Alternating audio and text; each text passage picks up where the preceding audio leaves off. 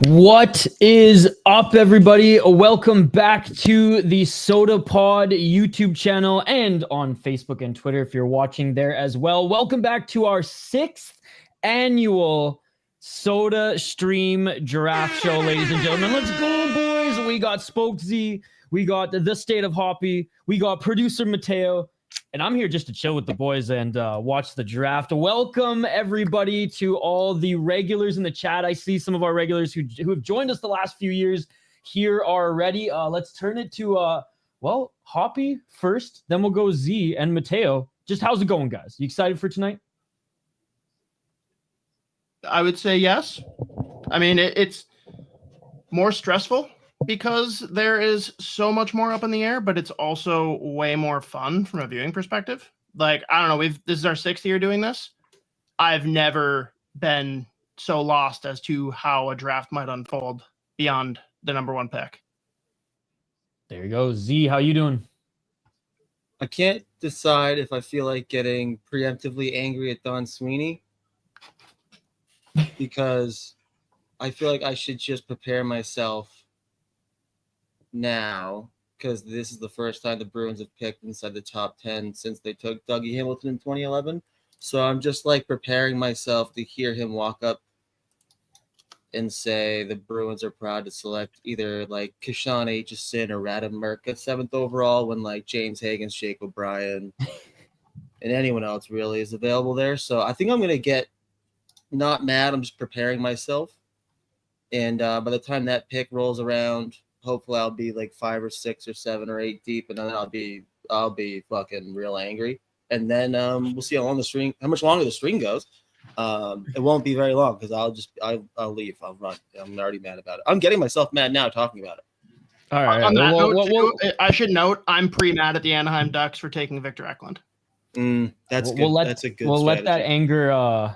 We'll let that anger steam right now. Mateo, the face reveal too. Well, I guess if you guys watched last year, you saw a bit of Mateo, but he was like a whole bottle of Northland Deep. So it was pretty hard to see anyone in your video. His face or not. Honestly, it was for the best. I'm just here to watch all of you suffer because the Wild don't have a first-round pick. Poppy's got 2, Z's got 1, and Isha has 1. And Vancouver's about to trade theirs away. Unless Vancouver tries to trade it. So I'm just here to watch the world burn tonight. Well, apparently Isha's getting ready by drinking a literal bowl of piss. Shout out to our friends at Back Channel Brewing who are sponsoring this event, keeping us hydrated. Well, just Mateo and I hydrated throughout this event. Z, that's actually from his last weekend of UFC streaming. Okay, I have piss jugs, not piss bowls. Because if you take breaks, retention, right? So I just go full like Ray from Trailer Park Boys and we got jugs upon jugs upon jugs. I take it back. It's a sponsor. I take it back. It's not a bowl of piss, but it is insane that you are consuming that out of a fucking bowl. Yeah, well, I mean, they do things a little different at Back Channel. They like hitting a different type of bowl. They like hitting the beer bowl. Only have 2 cups. They're both in the dishwasher. You know what's funny? My last roommate used to use it for the cat bowl, and I was like, that's my beer bowl.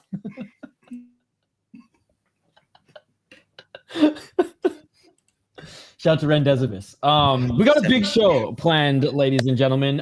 Z, let's start things out right here in the pre-show. I know the broadcast will be starting in about 15 minutes, and And I don't know who on stream's controlling chat here, but we see you guys in chat. Thank you so much. If there's anything of note that that Mateo or Hoppy you want Z or myself to comment on, please just bring it up on screen. If not, we all got access to it, and we appreciate you all here. Hey, Douglas Memo, what's going on, dude? Over from the City Light Project. But Z, already some potential storylines brewing here with the big trade between Montreal and the Islanders. I mean, let's just start there since that's still pretty fresh. Yeah, I mean, it was interesting because it was sounding like they made that move not only obviously to, I mean, like probably not pay that full contract off. They're still interested in moving up, trying to get Hagens so they can come out with Schaefer and Hagens. I don't think those two picks are going to do it if that's their plan to like move up into 7, 8. Because I mean, James Hagens very well may be available anywhere from 7, 8, 9, 10 based on what we've heard. But I mean, the Montreal Canadiens keep making me sick. I hate it. It's not an unreasonable contract either. Dobson's an awesome player. But we'll see if New York is able to like move up any extra spots. But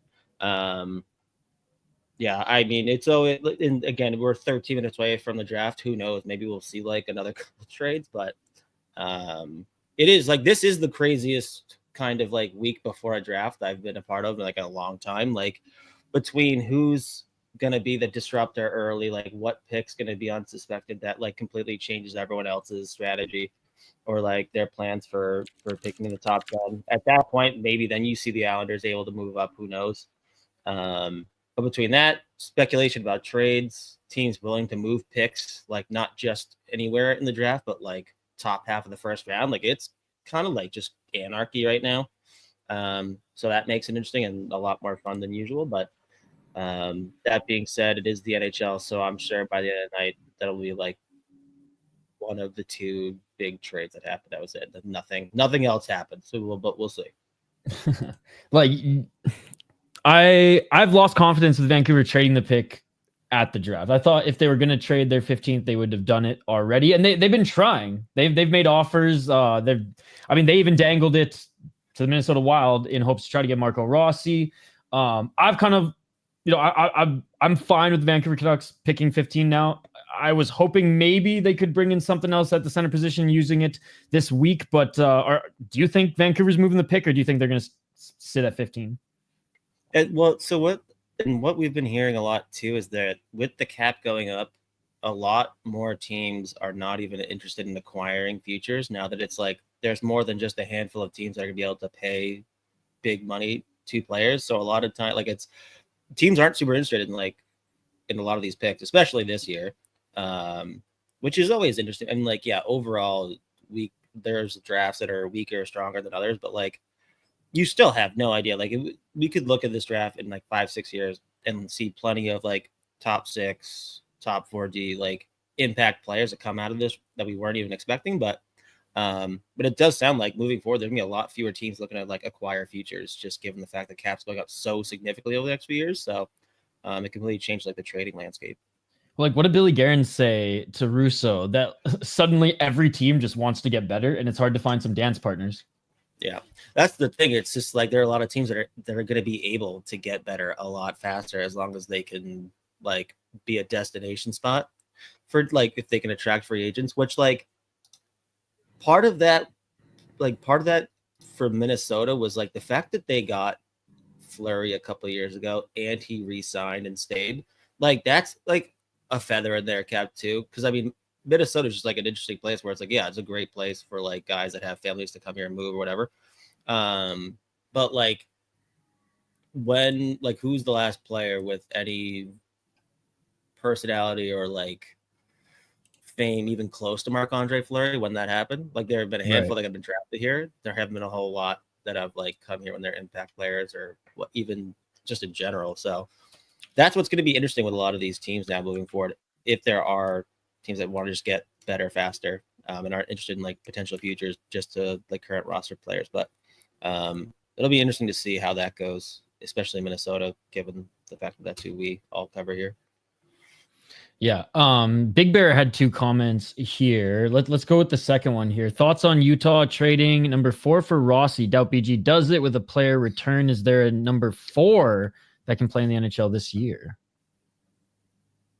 I mean, it's it's crazy that like there were apparently teams with like probably better offers than what Utah gave up for Peterka. Like the fact that there was like big speculation, it was like, is number 4 in play in a trade for JJ Peterka, and then it comes out that it was like That was Kessel it. Ring and and Doan. Like, I mean, Vancouver first and of all, that goes Montreal to, were like- they were also in on him, and like again, what was rumored to have been offered was like something of more value, I thought. So it was interesting. Yeah, I was listening to Cam Robinson and Chris Peters talk about it, and they were like, we talked to like 12 different fucking like team execs or like people that work for teams that are like, what the fuck just happened? Like, we first of all, we know that our offer was better, or like we didn't even get a call, like we would have fucking beat that, no problem. And then it just because it's like a young player, anytime there's a big trade like that in a market like Buffalo that's so starved for success, the stories that come out immediately after, it's like, holy fuck. It's just like the Buffalo guys were just carving Peterka. But I mean, some of that stuff was already out there in the public, but it is always funny just the onslaught of negative PR that comes out about a player the second they get moved. Yeah. We should get a poll question going for the YouTube chat as well. So chat, we'll get your suggestions too. Suggestions for a poll question, or Hoppy, Mateo, if you think of one. Let's get something going too. There's a lot of storylines that could play out here tonight. Let me know your guys' potential trade predictions as well. Hoping that the Wild get back in the first round. I mean, look, Vendetta here in the chat. Shout out to Vendetta, by the way. He's given his predictions. We got Cappy's Gas in the Twitter chat. Yo, Cappies, come over to YouTube. Come over to YouTube. Anybody watching on YouTube on Twitter and Facebook, by the way, consider coming over to YouTube. That's where the main chat is. That's where the most interactive, and that's where you can catch any post-draft coverage. Round 2 tomorrow. Hoppy and Z will be live tomorrow, covering the second round. Well, the second round all the way to the 7th round, day 2 of the draft. But yeah, we're totally interactive here, guys, as well. About, what was it, 7, 8 minutes until the show starts, and we'll get that fired up, give you guys some commentary, and continue to take your guys' comments as well. Cole's asking, what could the price be for a Barzal, and is he even in play? I mean, I don't think he's in play at all. Like, I don't think they would be interested in it. Like, especially like if they're picturing a future potential 1-2 punch of like Barzal, if they are somehow able to move up and take Hagens, like that is fucking insane. I also honestly would have no idea what the price tag on Barzal would be, but like he's still obviously young. He is insanely talented. And I mean, with New York looking to like legitimately bolster like their current lineup and like potentially just in the next couple of years, like again, if they wind up taking Schaefer and Hagens, those are two guys they're going to be able to step in and be like impactful players in your top 4, in your top 6, like within 2 to 3 years. Like, I don't think this would be, unless they're going to get some kind of insane haul, obviously, because every player has a price tag. Like, I still don't see them possibly being interested in moving on from Barzal, but so it would be whoever, if someone was able to pull that off, it would be at a ridiculous price for sure.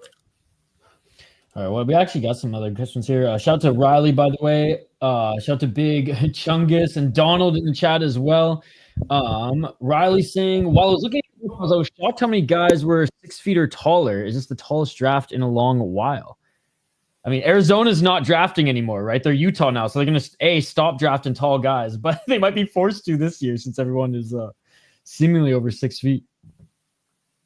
There are a ton. I actually was going through, like, I just put together finally a top 50 or whatever, and like I forgot just how many guys, not just were like tall, but like 6'4", 6'5", 6'6".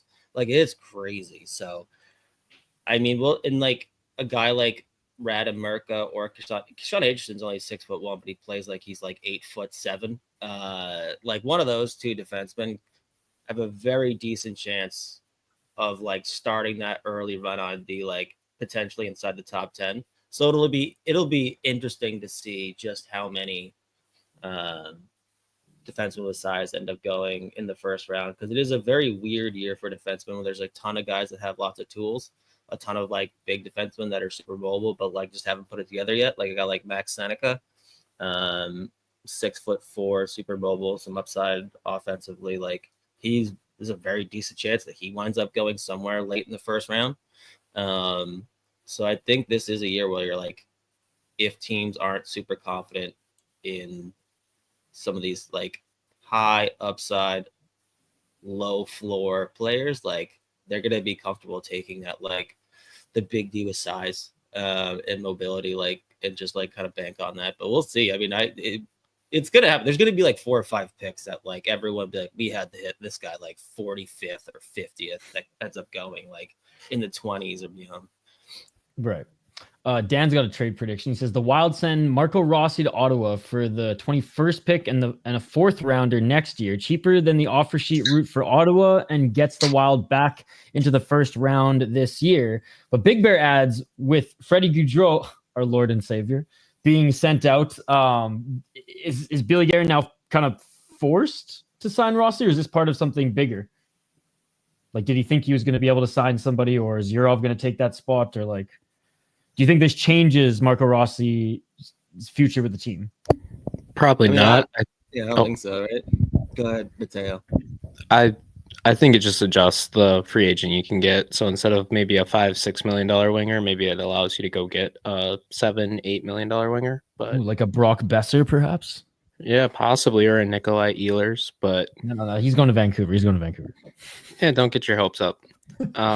With Patrick Alvin running the show, I mean being puppeteered in front of the show, I ain't getting my hopes up for much, let me tell you.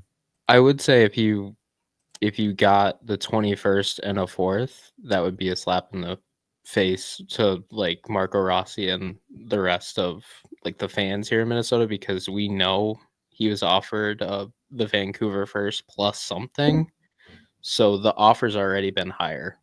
Like, it's already out there. So if you don't get a better return than whatever Vancouver was offering, I think you royally screwed up. Yeah, and I agree with our boy here as well. I mean, there's value there. There's value. Big Bear saying in July 1st, the Wild sign either Besser, Ehlers, and fill in a much needed 4th line with an attitude. Dan saying if the Wild sign Patrick Kane, I'm committed. Oh, jeez. I don't want to live on a planet where that's a reality. Well, hey, Dan, what's worse? Acquiring Evander Kane or signing Patrick Kane? That is the question. Came out of nowhere, the Vancouver boy coming back to Vancouver, and to help bring balance to a locker room, I feel like there's no better player than Evander Kane, boys. Thoughts? Was I the only one that thought it was fucking weird that he got like a fucking like whole ass press conference? It's because he played for the Giants. So like, who cares? Vancouver, for some reason, dude, the media has cared for the last 15 years or 10 years, however long he's been in the NHL now. Like, it's every time that he's been on the move, like either his agent or he is on Vancouver radio explaining why he loves Vancouver and would love to come back and play home. But like the fans, the fans are not pleased, and mostly, and just like Edmonton rivalry aside, the Vancouver fans are just like, really? Like, what is the direction of this team? I think the oddest part of that whole situation is you just got rid of JT Miller because he was a cantankerous issue in the locker room. And now you bring in Evander Kane to deal with Elias Pettersson. I wouldn't be shocked if that's even worse. And Brock Besser, the beloved, everyone loves him, is leaving. Yeah, it's going to be interesting. It's going to be interesting. Anything else here in the chat that you guys want to address here? Guys, keep the comments coming. Keep the comments. I don't want to just like be selective as well. Mateo Z, anything you want to jump on here? No, I was going to say the one thing we could do as a poll question or answer and sound off in the chat is which return was more underwhelming, the Peterka return or the Dobson return, given what people thought it would be. Because people were talking about a lot more for Dobson, and Peterka stunned everyone. So which deal was more underwhelming? I would probably say Peterka personally. What about you, Z? Yeah, I think the Peterka one, just because, like, I mean, I never would have expected the big selling point or like the big part of a JJ Peterka return to the Kesselring.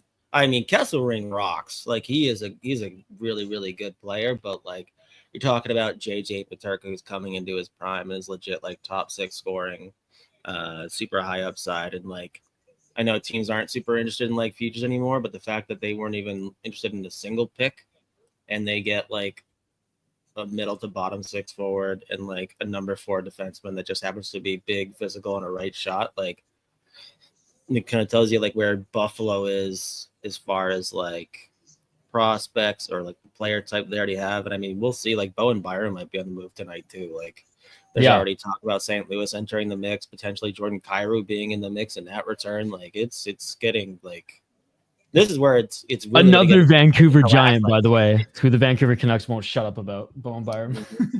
Yeah. They're like, you know what, screw it. If we can't get anybody who can score up front, we'll just get a bunch of puck moving defensemen and we'll just try to win that way. I mean, you got to replace Hughes, right? Shut the fuck up. He's not Have the world yet. We got one more year at least. Have the world's first 5 defenseman power play. Dude, if you got those guys there, dude, the chat's coming in hot here. I absolutely love it. Obviously, the broadcast is starting right now, and we will give live updates. We got highlights. Obviously, Z, our draft expert here, and scout for Smart Hockey. He'll be the one we lean on the most. But Mateo will obviously chime in too. But I see a lot coming in the chat here. I like this. Bryce asking, did you guys give your bold predictions for the draft yet? I mean, Z, a bold prediction, Mateo. You guys have been following this, admittedly more than I have this year. I'm mostly a beer drinking host tonight here, but you guys are the brains behind this operation. Bold predictions, starting with you, Z. I don't even know it's bold anymore, but like Frondell over Misa to the Sharks at 2. That sounds like a very real borderline, like almost concrete thing that's going to happen. And then I would expect like James Hagens to go closer to 10 than he is to go in like 3 or 4, which is insane to me. But you know what? It is what it is. Mateo, bold prediction.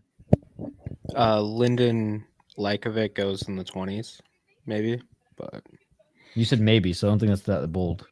We well, need some conviction here, Mateo. at what point is it bold anymore? Everybody's been mocked everywhere.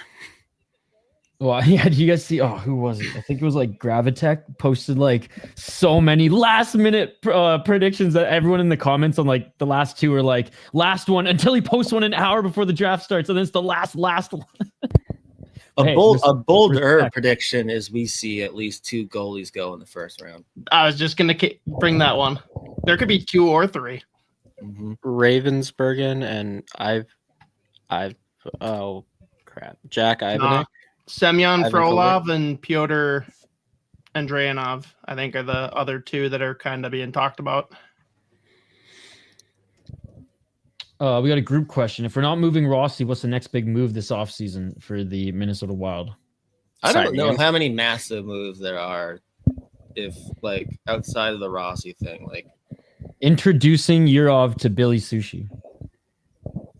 That is the move. That is the move. It was. You won't want to leave once he tries some of that sushi. I'll be right back. I'm not good. Now Z's about to go grab some sushi. It was one heck of a day on Twitter when people were trying to get mad about Freddie Gaudreau for a 4th. Bro, I like felt like a piece of my heart was like ripped out. I think He's from the Q. He's from the Q. How'd you even get emotional about that? I mean, he's so far removed from the Q now. I mean, he proved he's a non-Q player playing in the AHL and in the type of game that he plays. I didn't see him drop the gloves this year. Well, he in the 2025 version of NHL, he plays pretty good game. Plays a pretty good game. I don't know. I was just super. I went to bat for him last year, and then he came back strong this year, regular season, not the playoffs. So he's my Lord and Savior, baby. He's my Lord and Savior. I think that's where I was going. People thought you're gonna have to pay to get rid of his contract, and this year it's not even a bad contract. I don't know why everyone's freaking about his contract versus some of the other guys. But anyways, Dan, I love Dan saying we got 2 Dans in the chat. It's like big crowd for a decentralized draft, which is so bizarre. I don't know. I'm not a fan of the decentralized draft. I'm not a fan at all. And I've gone to a couple drafts. Like it's a fun experience. Mind you, day 2 was someone's humming, by the way. I don't know if it's Mateo or Hobby, but anyways, a little feedback there. But yeah, I don't know. It's weird. It just reminds me of like, I don't know. Is NBA now decentralized too? Or they've been doing it for a while? I don't know. It's just so weird visually, but I guess that like the sphere is one thing. No, but that one wasn't even decentralized. I don't know. It's weird to me, but beggars can't be choosers. I bet the production's still gonna be pretty awesome. Donald saying Billy should be in the hot seat simply for not having a contract ready for Kirill. I don't know about that. I think they have been in talks for a while. I mean, yeah, for a contract that big and for extension that important to the franchise. Well, he's got the blank check already, so. Yeah, I think honestly, Kaprizov is just circling how many lakes that he wants to own in Minnesota, and Billy Guerin's like, okay, and I'm not Billy Guerin. The owner's like, okay, I got to try to get the land deed for that, land deed for that, land deed for that. No, I can't get you the deed to Lake Minnetonka. I mean, let's be honest, it's not even the nicest lake in Minnesota. Far from it. Far from it. It's the most fun, but it's shit. Yeah. What else we got in the chat here? Mateo, let us know what we should hit on next year. They're coming in hot. I'm gonna be honest, I haven't been looking at it that much. Got it, boy. Whoops.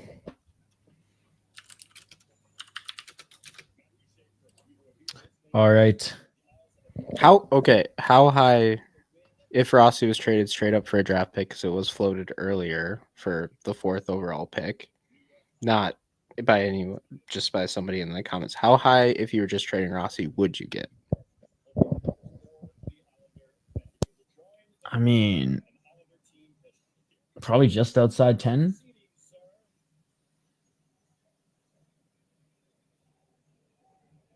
That's what I'm thinking. There he is. All right, here we go. Dr. Evil himself. Gary being booed on stage. I just love it how he just, just shrugs.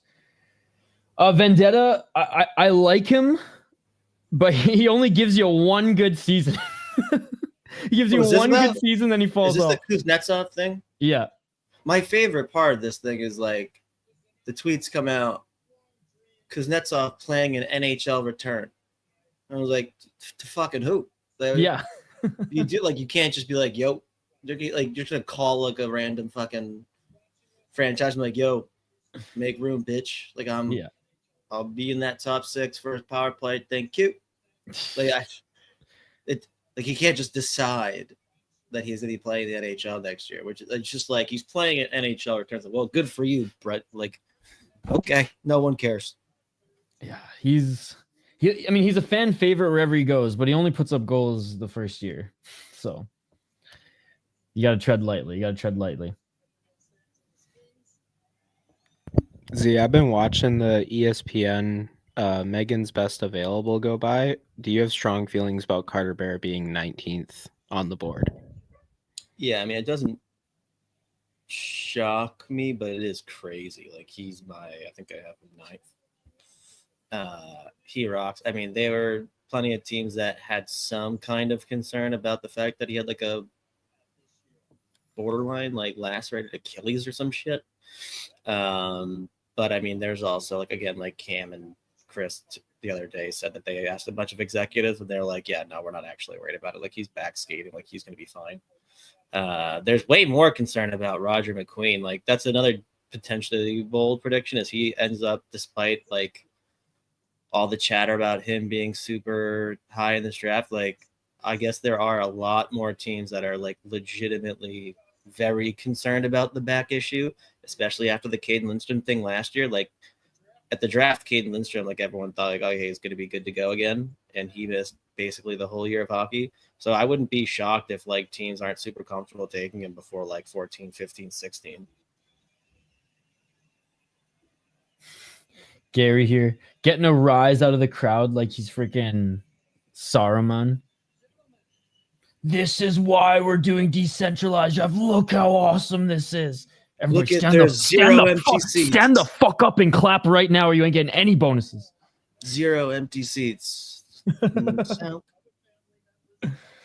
Urban saying I got a wild idea. Vegas needs cap room for Marno, Hurdle, and Carlson to Minnesota for. Yeah, If they it move on would be from- Vegas to get Marner.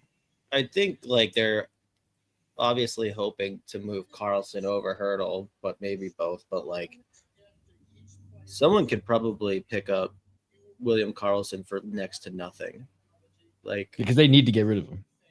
they, I they're mean, moving like on. they want to make room, and like they're apparently like firmly in the driver's seat, or at least one of 2 or 3 teams that are the favorites to land Marner, and that's going to cost a couple bucks. So I'm sure. I mean, also Vegas is just ruthless, anyways. Oh, so this is how they're doing this shit. What, dude? So Gary hears he's talking up how it's so fucking cool, and it's like, This Gary, if you have to talk is- up how great it is for 5 minutes, like, fuck off, man. Oh, so much delay too.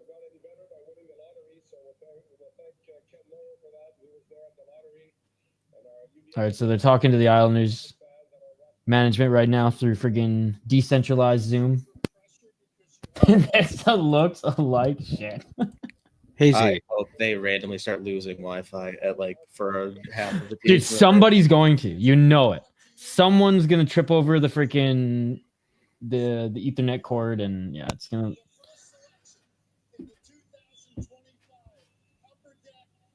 All right, here we go.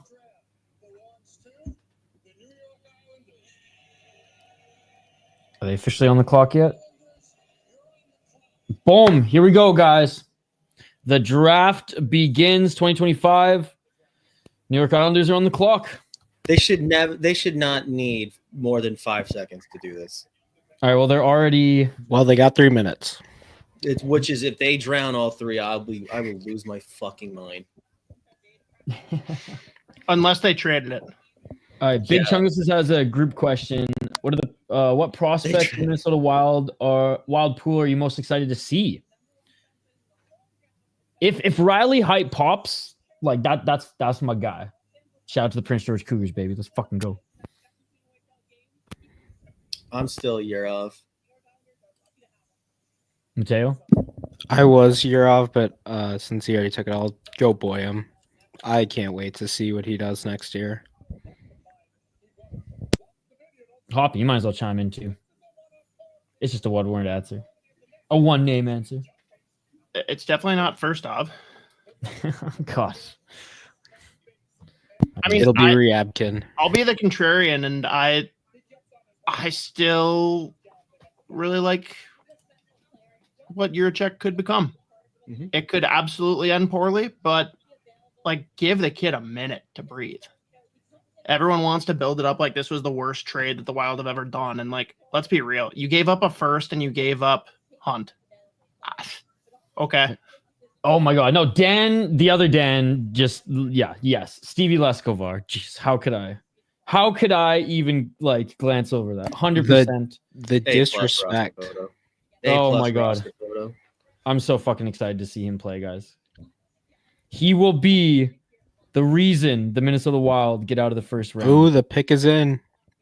Oh, surprise, surprise. Here we go. Making it official. They took 2 minutes, 2 whole minutes. Yeah, chat, you guys are chiming in too. What prospect are you excited to see play for the Wild?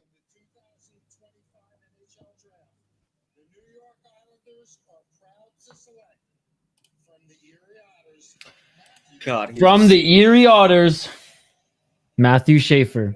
Z, what else is there to be said about this stud?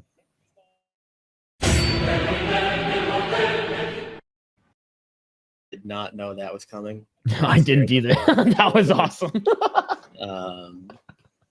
This kid is just insane. I mean, I feel obligated to say it every single time we talk about Matthew Schaefer, but like what he was able to do, even like in a limited draft season, just given the fact that he starts off with not mono. Or was it mono? Can't even remember at this point. But then he obviously gets that injury at the World Juniors. The fact that he is legitimately less than a week and a half away from being eligible for next year's draft and was like, no doubt by the end of the year, a consensus first overall pick. Like, he screams Miro Heiskanen. I don't know if he's going to be like dynamic offensively in the NHL, but like his approach to the game, how smart he is, how he sees the ice, his vision, his ability to break the puck out, transition play offensively and defensively, like this, he just screams of number one D-man, and I don't think it'll take him a whole lot of time to find his way into the NHL. It'll be interesting to see what their plan is for him next year. Like, they were already talking about potentially trying to get him to go to school, because I mean there's not a whole lot for him to do in the OHL, and there's like, what are you gonna like give him a couple games in the NHL and then like send him back to like Bridgeport or whatever? It doesn't sound like the most appealing idea, but it'll be interesting to see their plans for him next year. But he is just an unbelievable prospect. And I mean, again, just given the fact that he's one of the youngest players in this draft, what he's able to do already, his understanding of the game, like the sky's the limit with him. I mean, do you find similarities between this draft and that? And obviously, maybe there's not guys with as high a ceiling as some of these guys, but do you remember that defensive heavy draft where like Hughes, Dobson, like just that class, and there's like out of the top 15, there were like 8 or 9 that were just like high end defensemen. I know that this might be like light, but do you find any comparisons with this year and that year, given how many like top 20 defensemen could go? No, the drop off between Schaefer and the next available D is like, it's several tiers. It's not like there's like 4 that you can choose from just with different attributes, sort of thing. Yeah, I mean, there's plenty of defensemen again that you can really like, and it'll be like a kid like Kashan Aitchison, wherever he ends up, is going to be a fan favorite after not too long. Just the way that he plays, like there's a lot of like huge defensemen that are like super mobile. And have just like a unique overall profile in terms of a defensive prospect, but like in terms of like just like raw upside, it's not the same. Oh, dude, they're literally interviewing them in front of the GMs live. Oh, I don't know. This just seems awkward. Oh. Okay, Z, let's get contentious. Who is the next defenseman off? It's going to be between MRTKA and Aitchison.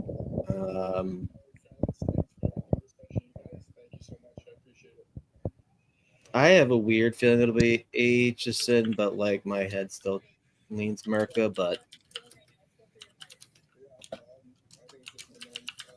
I'm going to stick with MRTKA, and he might go. There's a decent chance he actually does go top 10. I'm more interested to know who's going to be next. I'm predicting Frondell. I'm going Misa. People were saying today that it might be Martone. Really? Like I have no idea what's happening here, and I'm very confused. I mean, Martone would make more sense than Frondell if they intend to be bad next year.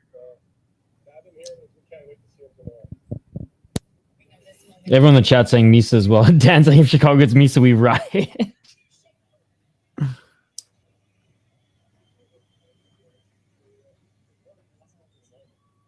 Yeah, Dan, this is weird. Well, we'll see. I'm sure they're going to get a lot of feedback.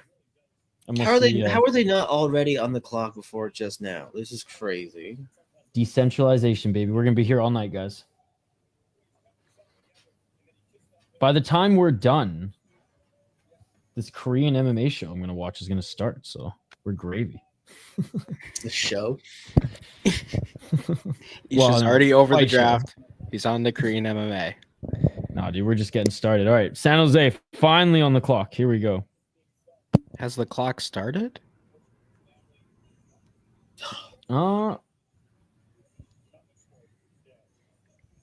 Unconfirmed. No, the clock hasn't started. They're on the clock, but they're getting some extra time. Or is it only like the 2-minute warning? You get 3 minutes actually counting down. The rest is just up in the air, I guess. Anyways, the panel's just talking about the first pick and what's to come here. But most of the chat here is saying Misa. I mean, it seemed like most mock drafts. Bob McKenzie says Misa.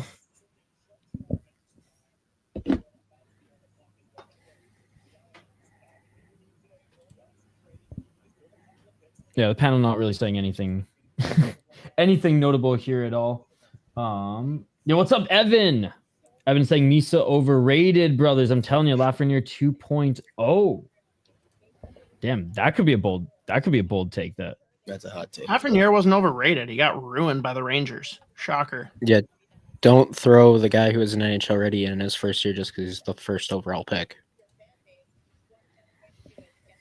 Five War Chick says this is a disaster already. No wonder they're already planning to go back in person. This is insane. This is fucking horrific. I hate I am like the verdict is in.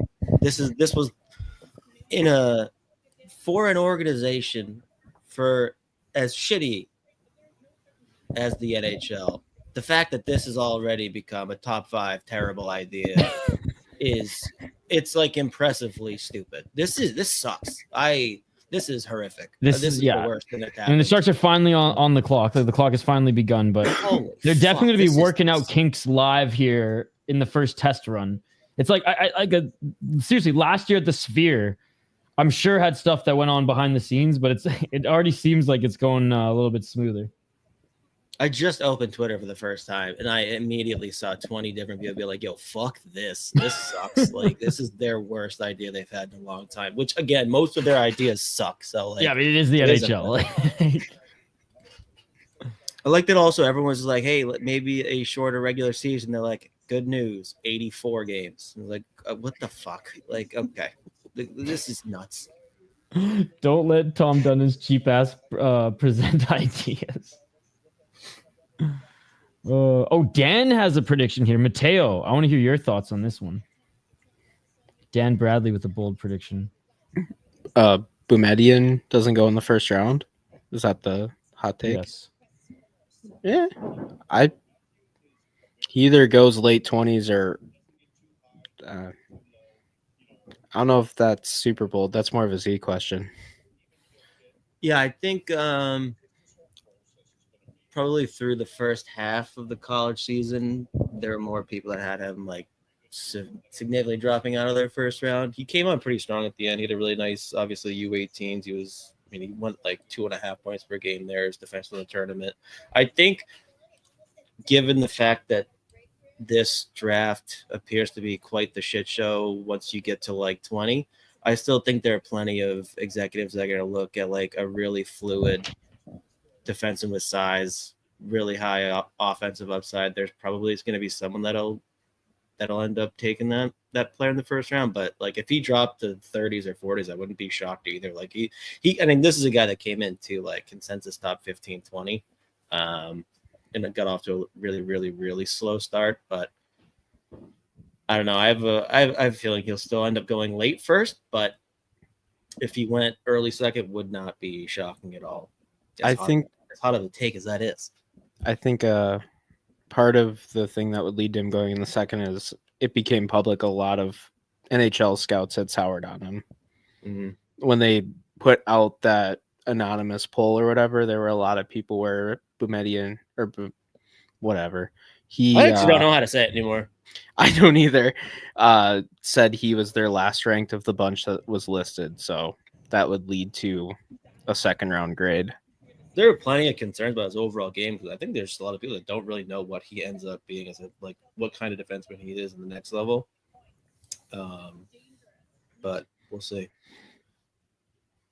Yo, the chat's lobbying for Crosby to come to the Wild. By the way, Sharks pick is in. Okay, what if it was James Hagens? Be a great pick. That would kind of rock. It'd be a great pick. Can you have him and Will Smith on the same team? Has it ever happened? They're like, we didn't know we were allowed to do this. Is it fucked up that my mind went to, did he talk about his wife? Oh, Jesus. I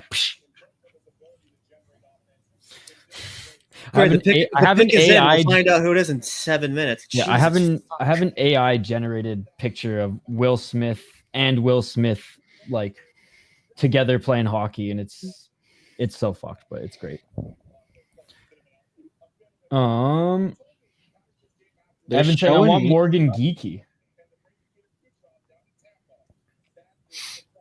Didn't trade away too like they said they might. Yo, what's up, Sean? Yo, by the way, shout out to Sean Cosgrove early in the stream, 2 hours before we went live. Sean Cosgrove with the freaking $3.50. Says have to miss this year. But thank you so much. And I see him chiming in quickly in the chat. So I want to say thank you, my friend. Thank you so much for all the support you've shown to the channel. And guys, don't forget to vote in the poll question. Right now in the live chat, how far does Hagens slide? Top 5, 6 or 7, top 10, or outside the top 10? Vote in the poll question and let us know who you voted for as well. All right, Sharks. Selection is in.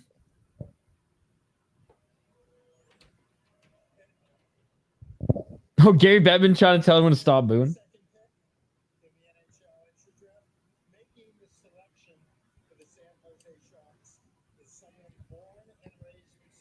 Oh, don't worry. This will only make it even shorter. Oh my God, dude.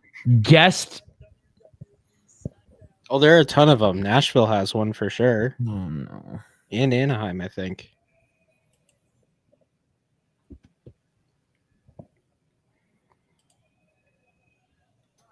All right. I definitely spaced there and thought he was saying the person being drafted was from San Jose. I'm like, what?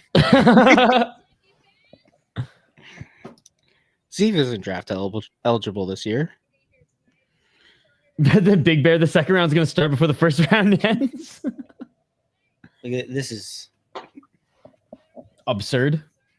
We didn't get enough pizzas, Mateo. I'm going to be obliterated by the end of this. I only have 2 pizzas. correct pick. They made the fucking correct pick. Thank God.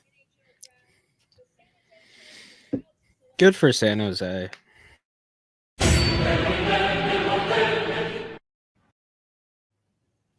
There we go. There we go. Michael Misa, the correct pick, you say, Z? Tell us a little bit more about him. I mean, what he did this year was just ridiculous. Like, there's an exceptional status player who came in the OHL at 15-16, immediately was like right around point per game right before COVID happened. And then just given the fact that Saginaw really made a push for the Mem Cup, they made a ton of trades, brought in a lot of high top of the lineup players. Like last year when they won the Mem Cup, he was pushed down to more of like a third line winging, like a wing checking role almost, but was like relied on more for his defense and his offense. This year finally gets the reins as their first line center, leads the CHL in scoring, like has a ridiculous shot, ridiculous skill. He is a super high end skater. It's a really good two-way game. He is just one of the most enjoyable players to watch. Like, he's so fluid. The combination of skill and speed is impressive. Process is super fast. It's funny when these guys that have like get granted like the exceptional status, like they finally make you feel like you've been watching them play for like 5 or 6 years. Like, oh, that's because I literally have been at this point. Like, they've just been that on the scene like for that long. But super, super high upside, no doubt top 6 center potential, but maybe even first line center. So I mean, the fact that they're going to have guys like Will Smith, Macklin Celebrini, and Michael Misa in their lineup is a joke. And even if he doesn't end up playing center in the NHL, like, he's gonna be able to be a playmaker from the wing. He is one of the most like NHL ready and like most complete players in this draft class, no doubt. Do you think like how close is he to playing in the National Hockey League? He probably could get a cup of coffee next year, to be honest. And I mean, he's played so much OHL hockey already. Like, I don't know how much he's going to get from like getting sent back down, but I would imagine they're going to probably at least give him a look out of camp, but we'll see what they want to do. And again, the fact that they already have Celebrini as like their number 1 C and he is as good as he is right now, like there's no pressure for him to necessarily like be their best forward or anything like that. So it's a pretty good situation for him to find himself in. I love it. All right. Oh man, now they're gonna do an interview here. Like, yeah, this is insane pacing, guys. This is going to. We are 2 This is gonna picks be a in. lot. We are 2 picks in. It has been 30 minutes. This is horrific. I mean, These were the easiest picks to make. Exactly. What happens when a bomb gets dropped? Or a trade happens. Now, like, usually I'm excited for trades. Now I'm like, please no trade. Please no trades to slow this down. So if you Oh. have back-to-back picks, you're legally obligated to go up and pick both of them at the same time, right? That would actually be sweet if they did that. And it's like, we picked them at the same time. Neither went first. Yeah. Yeah. Well, It is weird there's 2 back-to-backs. I almost want to like chat, like how long, like now that we know the pacing of this, like how realistically, like usually we're live for what, like 4 or like 5-6 hours, but the draft is usually like 4.5. This may legit be like a 6-hour friggin' show. Like not just us, but like the draft itself might be a 6-hour. how are they not immediately on the clock? Because they have to talk to the general manager and the whole management team and their friggin' watch party. And No one wants to hear them talk to the player doesn't even want to talk to them. Like no one watching this shit wants to like Flyer Voracek. Hey man, we're really it. excited to have you in San Jose. You know, keep doing what you've been doing. Can't wait to have you. And Macklin and Will say hello. Like this sucks. This is the dumbest shit in the fucking world. Holy hell, this is the dumbest league on the planet. I can't do. This is a joke. Flyer said it wouldn't be so painful if the clock was rolling while the interviews started happening. 100%. That's what I mean. Well, they did that last year. They did that last year at the Sphere, right? The clock started rolling when they were like when Sportsnet or ESPN would pull them aside and every year start talking to them. It's like the clock. We're at the point now where, like, in between picks, the clock is on the clock for 3 minutes. Like, this is a fucking joke. So finally, Blackhawks on the clock. At least I want to say this went a little bit quicker than the last one, but it didn't. How long is the clock though? Like I think the clock's running in the background. Don't they get 5 minutes? It did now. The last time they went to the panel, it didn't. So maybe they're starting to get the hang of it. No, they literally didn't. They didn't start it until like 5 minutes after he got picked.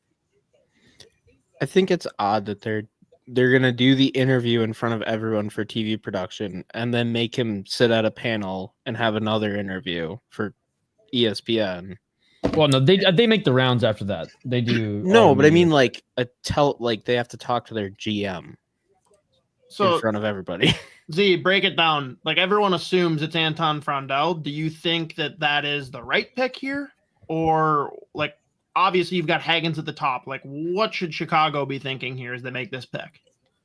I mean, if I'm Chicago, I'm not overthinking it. I'm sprinting to the podium and I'm taking Hagens. But like, given the fact that they've got Bedard there already, they're not sure if they want to undersize top 6 centers. Like, even though they've got plenty of guys coming that are going to be able to add size to their top 6. Like, I would not be shocked whatsoever if they go Frondell.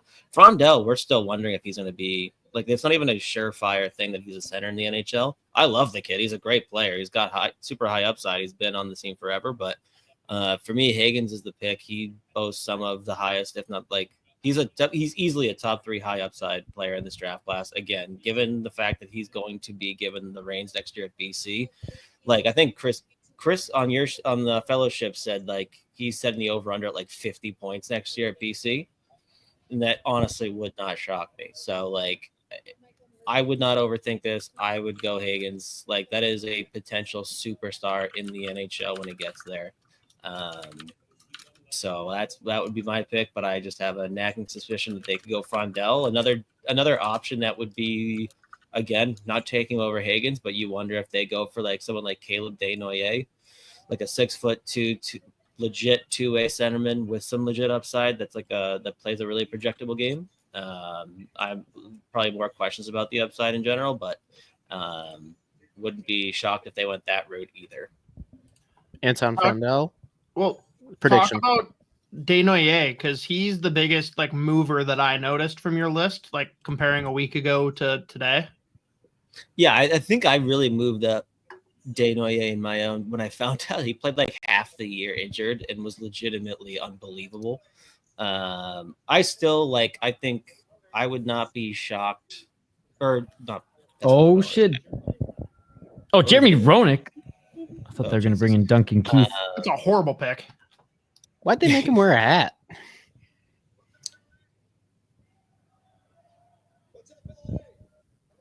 I will say he does have one of the best stories ever shared on Spit and Chicklets that wasn't uttered by Terry Ryan in the one where they were partying when he was with San Jose. Yeah, yeah. Freaking jumped through the window and everything. That shit was wild.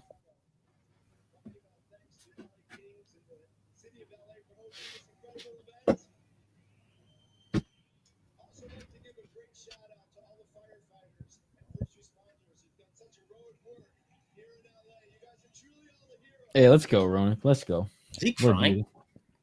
I don't have the volume on. I don't know what he's saying, so I might be saying something I don't know. He's thanking the first responders and the firefighters, and he's 100% crying. I don't have the volume on.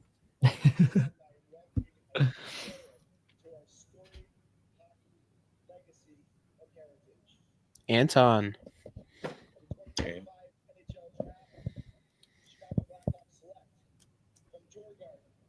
There he is.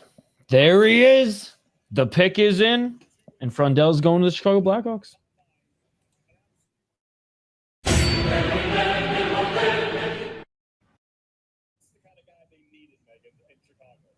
Flyers thing must have given him a script.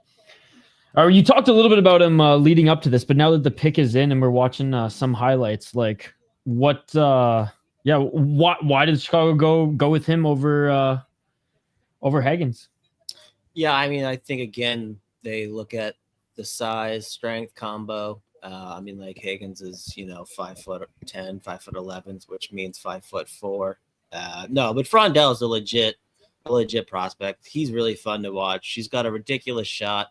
He's a decent skater. He looks bigger than he is. Like he's only 6'1", but he just given the fact that he's as filled out as he is, he looks like he's like 6'2", 6'3". It's those freaking it's those chubby cheeks, man. Like his face is here. Yeah, I know. Like he's also just like a super likable kid. Like I think everyone all smiles that had a chance to talk to him just like really likes him. And I mean, I guess like even the players, the Euros, when they did their player poll, all mentioned that they're like he might be the best Euro in this draft, blah blah blah blah. But I mean, he's played at a high low for a long time. My big question after watching this year specifically was he played so much with Victor Eklund, including like this assist right here. There was a lot of times where it seemed like there was a lot of playmaking by Eklund, and Frondell was more like a finisher. And at this point, just given what we've seen from him over the last year or two, like he's had a couple injuries, but like there hasn't been a huge progression for him in terms of his development. Like, so at times you have to wonder if like he was just bigger, stronger, more athletic than like everyone is playing against the U18s and U20s. But yeah. I don't think that's necessarily true, but it's just like, and it's enough of a question that makes you wonder. But I think, again, in the NHL, he's more of a finisher. I'm not convinced he's going to wind up being a center. He's going to get all the looks to be a center. And it's nice, obviously, he's got like a little over a year of pro experience in Sweden in a really good Allsvenskan league that, he's played pro hockey already. So that's nice. But I don't know. We'll see what they want from him. Because, I mean, there's been talk again that like they're considering like trying to find a big center to move Bedard to the wing and be more of a goal scorer, but I think realistically, the NHL, Frondell's more of a finisher than like an actual playmaker, play driver. Absolutely.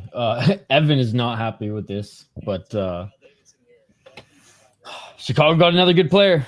They're building something. They're building something. And let's see if they can develop all these guys and they all make. So now the chaos begins, though. Like, yeah, is Utah trading this thing? Are they going to take Martone? Are they going to take Desnoyers? I don't. This is where the draft really begins. Yep. Evan's like, I'm sorry, I just don't like that organization. Fair enough. Fair enough. Yo, what's up, Chris Gray? Good to see you. Chris, we are only at pick number 4. Pick number 4. Not even on the clock yet. Not even on the clock. They did a new format here, Chris, and it is just an extended and long. This is like for Chris is joining me from City Life. To put it into fight terms, it is a PFL pacing right now, my friend. Chris Lee saying Frondell plays in the SHL next season. Do you think he continues to play pro there, Z, or do you think he comes over? What's that? Do you think Frondell plays in SHL again next year? I think it would probably be the right move for him to go play in the SHL. But I mean, if Chicago is convinced that he's played enough pro hockey, which would be nuts considering it's been like 25 games, 30 games. I don't think it would be the right move to just throw him into the mix, but maybe if there have been times where like when he's forced to play with pace and he's forced to like play at a higher level, he's capable of doing it. It's just whether or not he's like actually fully engaged. So if they want to throw him into the mix right away and give him a couple games in the NHL and then let him go play in the A if it doesn't work out right away, that wouldn't totally shock me. But like given the fact that Djurgården just got promoted back into the SHL, I don't think it'd be a crazy move for him to let him go play there. I love how they do relegation over there. Yeah, it's fucking fun. electric. Kumpalainen It's so an fun. electric fucking relegation battle in Finland this year. They were horrific. And then all of a sudden they looked like the greatest hockey team of all time in their like last relegation battle, and they survived and did not get relegated. It adds just some extra to like just to the season, just to the league. Hoppy, quick question to you. Our boy Chris, he's from Vancouver Island, but he's not a Canucks fan. He's a Pittsburgh fan, and he just quickly is asking, where's his Pens picking in the first round? Hoppy over here, as you can see, Chris is also. Did you ask where they're picking? Yeah, he's asking where. They're picking 11 and 12.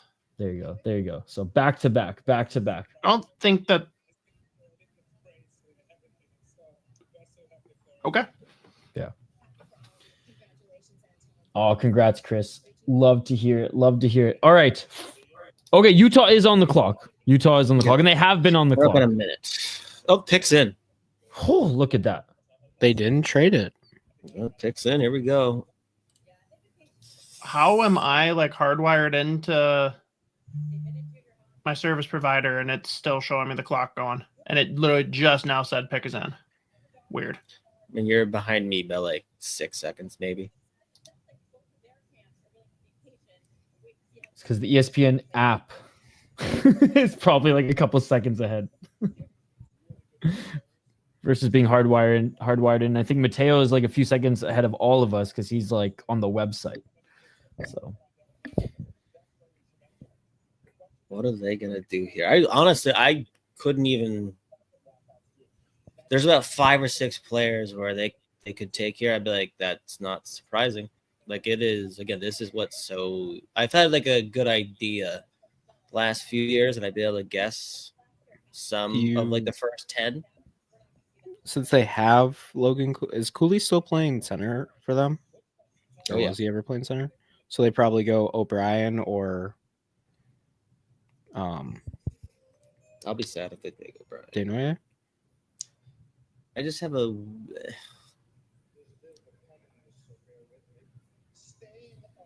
oh, we ain't bearing with you, Gary. We ain't bearing with you. Trav's comment in the late 80s, we had a couch with the exact flower pattern and color combo as Hextall's dress. It was a different time. Come on, do something. Oh my. Tony! Let's go. That's my fucking guy. That's my favorite golfer. We call him Frozen. Okay, Z starting to come around in this format. No, now this is the only good thing about the first round. I don't care what else happens. Frozone getting in the fucking mix. Love it. He's a beauty. He's the coolest dude. He does a half swing and he drives at 370. Damn.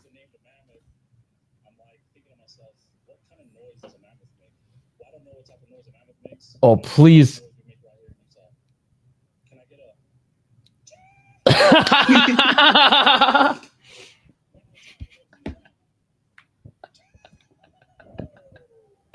I was waiting for an watermelon.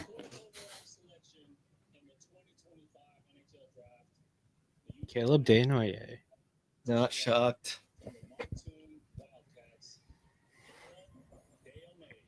The MONCTON, ladies and gentlemen, the MONCTON Wildcats.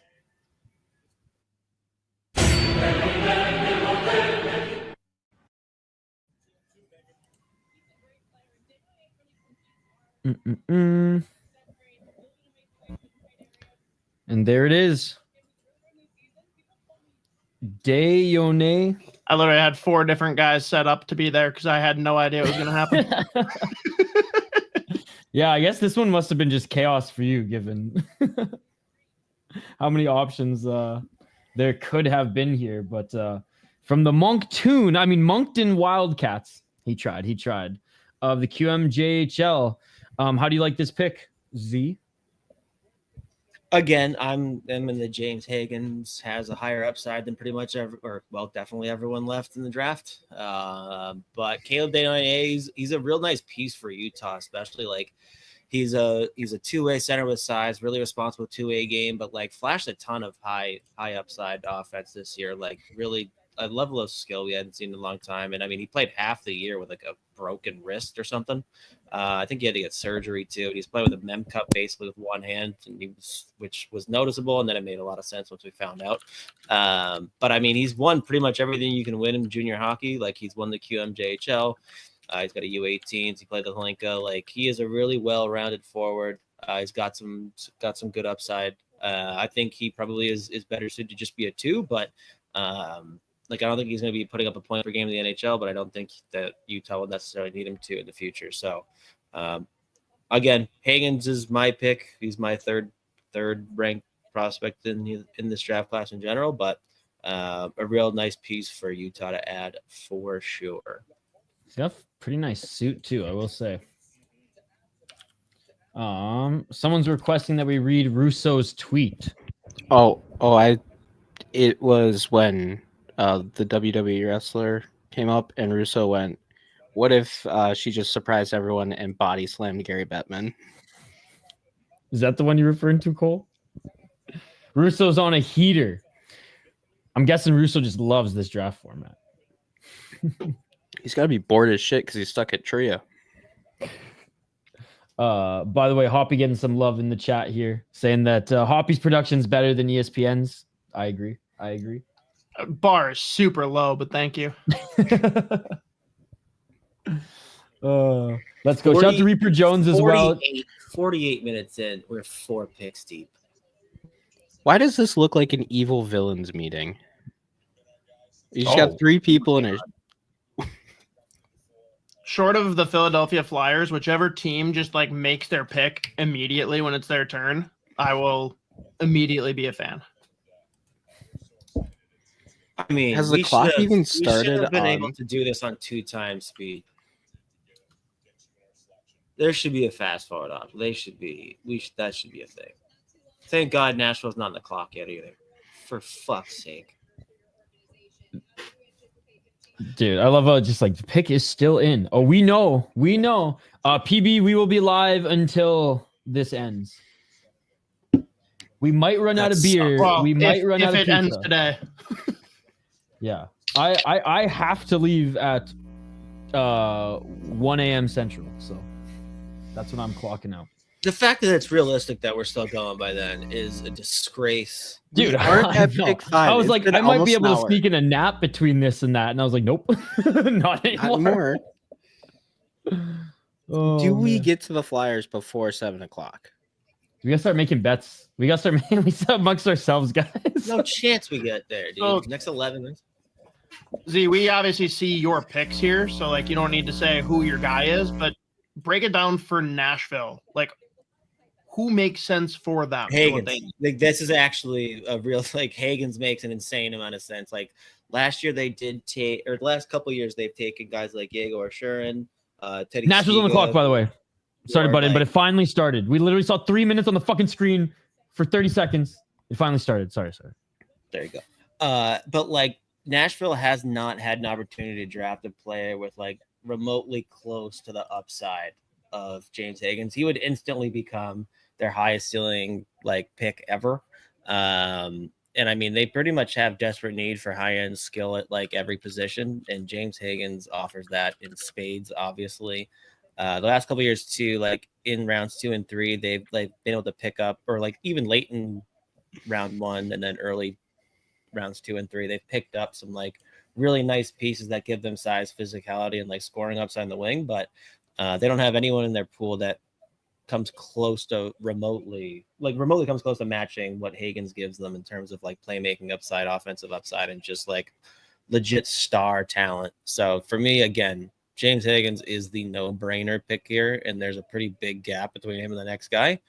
But I also wouldn't be shocked if they went for like another big wing with like legit upside in Porter Martone. He's got a ton of upside too, so it's between those two for me without a doubt. And again, with like a big gap between them and the next available. Bro, are MONCTON's jerseys so bad that they're good? Like they look like European, like low-level European jerseys in the queue. I think they're good. I was gonna say, I think you're in the minority here on them being bad. I think if we said that was a WHL jersey, you'd be like, "That's the best. That's the best No, one no. that's ever. It's Yes. the best one that's ever existed." No, I don't know about that. I think Oh, so. it's Here's not. the hot take. I think this could be Roger McQueen. Matt saying Nashville trading down. Well, they got 1 minute and 10 seconds on the clock. So McQueen's definitely like. I feel like McQueen either goes here or he waits. Like this is where, because they think they're going to be good again next year. They might just take the home run swing on the 6'5" center.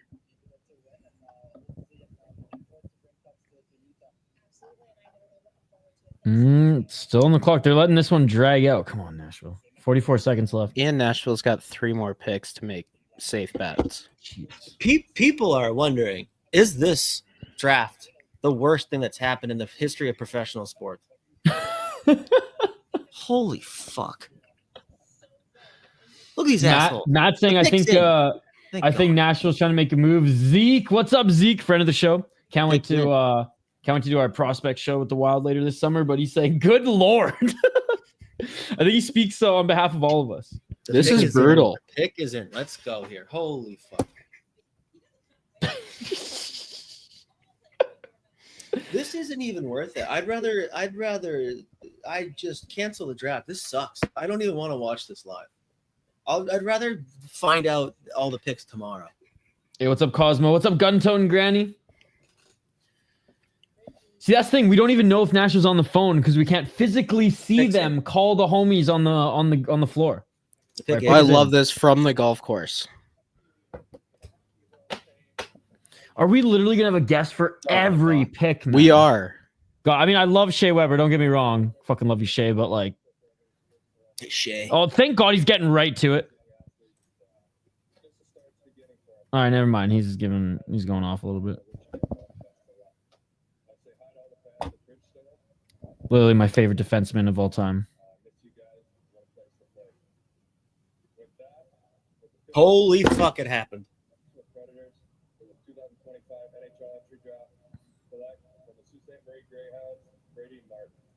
He did go top 5. Brady Martin. Wow.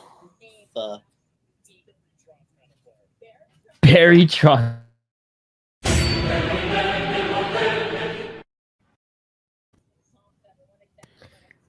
Yeah, Cole, they're just making him because he's still under contract.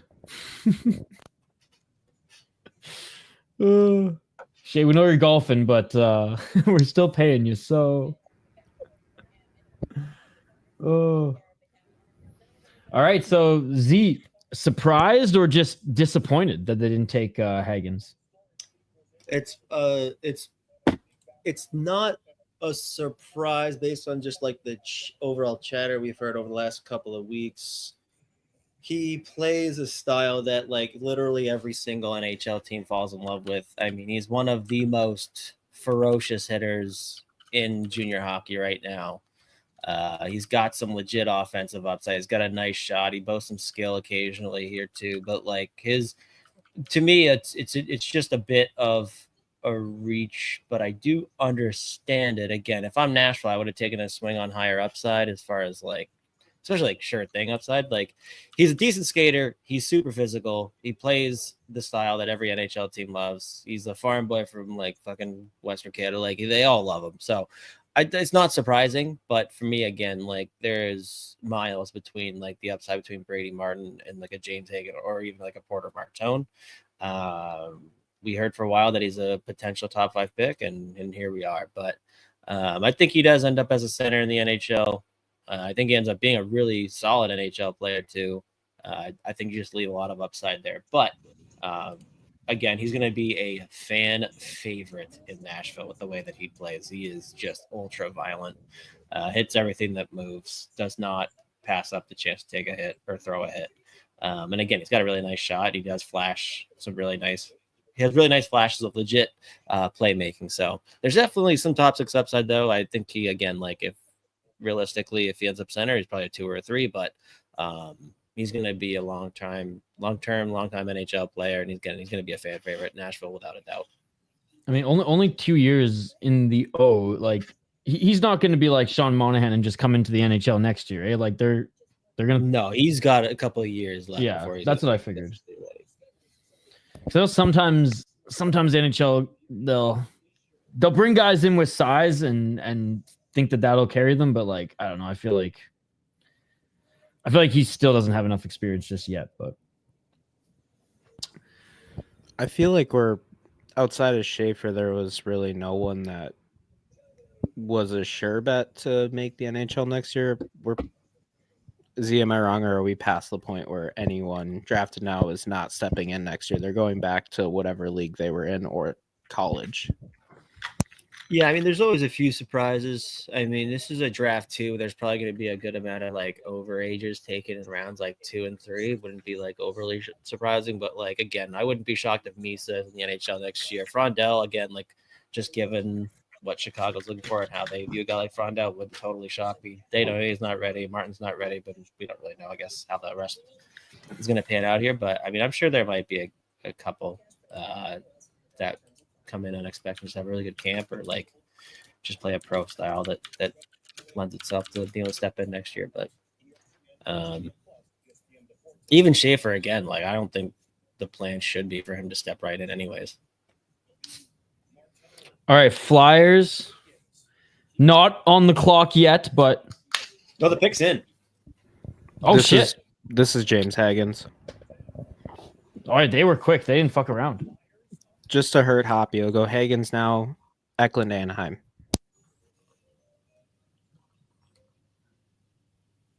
All right, who are they bringing here? They better bring Brizgalov, if anyone, to announce it. It has to be Hagens. Oh, it's Barkley. Should have been Brizgalov. Look at those glasses. What the fuck?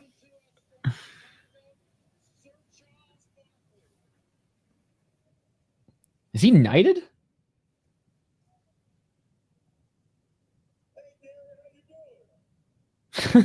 He thinks this is an actual Zoom call. Hey, Gary, how's it going? He looks like he's wasting away.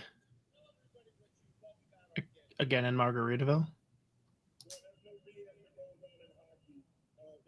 That or he is just started the Ozempic cycle.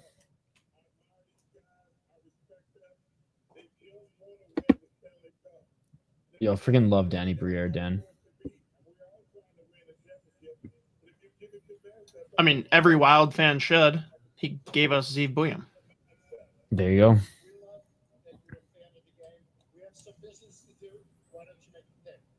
Yes, please, Charles, make the pick.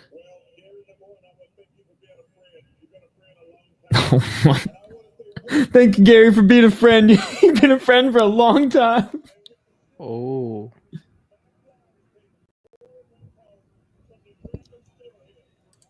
Wow. Don, don't overthink this, Don. Porter And Martone. Z is in crisis. Wow. I saw.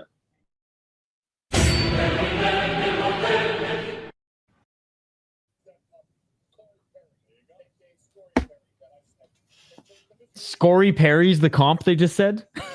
Scory Perry.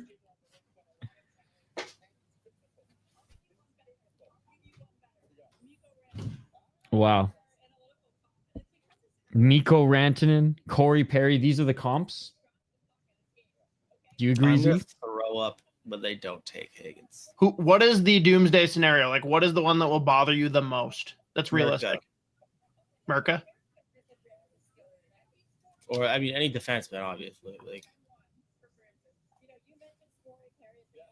at this point, So far, he's got the regardless of best who they suit, though. pick, I'm gonna be annoyed. He's got the best suit so far. Les Kovar's former teammate. Talk about Martone though. I love this guy. Yeah, Martone rocks. I mean, he's 6'3", left and right winger. He's got a great shot. He's got a legit sniper. He's one of the better playmakers in this draft too. Like coming in, he was looked at more as a goal scorer than like a playmaker. But like he's one of the best playmakers in this draft. Like he popped off tons of points this year in the O. Great suit, holy hell. But again, definitely a player in this class that has top 5 upside. Just dynamic playmaking. If he can tap in, if he can like just improve his skating a little bit and is more consistently engaged, and uses, and if he can like learn to use his size and be more aggressive on a more consistent basis, like he is going to be one of the best power forwards we've seen in a long time. But the big question with him is he going to be someone that you really have to poke and prod to really get going? Because there's going to be very few players like drafted in the next few years with as high of an upside as him. It's just, again, like there are times where like you really have to like get him fired up to see the best, because he can be a ghost at times. But I think, God, it's such a good situation for him in Philly. And again, when like he's in a big crowded barn and it's rocking, he is a fucking machine and he's borderline unstoppable. So one of the most enjoyable mixtapes to watch of any player in this draft class. Again, the dynamic playmaking's got a ridiculous shot. I mean, he lit it up at the Holinka last year as a draft, 2 years ago as a draft -1. But he's incredible. He is so fun to watch. So again, Hagens is still my pick until he's gone. He's going to be my first pick, but like Martone he's insanely talented. So it's still a good pick at 6. And again, a guy that like coming in, it was like Hagens, Martone, and like Misa, or not even Schaefer, like guy, even like McQueen was someone in Frondell challenging for first overall, and people are going back and forth on it. So again, Hagens still has the highest upside of any player in the draft left, but Martone, like a year ago, if you told me he was going 6, I would have thought you were high. So we'll see what happens. Oh, finally. Oh, good thing Bruins on the fucking clock now. Jesus Christ. And I'm guessing I'm guessing James Hagen is who you want them to pick. Yes. Oh, Matt in the chat saying, just playing around here, but what would the Wild have to give up for 6 or 7 to pick Hagens? Everyone's saying too much. It's not happening. Z, who, if not Hagens, would you be okay with? Like, I know there's like, I feel like Jake O'Brien is your guy, right? Jake O'Brien's the other one that I love. Yeah. Jake O'Brien's sick. And plus, I mean, just for the vibes, Carter Bear. If I would pay Carter Meth Bear to get Carter Bear Meth Bear Bruins jersey, but at the same time, if they don't take Hagens right now, I'll die. Which Hagens was maybe a weird part of me hopes that they don't, so I can fucking stop watching with horse shit. You just want to be mad. I hate this. Z, the pick is still not in. 1 minute and 43 seconds. I love Matt, you are having fun with it. I love it. Dude, a guy commented on Twitter, said AI says teams have 7 minutes in the first round, 5 tomorrow. They may overlap. I love it. Okay, Z. Yeah, okay. So Cole saying Z might walk off if they don't pick Hagens. Chat, let us know what you think Z will do if they don't pick Hagens. Predict the Z meltdown.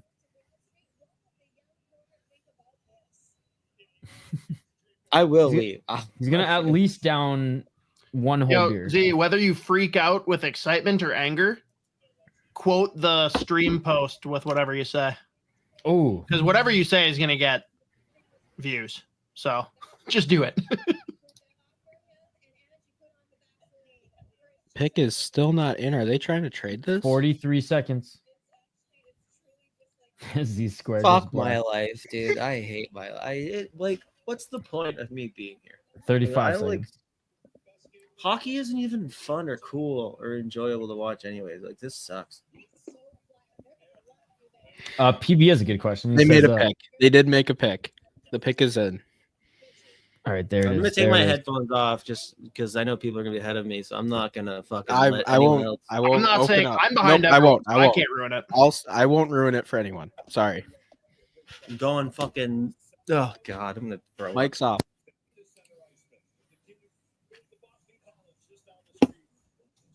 Ruin my All right. life, Don. They I'm are here for showing you. James Hagens. I'm They here are for showing you. James Here. Hagens. Really steal the deal. I'm already mad. Hunter, it's in. Unfortunately, they ain't trading it. But it was close. It was close. My brain, heart, my brain, my soul. Dan says Z's going to start scouting tennis. Gary just wanted more mic time. I swear that's why this Pick is format. in. We've chosen to relocate to Fall River, Massachusetts.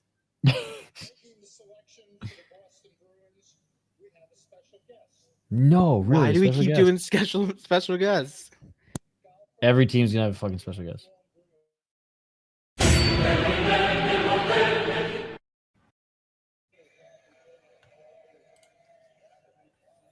Adam Sandler. I'm not even looking at my screen. Okay, that rocks. Other than that, Positive it's- vibes to start.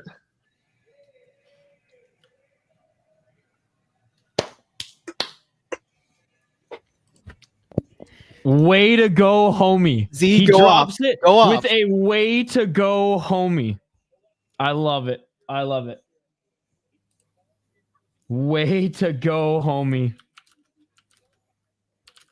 Z, I guess What do you guys didn't want to hear- talk about? Z, did you hear what he said? He's like, Nope. way to go, homie. That's the last thing. He's like, the pick is in, James Hagen. Way to go, homie. Oh, Z, swoon, man. This is your time. God, this is gonna suck if I do this after every pick. I mean, the skating, the skill combo is ridiculous. His ability to think oh my God, I'm getting a FaceTime. This is terrible. That really threw me off. I mean, he is by far. I mean, like even with guys like Schaefer and Misa, like someone like James Hagens, his upside is not far behind. Like again, this is a kid coming into the year as consensus first overall, and I mean, my biggest takeaway from this year was like I was legitimately confused about people saying that he wasn't impressive as a freshman at Boston College. Still a point per game player, playing in between two guys that like pretty much are going to have the puck the whole time, Yeah. regardless of what he does. that's And I mean, crazy. If you look at it too, like he's a point per game player at the World Juniors. In the gold medal game, he scores a tying goal in the first period there. Like he has been excellent this year. He's also I think he is the only player realistically that's going to go in the top 10 that has jumped up a level in terms of going from the USHL, the USNTDP to college hockey. So again, given the fact that he's going to have the full reins and responsibility next year to be their go-to number one forward, I think he is going to pop off at BC again. And we're going to look back and be shocked that he went 7th overall. And at the end of the day, I am just praising the Lord that they didn't overthink this one. And they just went with the player that by far had the highest upside available and one of the highest upsides in any player in this draft class. There we go. There we go. I love how he had the yellow tie too. He knew. Do we know who James Hagen's agent is? And is it the same as Heath Williams? Because this is the second time Philly's passed up on the better player to go with someone from the O.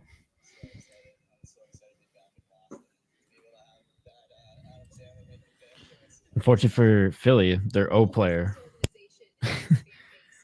Oh wait, yeah, their O player. Isn't he? Is he going to college next year? Or is he staying in the O? Actually, was he on the list? Mateo What? was the guy Philly drafted last year. Is he on the list? Is he going to college next year? Or is he staying in the OHL?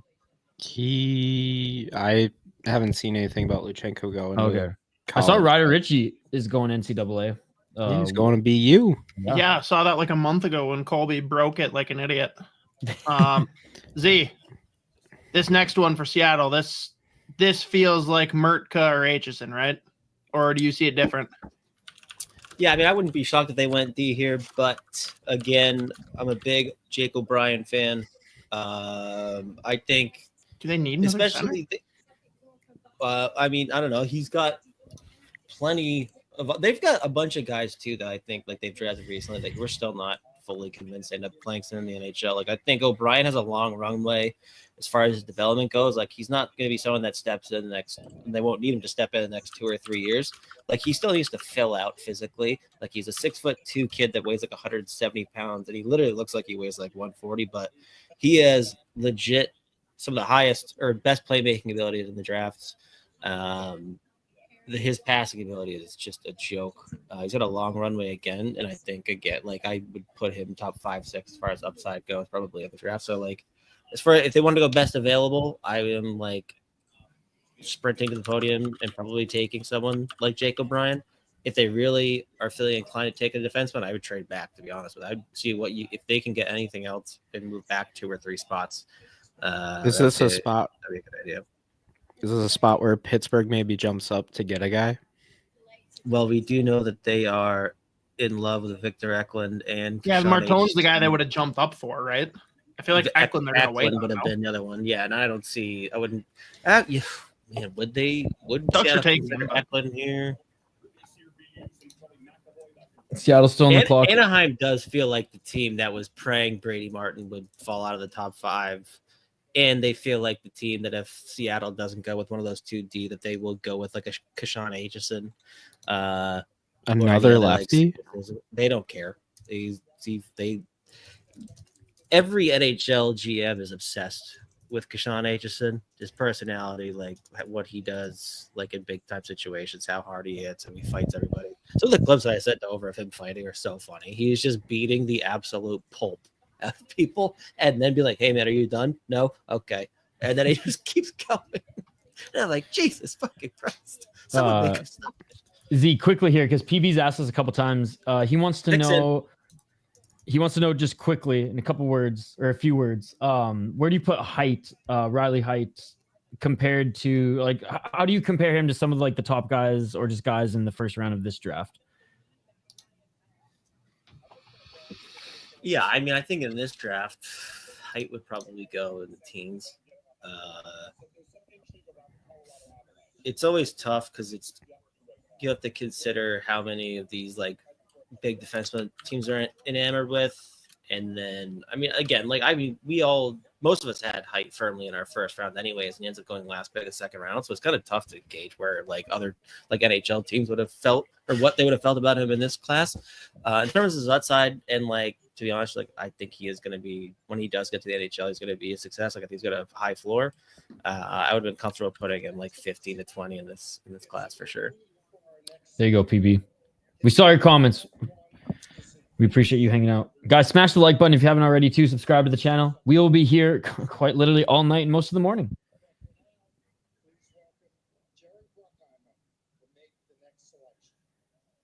Oh, no Marshawn Lynch.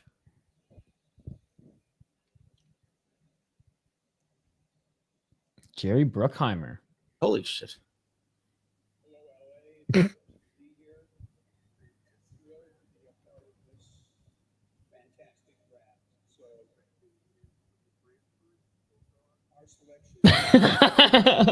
No speech. I love it. Just get right to it. Jake O'Brien. There you go. Hey, there he is. Fucking call, Z. Great player.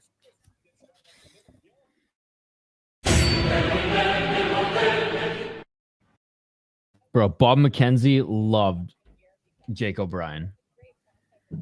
I feel like on his like everyone should. He's on awesome. his draft show, but like he was firing through like everyone. Obviously, he gave like his top 3 a little bit more time, but like he gave Jake O'Brien like a good 5 minutes where he was giving everybody else outside like the top 3 like a quick 2-3 minute segment. He absolutely loved this player. You say everybody loves him, or why do you love him? Yeah, I mean, I think at this point most teams love Jake O'Brien. Again, like the raw upside with him in terms of like the skill, the passing ability, the playmaking, like the details that he shows in his playmaking as well. Like his only real criticism really is like he's got to be more willing to shoot the puck. And there are times where he definitely holds on to it for too long in terms of just trying to make the perfect play. And then again, like he is so slight for his frame. Like he's 6'2", he's close to being 6'3", and he weighs like 170 pounds, and you could tell. He doesn't have like the best foot speed in the world either, but at the same time, I think as he gets bigger, as he fills out his frame, I think that's going to generate some strength for him to like increase his like speed and skating ability. But for him, it's just for his first, second, and third favorite option is to pass. So he is just looking at dish, and again, like this one specifically is sick, but he's just a really fun player to watch. Like probably right after Porter Martone in terms of his playmaking ability. He's got a ridiculous highlight tape. And again, when he just decide to shoot the puck, like he can score. It's just he loves to hang on to it, manipulate the defenders, create passing and shooting lanes, and ultimately just pass. But I think it's a great pick for Seattle. Again, they don't need him to come in next year. He's got a long runway in terms of his physical development. So there's no need for them to like try to rush him. They can let him continue to marinate, keep growing, keep getting stronger. That's a great pick. He's got an insane amount of upside. I don't think there's any question he ends up being a top 6 forward in the NHL. Yeah, geez, 66 assists last year. My God, 51 in his first year with the O. Damn. Okay. The Wild admin knows what they're doing really well because now that Buffalo's on the clock, they post a picture of Billy on the phone. Do you think the Wild could trade up for this pick? We'll see. Hoppy, can you buy Z a light so he doesn't look like he's hiding in his closet? I mean, I can just turn a fucking light on. Wait, Z usually has a candle going. Whoa! Oh, wow. Look at that. But If does he it's not, a bowl full of beer? That is the real question. Nah, you have a bowl full of piss. Sick fuck. so now that It's a they have, fucking lager, dude. It's as light as yours. Buffalo's going to go for the world's biggest D pool ever, just draft redeem MRTKA. I think the top 4 would all be over 6'4". It'll be interesting if they want to go with if they really wanted to take, actually, Anaheim's right behind them. I don't know. I wouldn't be shocked if McQueen goes before 15.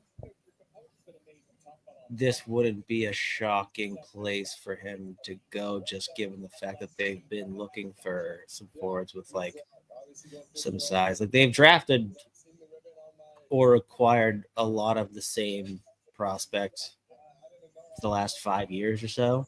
And again, like they've got like in terms of the players they have in their pool in their youth, like they are insanely talented, but it's just a bit repetitive. So like that's when you do have to consider them taking a swing at McQueen here, or even going and being the team that takes that first like big physical defenseman in someone like a RADIM MRTKA.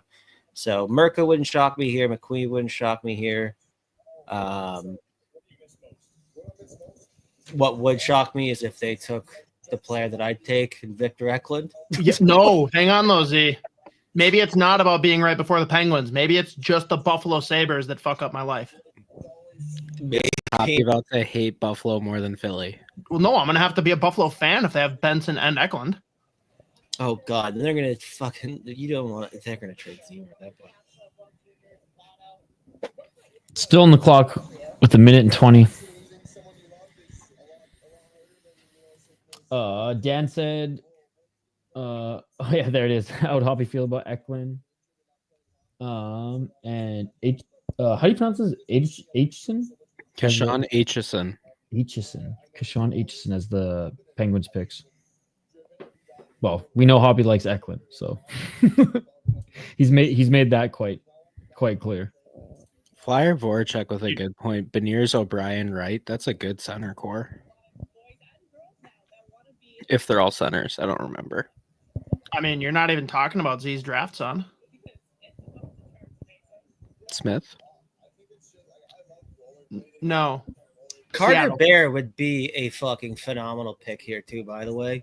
Again, I don't think he goes before 15, but he has the size, he's got the goal scorer ability, and he's right behind Mart in terms of like physicality for forwards and like what he brings and how hard he plays. Like Carter Bear is a prospect that Buffalo doesn't have a whole lot of. And again, he might be a center, he might be a wing, doesn't really matter. Plays the same way. Before he fucking hurt his Achilles, he had like 40 goals in 50 WHL games this season. Dude, yeah, 40 goals, 40 fucking goals. You know what's crazy? Like you, 40 or 45 or something like that. dude, you said like he's been scoring at like every level. Like even like in his AAA, he would have like over point per, or not over point per game, over goal per game. Like before he even hit the dub, and then Here we go. 25 in his first year. Well, there we go. Picks in for Buffalo. What they're gonna do here. I'm so glad we made such a fuss all week just for this draft to not have a single trade in the top 10. It's the best. There's just nothing better. By the way, for in the East here, 821, Central 721. We're fucking not even at pick 10. See, we're gonna be here until Road FC starts. I don't even You care. The should shop draft's them the over. beer for Hagens. This is bullshit. The draft's over for me. I don't even care anymore. Like, I don't care. Like, I don't care about being right. I hope I'm wrong. Like, who gives a fuck? I hope someone fucking takes a fucking quadruple overager in the 20s at this point. Oh, hell yeah. Oh, Goo Goo Dolls. Ready? There it is, dude. They did it. There we go.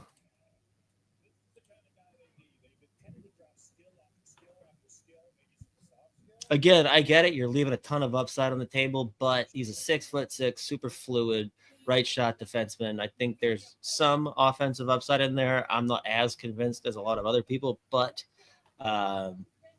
watching him when he came over to the WHL, how he adapted pretty much instantly, very impressive.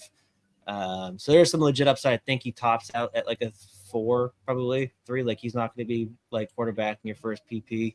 He's not going to be looked at as someone that you're like relying on for offense, but they don't have a whole like Buffalo's looking for a player like RADIM for a while.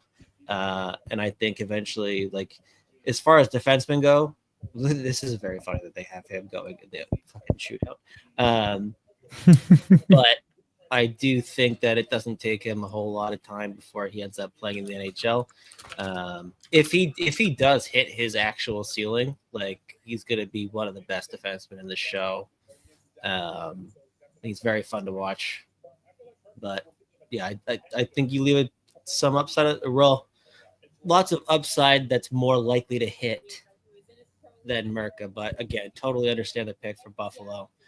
This is going to be funny too. Like I think in this draft, especially after 8-9, like pretty much every team's going to be drafting for need over like upside. I think at this point. Well, I'll make your predictions a lot of fun as we continue. Yeah, once this guy fills out too, he's gonna be a monster out Look there. at how big this motherfucker is. I know. What? Give me Tyler Myers vibes, dude. He flies though. Like He kind of reminds me of Kesselring. They should try to get him too. Be smart. Yeah, it would be a good move, Dave.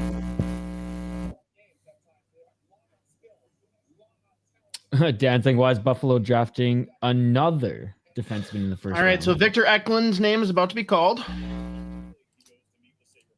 Do you have the Don't say that. whiskey ready? No, the whiskey comes out if he falls to Pittsburgh. Whiskey's celebratory. Creepy color say brickhead.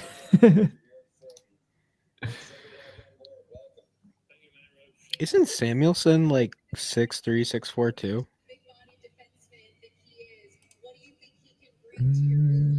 This might be the biggest decor ever.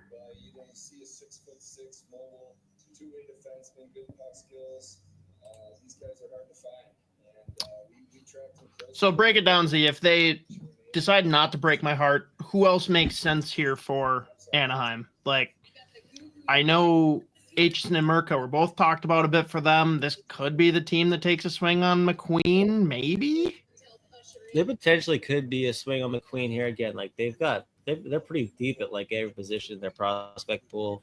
Past couple of years, they've drafted like a diverse group of like defensemen as well. So like I don't think Aitchison makes a ton of sense here, but it would be very funny if they took Aitchison because a potential like future second or third pair of Aitchison and the kid they took, what's his name, in the first round last year. He was this year's version, or he was last year's version of Kashawn Aitchison. Like they would literally be committing murder on the ice every single night. That could be funny. Solberg? Yeah, Solberg. Yeah, Solberg and Aitchison done the same pair would be very funny in my head and scary. I think I'd have the Anaheim flu if I was in the NHL and like we had to play them. I would be opting out. But again, I really do think Carter Bear makes a ton of sense here. Taking the home run swing on McQueen makes a ton of sense here. Eklund does make a whole lot of sense, even though I hope it does not happen for your sake. But I'm trying to think of other. CARBONNEAU would be interesting too. Like I think there's potential for him if they can get him to be a physical, heavy forechecker. And actively engaged. Like he has potential to be a really solid power forward that's got insane skill, insane goal scoring potential. That's his hard worker. And he's a more than capable playmaker from the wing. Like that could be a good option here. Trying to think. Jackson Smith is interesting. I mean, that's another defenseman though. At that point, you're taking a home run swing on like size and mobility and like offensive upside more than anything. But I think, again, just going off my own list, I would be running and taking one of Eklund or Bear. Bear is exactly the type of prospect, too, that Anaheim would love to have. So, would not shock me, but I do think he ends up going later. We're at the point where, like, there's 12 guys I could throw out there, and it'd be like, yeah, sure, that I could see that happening. Is Carter Bear related to Ethan? Or they just share friggin' badass last names? I don't think they are. Yeah, I didn't think they were either. But nah, they're not. So Z, with Anaheim having drafted a bunch of centers in the last couple of years, could you see them going with LYNDEN LAKOVIC at this stage, or is he? That'd be a fun little home run too swing early? as well. That'd be a fun home run swing. Apparently, they made their pick. Sarah Volley just tweeted no trades in the top 10, so they keep the pick. okay, yeah, they got 55 on the clock here. Thank God we're going to like. I never thought I'd say this, but like, thank God we're going to commercial while the clock is on. Like, they didn't just like pause the clock for commercial because you know ESPN would do that to milk some more money. But LYNDEN LAKOVIC would be a really, really fun pick. Another one of my draft sons. He's so fucking fun to watch. Like, he's a massive, insanely skilled winger that, like, despite his lack of overall foot speed and like pace, somehow every time he attacks wide, he wins that battle and he can rip a puck. He's just so fun to watch. His highlight tape's a joke. That'd be a very fun player for them to take here. Yeah, no, channeling all the good juju. The last tourney flow has been cracked. Hell yeah! Protect my son, Victor Eklund. Here we go. Picks in. Here we go. If I really want to go off the board and someone that we know is going to go probably in the teams that shouldn't, it's Jack Nesbitt. Like, that's another player that we know a ton of teams love because he's fucking massive. Making the selection for Anaheim, two of the original cast members from the 1992. Oh, I should have been Rampage Jackson. Huh? He's been an ambassador for the Anaheim Ducks the last 2 years. But we'll take Mighty Ducks cast. Adam Banks here to break Hoppy's heart. Oh, he's taking Mason West then. Oh, in our smart scouting mock draft, I did mock Mason West of Minnesota. I couldn't help myself. You see Tegrity's comment on the Wild's last picture? It's awesome.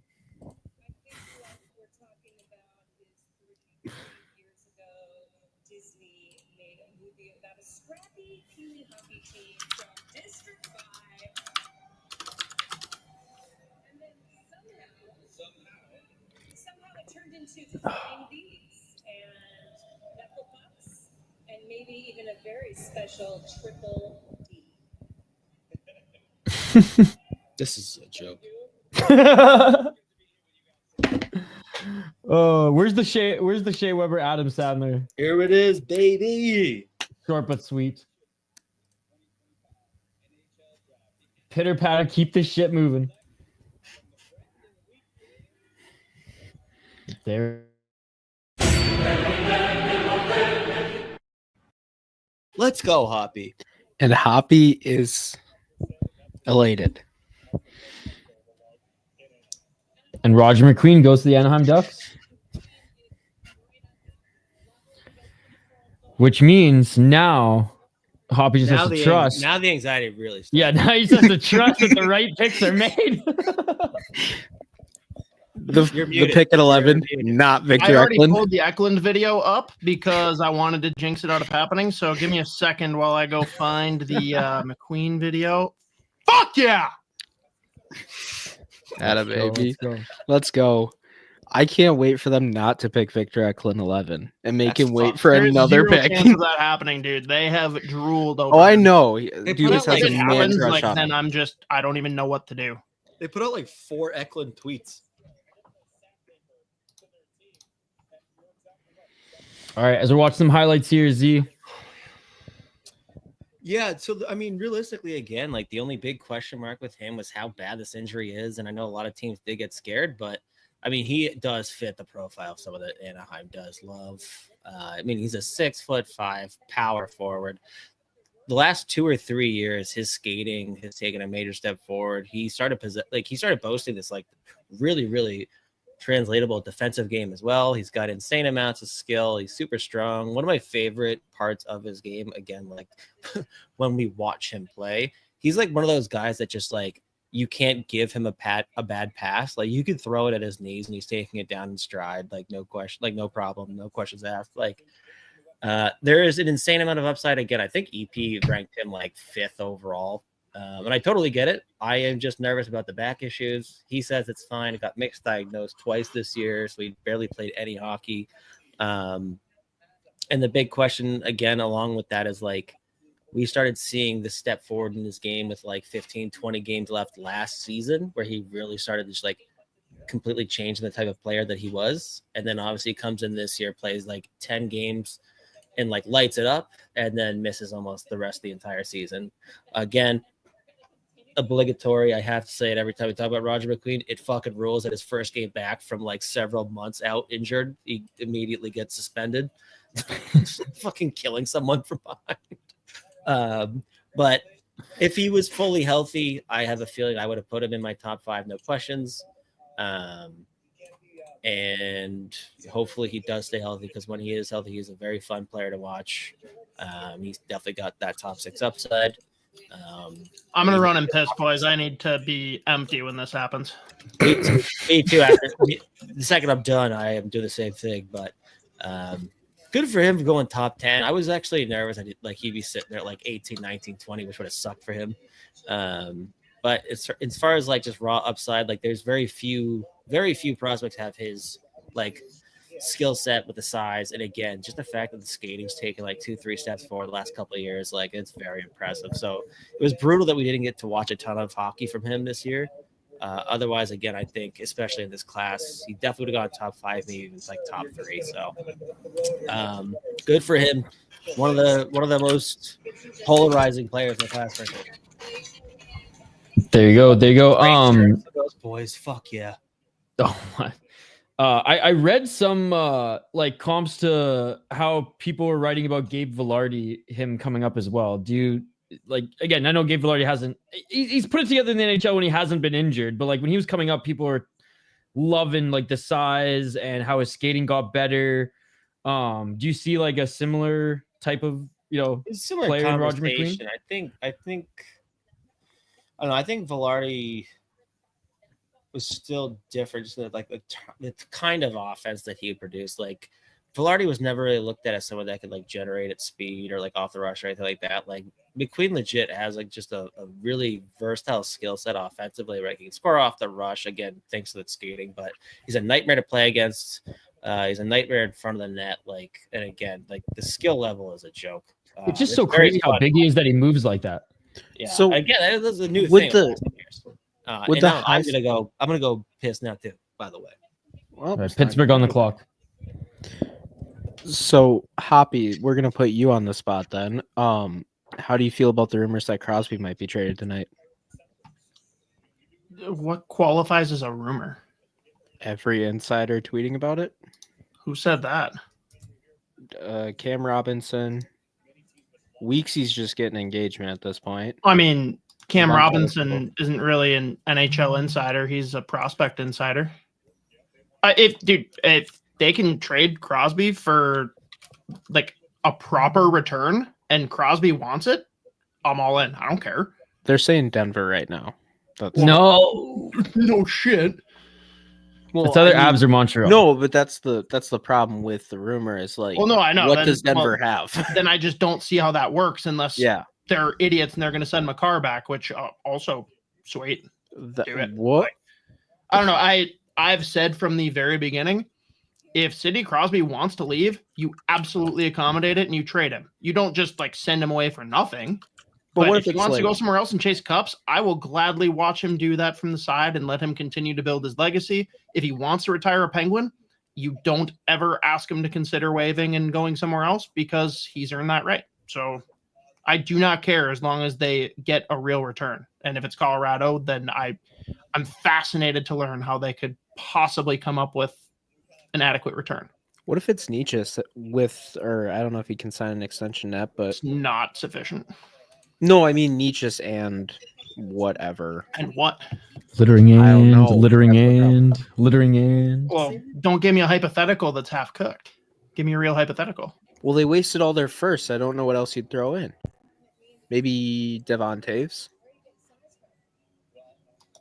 I just don't. That doesn't make any sense. Montreal has better assets to send Pittsburgh. He's going to La Belle Province. Shut up, Ishii, you stupid idiot. Oh. All right, the pick is in. The pick is in. By the way, it should say the picks are in. Just saying. Like, fuck Dude, do this we shit. really have to wait like a whole other fucking? Yes, because Pittsburgh might try and trade the second one. Oh my god. They shouldn't, but That would be weird, unless it's for 2026. I forgot I have sounds. The more beer that's in me, the more I might use these. Jesse Oh Marshall's my goodness. dream This is an scenario incredible is time. on the table. Little buddy's coming in to say goodnight. Oh, what? he's going to be around for the beginning of the Victor Eklund era. Don't worry about it. Don't jinx it, you piece of shit. I got no skin in this game. I don't care. Yeah, you do. You're gonna die if you jinx it. There Hey, he Oh, is. what's fuck. up, Logan? What's up, buddy? Yo, Well, the pick is in. Okay, it'll be real quick. Logan, Penguins should be making a really good Dude, decision. he's so into it too. Should be. Dialed in. Look at those luscious locks. Yeah, no. Oh, Chris Letang and his son making the pick. This is nothing but good vibes. Oh my goodness. so it's a defenseman. No good.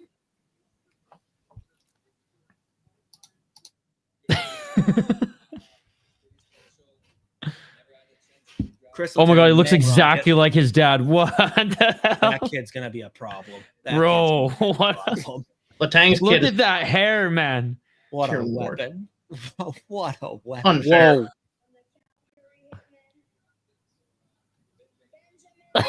Yes. Oh, indeed. Benjamin I love Ben Kindle. I wrote a scouting report on Kindell him from today. the WHL. That's such a Kyle Dubas pick, though. He's so good. He's just though. doing this to tease me. He's doing it to tease me. 12, he's going to take him. Fun fact: Smart Sky, we had him ranked 10th. Just saying, we're the only ones that had him that high. Thank you. Keep the Yeah, I was change. gonna say Bob McKenzie had him at like 22. Bob loves Canadians, though.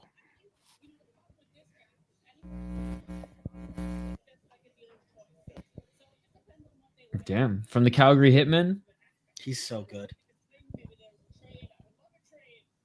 Yeah, almost 100 points last year. Just shy of 35 goals, an assist machine. My God. Did a ton of his damage at even strength as well. Did not need the power play. The details he has in his game, some of the best in the class. I think, like, despite the fact he's not the quickest skater, and he is definitely light for his size. Well, he's just light and small in general, but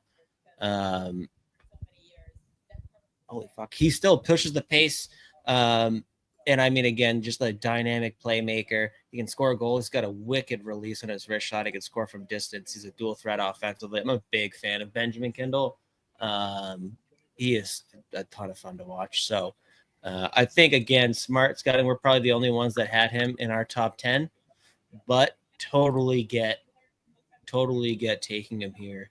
Was that a SpongeBob jersey on the goalie? Yeah, I saw that too. SpongeBob What? night in Yeah. the dub. Yep. PG did SpongeBob jerseys. PG did it? No way. Yes. Oh my God. Hang on, guys. I love Kyle Dubas. This is a troll move. He needed to use the Rangers pick to take him. Hell yeah. There we go. Picks in too. Look, you see the relief on Hoppy's face now that he figured it out. I was gonna say Z was describing Benjamin Kindle. Is that not Marco Rossi? Even strength points, not super fleet of foot, 5'4". Hoppy just It's got his funny Marco that Rossi. I literally finished his scouting report like 6 hours ago. There you go. So fresh in mind. Wait, you guys said the pick is in? Oh my God, they just changed it. That's why I thought it was. No. The 5 pick was minutes not after in. the It was their fucking last first pick pick. that I was was. about to say. Oh, Like they're still counting down 2 minutes. yeah. Chris Lee's right. Henrik Zetterberg, 210th pick. Just saying, dude. Zetterberg and Datsun. I blacked out for that whole thing, Z. Cliff notes, bullet points. Why am I happy and not depressed? Because you got Marco Rossi, One not of the from smartest Austria. players in the draft. Despite his size, he pushes the pace. He is like his ability to draw defenders in, create passing shoot lanes for himself. He's an offensive dual threat. Is he a center or is he a wing? I think he probably projects more so as a wing. Oh, Just given Hoppy. Breaking news Thanks, from Ray. Elliot Friedman. Oh no. Pittsburgh is moving down with Philadelphia for 22 and 31. Emotional damage. This is dark. Okay, Creepy colors because back channel brewing. Hold on. They get EKLUND. Creepy colors asking about the beer bowl. Back channel brewing. They like to hit a different kind of bowl, baby. Guys, do you want to see the awesome graphic that I had made up here? Yes. hey, this is Mateo's fault. BRB guys. It is. It is very much my fault. This was the graphic. Fuck my life. I will take full responsibility. This is on me. I jinxed it.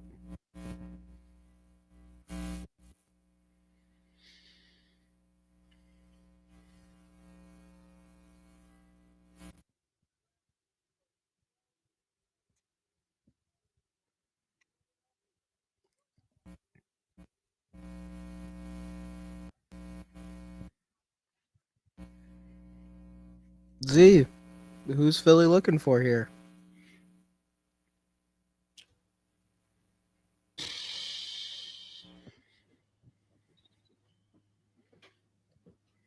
Let's see who's picking. Who's 13? Is it Detroit?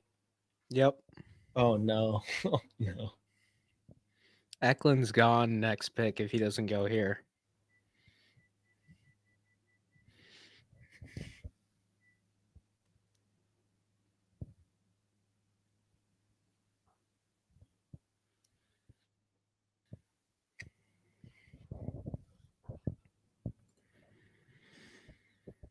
Maybe they want Aitchison? I was gonna say Philly would make a lot of sense for Aitchison.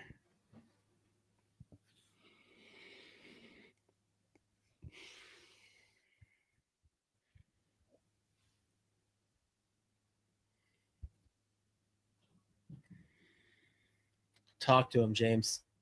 Talk to the people. Attaboy.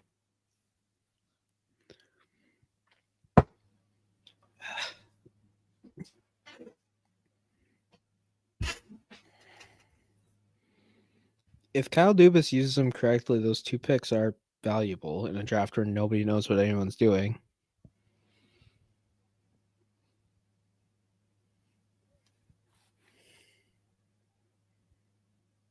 From one of our other directors of scouting at Smart Scouting who covers Philly. For me, it would be Eklund, Bear, or Smith. Those are the best guys. Here we go. Bro, if you make the fucking trade, how are you on the clock for more than 8 seconds?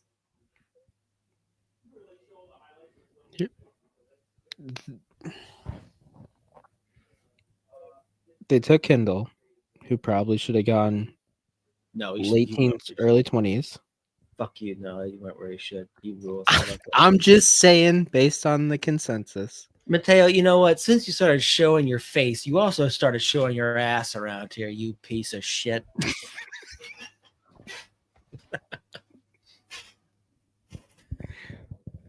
Don't fuck with my dog, Hoppy, you piece of shit.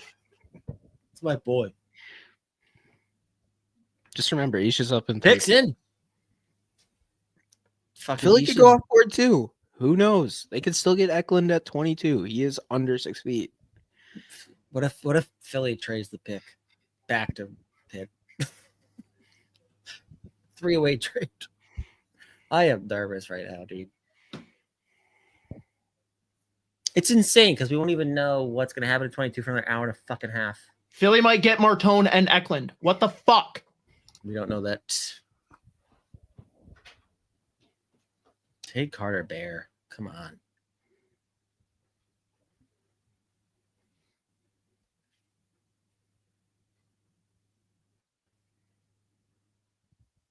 Jackson Smith or Aitchison, I feel like has to be on their mind.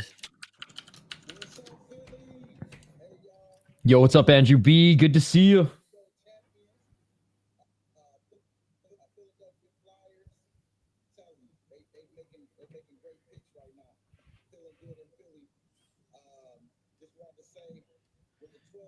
Oh my. They did the fucking. I told you. They did No it. way. They did it. I told you he was going in the top 15. Jack Nesbitt. We don't have a video for him. There's no way. I didn't think he would Wow. go in the first round. I fucking told you he was going in the teens. Hoppy, you can feel better. It's insane Yeah. that you would say that as they still have 8 more picks or whatever. He Until- didn't go to Philly. That would have been horrible. Damn. Again, there was so much chatter over the He's last week that he was 6'5". going to go in the teens. God, they just left an insane amount of upside on the table. I mean, leave it to Philly to do that, though. People got mad at him last year for taking fucking Jet Luchenko early, so they're like, you know what we're gonna do? We're gonna fucking only go size with some skill.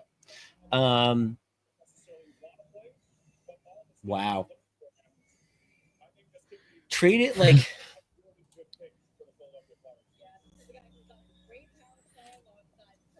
Damn.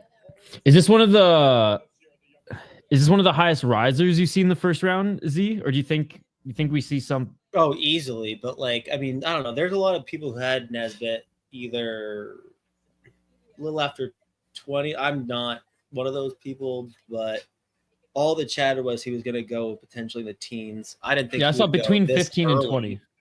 I saw between 15 and 20. Yeah, and I mean even that's like still high.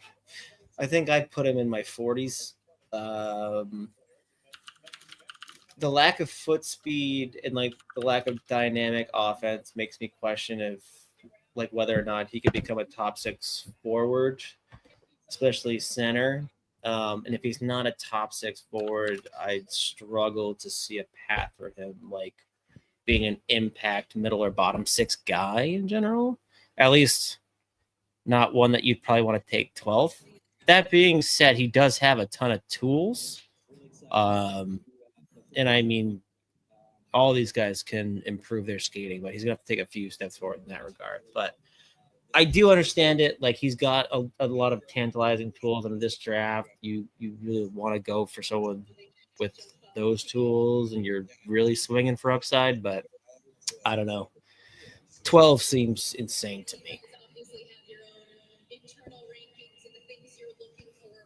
Well, Danny Briere seems to be all smiles. So, Okay, Which, by the way, that bringing tells you up- how many other teams are ready to take him in the teens. right. Okay, they just brought up on ESP on the production live. Yeah, you know, other teams have their own rankings or whatever. You took Jack Nesbitt this side. It's like, oh, that's never great. I wonder if it's Dude, Philly, we're fired up about it, were the exact words used.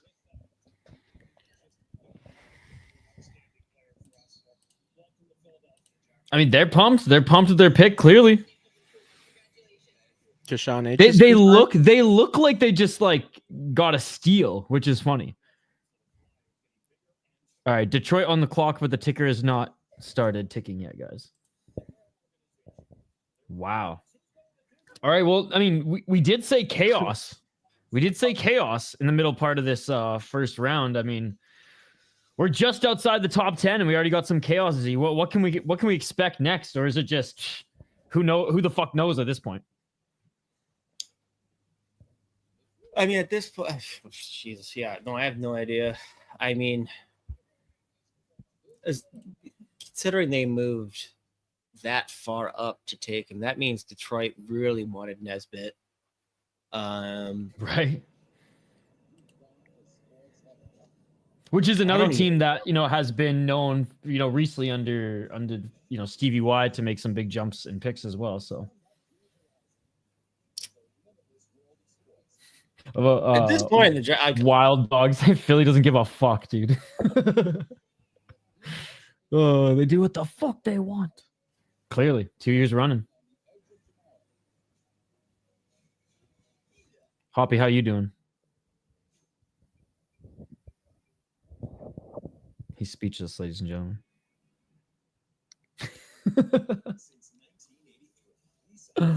Oh man! But anyway, he's Z, doing great. He's feeling great. He's feeling good. He's just a man of few words. He's a man of few words. But okay, Z, what are we expecting now though? What are we expecting now though? I at this point couldn't tell you. I get like we're gonna wait for goalies to start going. There is a part of it that was surprised that H didn't go yet. I don't think he goes to Detroit. There's gonna be probably 4 or 5 other like big time reaches that we have left. That like consensus would have said like 30s, 40s, 50s that might go like early, late teens. I'm curious to see who ends up finally doing it and taking Ravensburg. If he gets to 20, I don't know. Maybe there's gonna be more trades now too. Now that the first big one happened. Now the guys might just have like certain guys like circled on their board, or like you said, of need, and they're like, okay, well, because of this jump, there are names now that we can, you know, we don't have to spend a pretty penny to move up a few spots here to get our guy. So to revisit, since this is a wild podcast, to revisit that 15th and maybe Hedel or DeBrusque or whatever, if Carter Bear's there at 15, do the Wild reach back out to Vancouver? You got to imagine that Vancouver's on the phones right now. I don't know. Vancouver's kind of sitting pretty. I feel like for them, like a Braden Coots might be like a perfect fucking pick for them at 15. I guess my perspective of Vancouver is just like, it's just less about draft day, which is like obviously this is their scouting team's day and they have a job to do, but it's more about like the draft does nothing for that market's confidence right now, and they need players. They need players because Quinn Hughes is going to walk if they don't bring players, and if there's an opportunity to bring somebody in with this pick, they're going to do it. Oh boy, don't do it. Don't fucking shatter dreams here.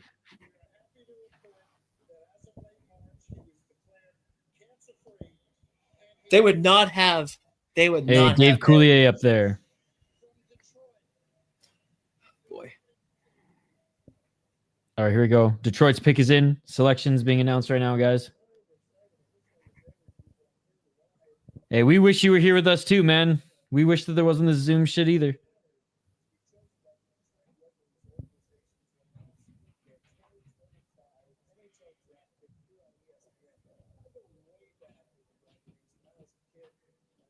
Like way back with the Red Wings. I mean, they have to add a little color to this. Oh,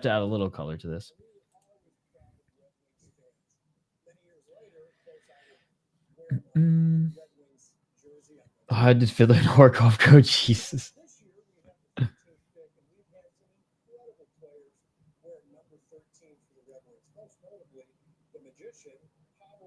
Hey, there we go. There's a little reach with the number.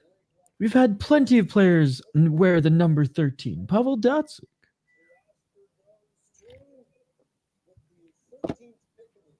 Great pick. A+ pick. A fucking plus pick from Stevie Y. Good pick. Let's go. What a fucking pick. Carter Bear, ladies and gentlemen, out of Everett. I fucking love this player.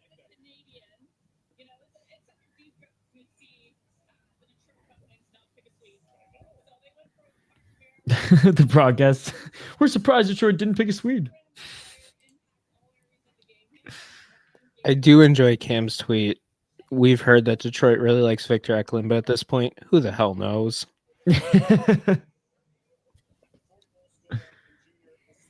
Very nice. 40 goals this last year, man. 40 goals this last year. He did that in 50 games before he got hurt. Unreal.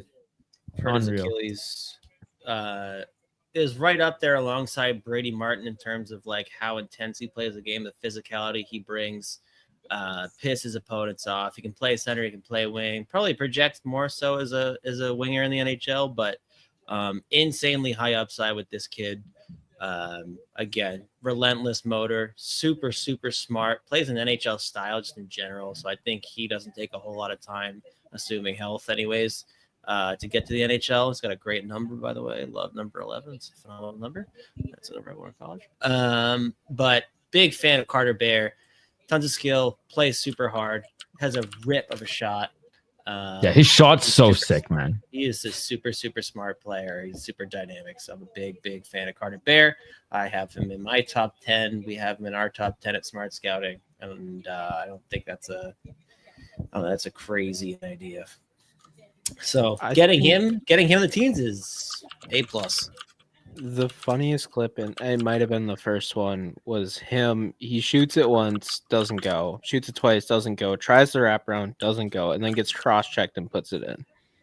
The tenacity on Carter Bear is insane. He fucking rules. So like in the past few years, like I know Detroit fans have been upset with their drafting. Like they take a bunch of like high floor players who like play a projectable game, but like they've oftentimes left a lot of fucking upside on the table. Like, even though Bronseg Nygaard was my favorite player in the draft last year, like, they did leave some upside on the table there, and it was, like, the most Stevie Y pick of all time. Carter Bear gives him the upside and the projectability, so that's an A+ fucking pick for sure. Next question. Oh, Chris Lee saying Eklund to Vancouver. My eyebrows are raised. Does Quinn Hughes want to wait on Victor Eklund to get there? Dude, Quinn Hughes doesn't give a fuck about who's drafted today. That's what I was saying before to Z. Like, to the fan base right now, this pick, this doesn't matter, right? Because this doesn't, whether they make a good pick or not, fan confidence in this team is not going to go up at all, right? Because their only concern is make this team good enough for Quinn Hughes not to want to leave. Unfortunately, there's not enough time to do that through the draft. How has NHL.com not updated Montreal's draft picks? Because they're stupid. I mean, we are literally 2 hours in. We're 13 Insane. picks.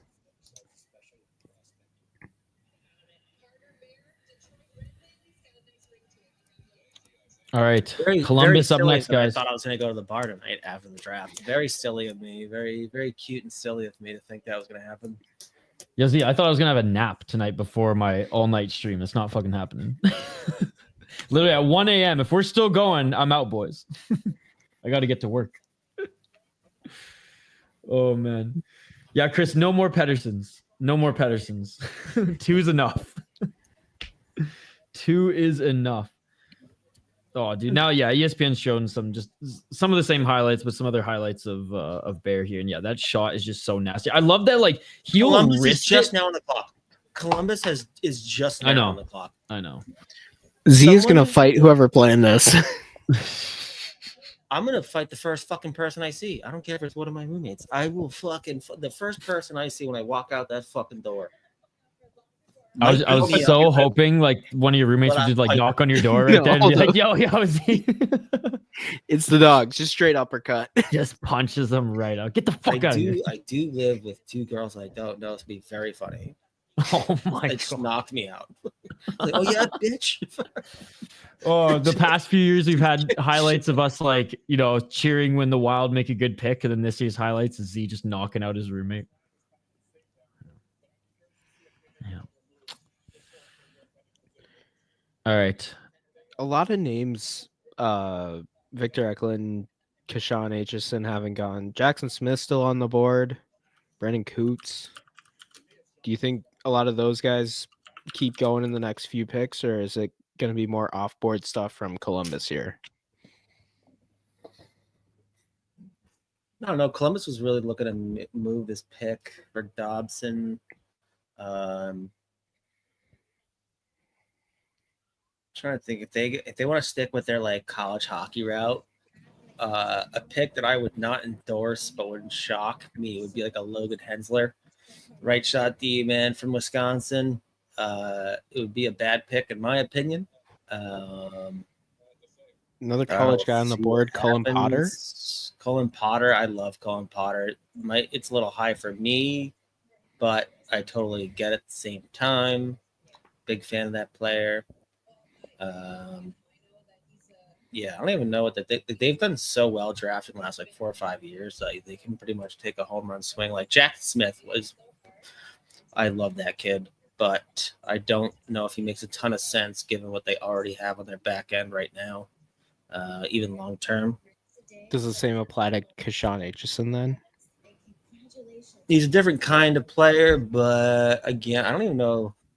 I don't know if defenseman makes they can do what they want. Maybe this is where we see the fucking goalie go. Honestly, like, if the first They just got rid of Tarasov or whatever. If they want to take a big swing and be the team that picks in too, it would be insane to do it.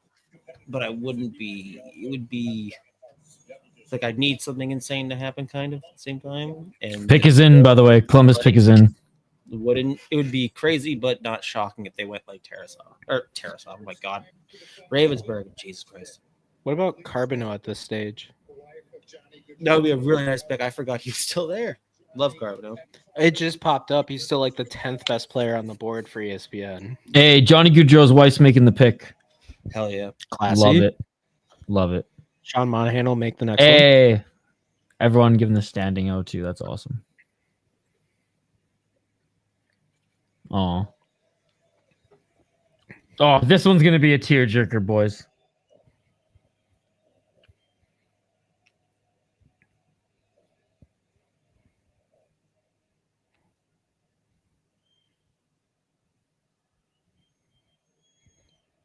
Oh, some Johnny chants now in the audience.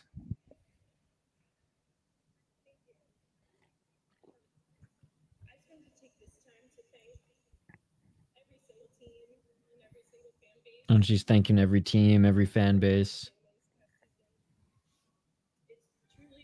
Yeah, that's pretty fucking cool indeed.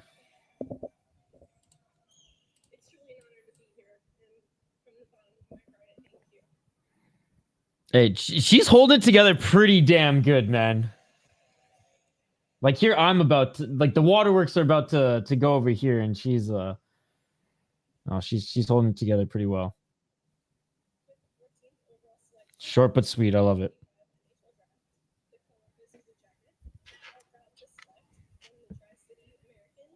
There he goes. There we go from the Tri-City Americans, Jackson Smith.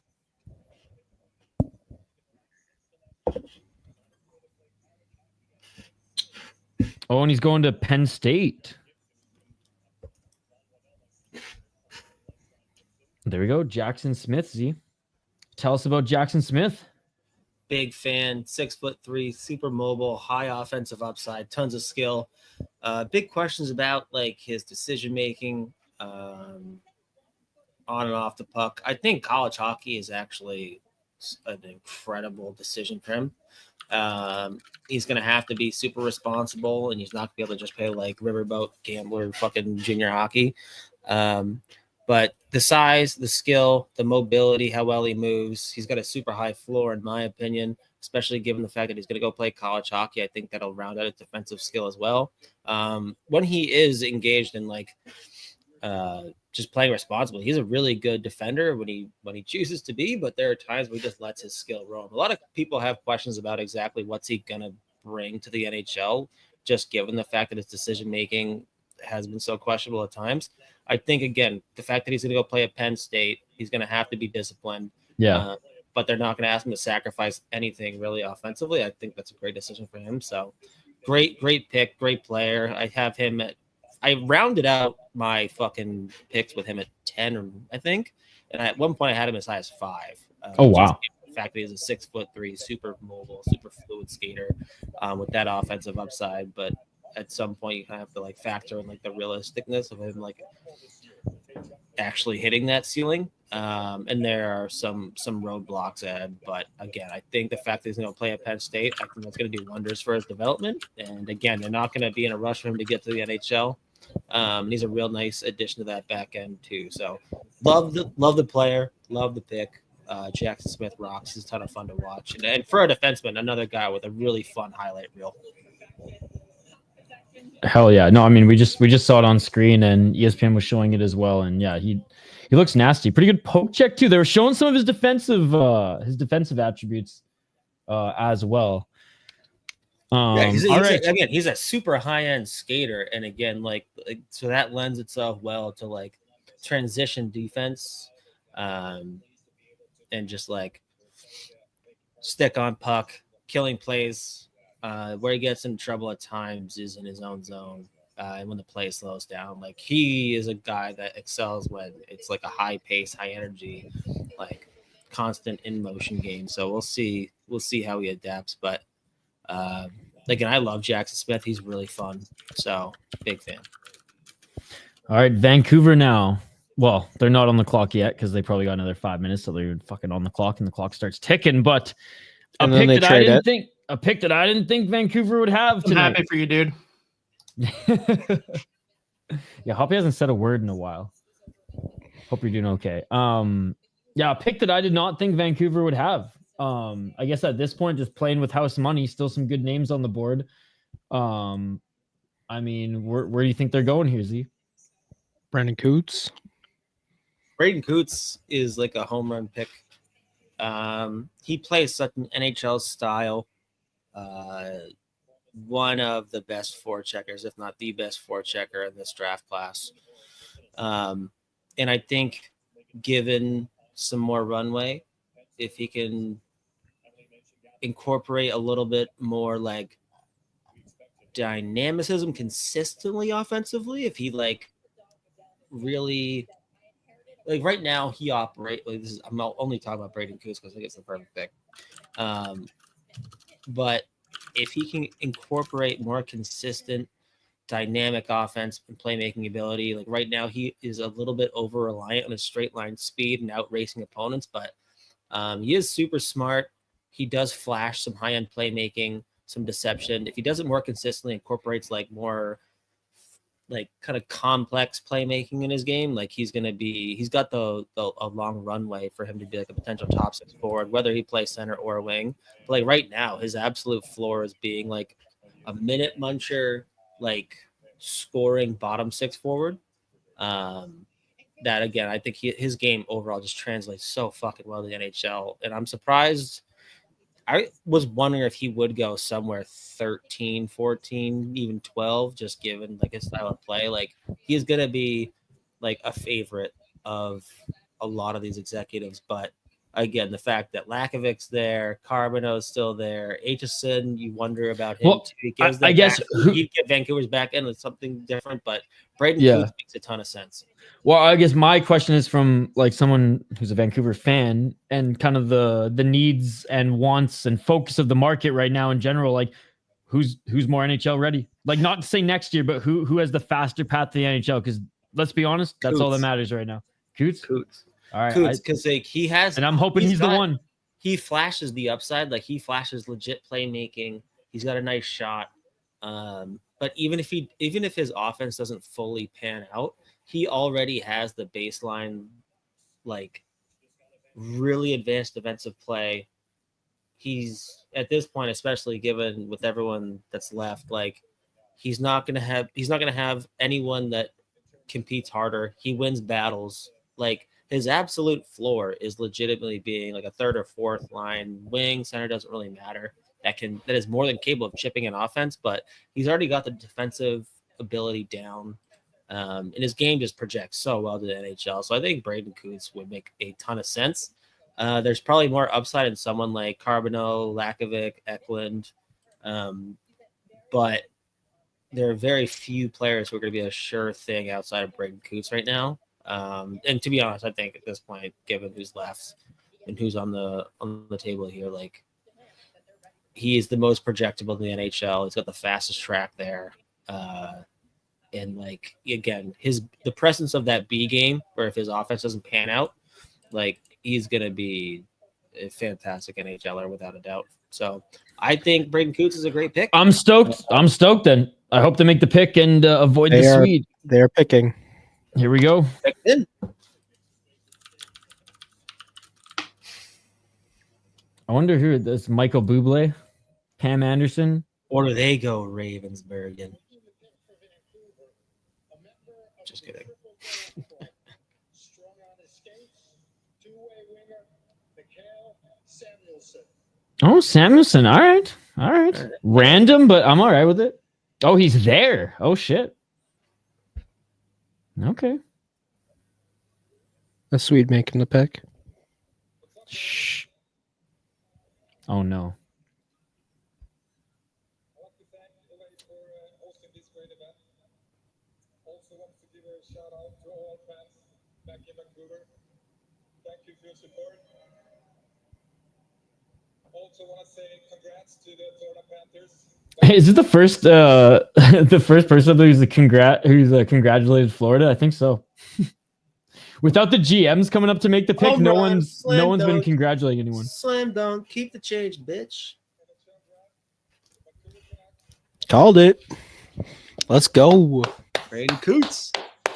Great player. I'm in the middle of Let's go. I'm literally in the middle all of black writing his suit scouting too. report too. All black suit. Let's fucking go. I think that's dead center of the range you had him into, Z. Mm-hmm. Let's go. Dude, Z got me so hyped on this prospect that I'm fucking pumped right now. Playing for the Thunderbirds, not that far from Vancouver anyways. Let's go. Same colors. Bro, seamless transition. Seamless transition to the stick and rink, baby. Let's go.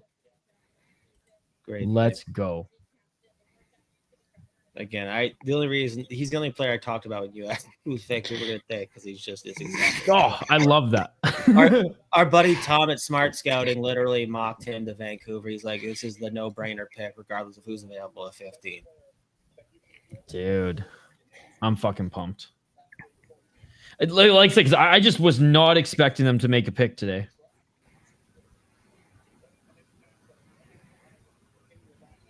And even the ESPN broadcast, they're basically echoing everything Z said here about him too. Hell yeah. Does New York trade one of these next two picks?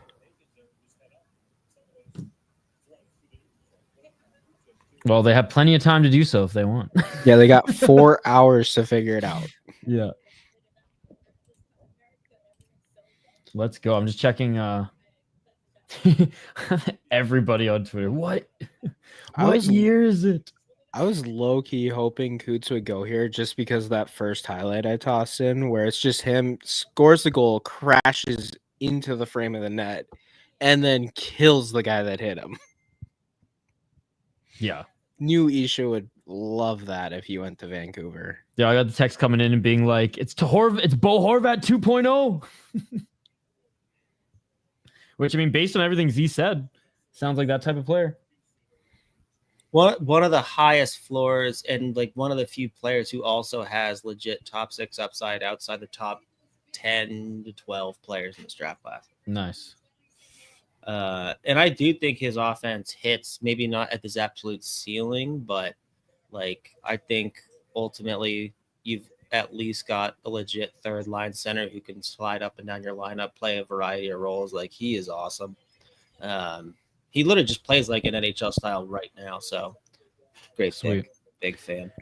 Let's go, Cootsy. There we go. There we go. Nicholas asking, how do we get Eklund to Minnesota? I mean, he's dropping. I wasn't gonna say waited anything. until now to announce the fucking. What do you think, Mateo? Do you think Billy Guerin's calling? No. That dude is like ordering pizza and figuring out the score of whatever local sports team is playing right now. Russo is tweeting about the Nas Reed extension right now. The Wild aren't doing anything. What NHL team does Nas Reed play for? None of them. I'm kidding. I was watching. You know what's crazy? The Nas Reed like just meme at this point, because like it's everywhere on like every window in downtown Minneapolis, and I see it in like random soccer games and stuff like that. Dude, I saw it in a freaking Czech MMA league audience, and someone had a Nas Reed freaking sign, and I was like, what? So the T-Wolves extend all the way to the Czech Republic, ladies and gentlemen. I mean, the fun thing would be somehow the Wild trade for something off the Islanders, not one of their picks right now, but that's not going to happen. Islanders have 2 picks. They're going to take CARBONNEAU and like whoever, Kashan Aitchison, because that would make sense. Dan saying, any chance Chicago moves up to reunite Eklund with Frondell? Hoppy would throw up if that was the case. I think Hoppy's been thrown up since his Pittsburgh pick. So no, he's staying silent so that he can reverse jinx it. There is no reverse jinx. Yeah, Del Owen. It's a little suspect, but you know what? I'm all right with it. It just means he's got all fake teeth right now, and it just means he's that aggressive of a hockey player, getting in front of pucks, throwing hands. Okay, he'll get his teeth fixed after his NHL career. Yeah, Del Owen brings that up when they had Misa on. I don't remember if it was the broadcast or who he was sitting by. Luke Misa was sitting next to Michael Misa. He's missing half his bottom teeth. Draft pick Luke Misa from last year, 5th rounder. He doesn't need it. Yeah, you don't need teeth to play hockey, bro. You can get those fixed after. I was curious because it's like most of the agents have been sitting with them. It's like that's a child sitting with Michael Misa. Oh, that's his brother. He's missing all of his bottom teeth. Oh man. All right. They're not showing the timer on the commercials anymore, so they better be on the clock here. They better be on the clock. 1 minute left. All right. Islanders. Very obviously they couldn't get Hagens, so now they have no clue what to do with these first round picks. I mean, no clues a stretch. 55 seconds on the clock here.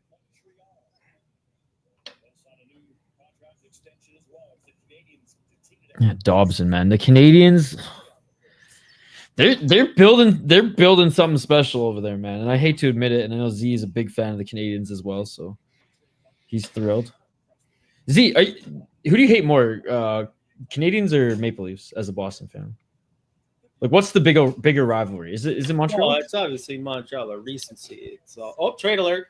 Oh, what do you know? They're announcing it. Oh, what do you know? For fuck's sake. Glad we wasted time doing that shit. Okay, is Pittsburgh trading back up in? Fuck you, Butchergrass. Oh my god, the clock starts. No now. way. The clock just started now. I'm done. I'm checking on the pizza. Fuck this.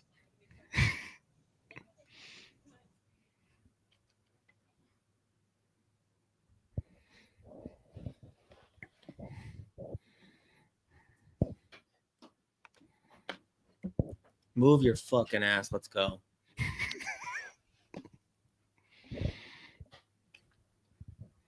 Which is more surprising to still be around, Kashan Aitchison or Victor Eklund? Eklund. Even with how much NHL teams love Kashan Aitchison? Yeah, I mean, even like Bobby McKenzie put Eklund at like 9 or 10.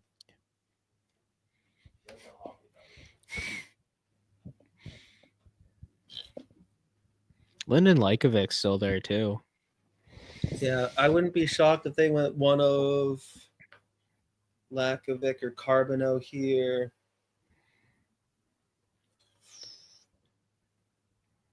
Cole Reshny could be a surprising one. That would be, I mean, it'd be a good pick. I love Cole Reshny.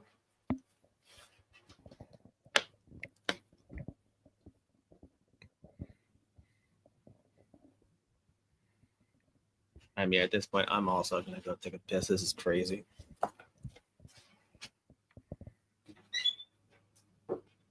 Pick is in, and everybody is left. And there's a lot of history with Islanders fans and generations of excellence. But for now, they need to become more Agreed, Delowen. All right, pick is in. Pick is in.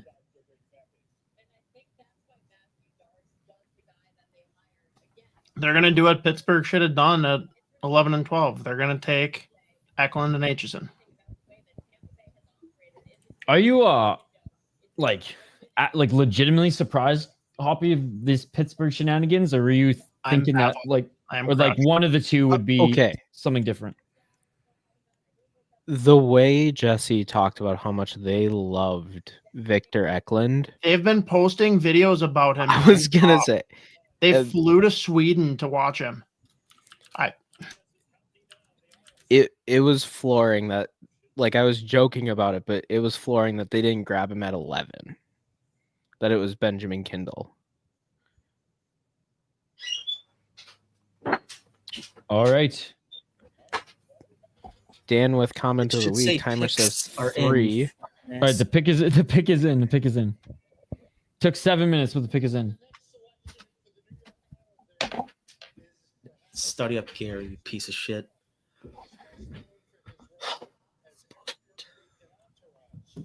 Oh, Eric E making the pick.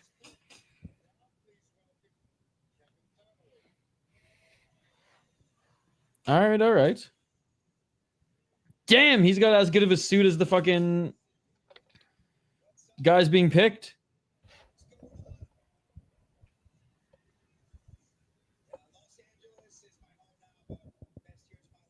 I do love how in Entourage, he told the writers that he was gonna hang a Tavares jersey in his office. The writers didn't have that for his character, but he was just that much of an Islanders fan that in the show Entourage, he had like a Tavares jersey hung in his office.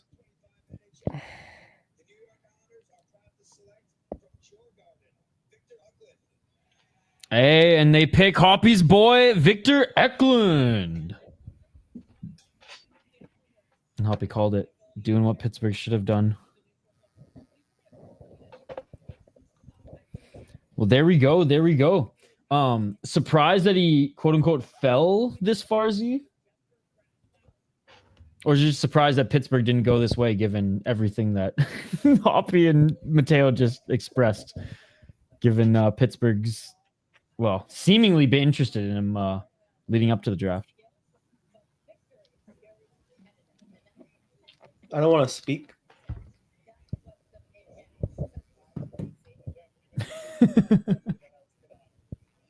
We'll just let the highlights do the talking. Oh. The ultimate draft son. Boy. What's his timeline? Because he played Allsvenskan, right? Or did he play in SHL? Well, I mean, Allsvenskan because Djurgården just got promoted. Right. He was one of the better forwards in the Allsvenskan as a draft eligible. He does lack size, but no one's told him that he's not 6'5". Super physical, looks to engage contact, really creative playmaker. He's got a nice shot too. Again, played a ton with Frondell on the same line and outperformed him pretty much every game. He created a whole lot of the offense that like Frondell benefited from. Plays a really responsible two-way game. He is going to have to figure out physicality in the NHL because like some of the stuff that he does, like some of the hits that he goes and makes, he's not going to be able to make in the NHL. But Eklund at 16 is an A+++ pick. I think he was in most, if not everyone's top 10. Yeah, I was gonna say everybody had him at like latest 10, 11, as you know, and I even saw like some like 7 and 8. You know, He's very curious to see what Pittsburgh ends up doing. I kind of wonder if Nesbitt was a player that the Islanders were looking at this point before Philly jumped up, but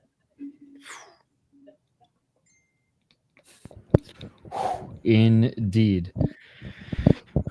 All right, I look down and see that the Islanders pick is in, and I'm like, oh sweet, we're already to the next one. But no, we're still here. We're still here. Okay, they're on the clock. Hold again. up. now they're on the clock. Now they're Thank God there isn't a mid-draft intermission between these picks where they bring up the GM of the year and do all that crap. They must have went, oh, we're 2.5 hours in. Let's keep it moving.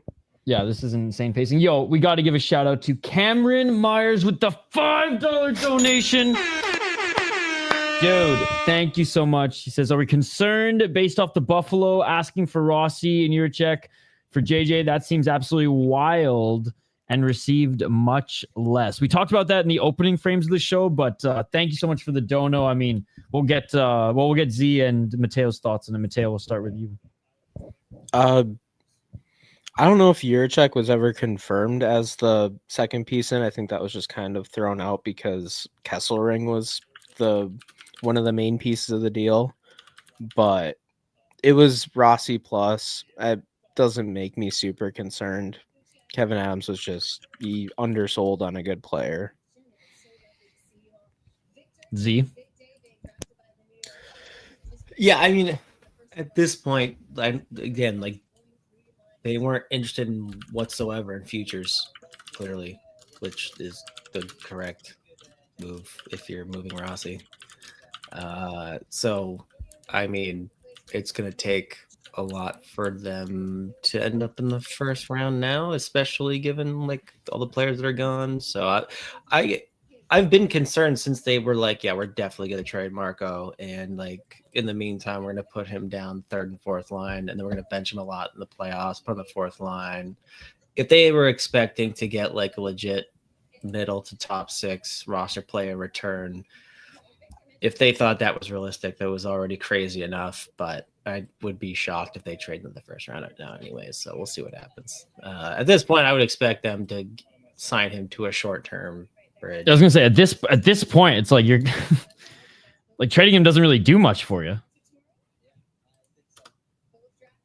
especially since they wanted to bolster center and they sent out one of them. And again, I'm sure Urov will be great, but like it's still an unknown, and you're gonna just like rush him into a top 6 role. You know, you gotta ease him into that. So yeah. The thing is Rossi's camp just going to accept a 2-year deal now if that's what's offered? They might just be like, you fucked us around so much. We're not going to make this easy on you. So you can offer them plenty of money and they'll get over it in a heartbeat. You say that. I mean, that's the point of negotiation. Money makes it all feel better.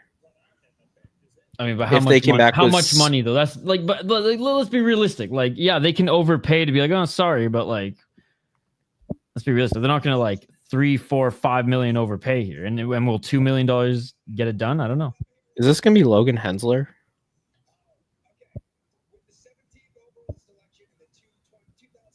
Nope.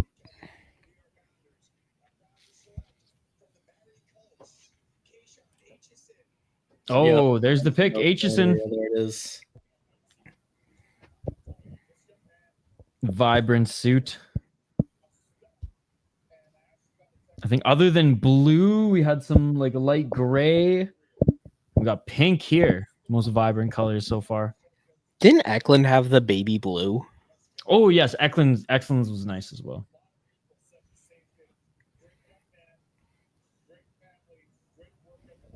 Let's go. And Z, you were saying that like so many teams were obsessed with how this kid plays. Yeah, I mean, just probably the most abrasive physical player in the class. Again, like especially when you watch him in the playoffs, he lit it up. He's got an absolute bomb of a one-timer. There's going to be questions about exactly what role he ends up slotting into in the NHL. But you can understand how much executives appreciate the way that he plays. Again, like the playoff run that he just put up was ridiculous. He plays exactly how every NHL GM dreams that their young defense would play. So I'm honestly more surprised that he didn't go closer to like 12 or 13. But yeah, no, it's a good. I mean, the fact that the Islanders are leaving the first round with Matthew Schaefer, Victor Eklund, and Kashawn Aitchison is insane work. That's so nuts. Like 3 potential pillars, you know, for the franchise moving forward, which is crazy.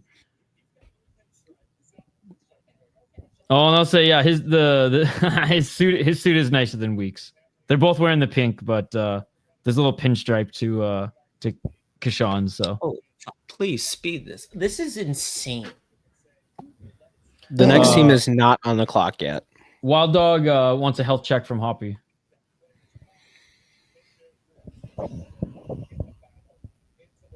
Just silence. Just silence. Just absolute silence.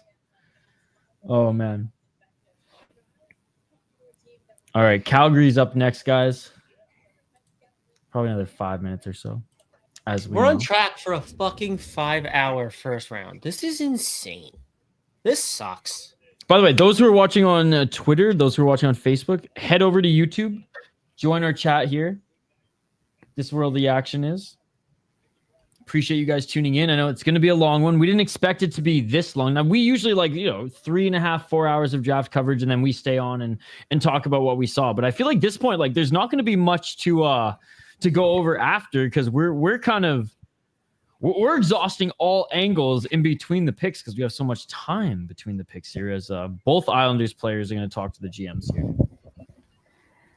I mean, speak for yourself, Wild Dog. Speak for yourself. I gotta cover Korean MMA at 1 a.m. So I haven't even set up the stream yet. Oh, well, Z, at least tomorrow things will go by quicker. They'll make up for the first round. Like I swear, rounds 2 to 7. It will literally be faster. No, I know it's like rounds 2 to 7. The rest of the draft on day 2 will be faster than this day 1. I guarantee. By the way, actually, speaking of the Calgary Flames, I met a former Calgary Flame, Neil Sheehy. He played in like the 70s and 80s or the 80s. Fucking brute, absolute like monster of a player for the Calgary Flames. The like most like nice and soft-spoken guy ever, and now like is into like physical therapy and like neuroscience and things like that.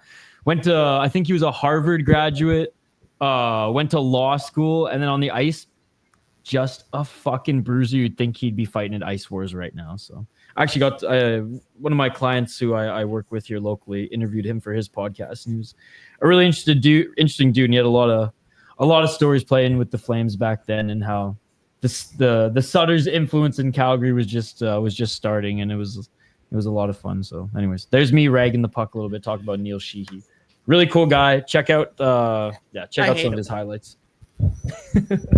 Just kidding. I'm sure he's great.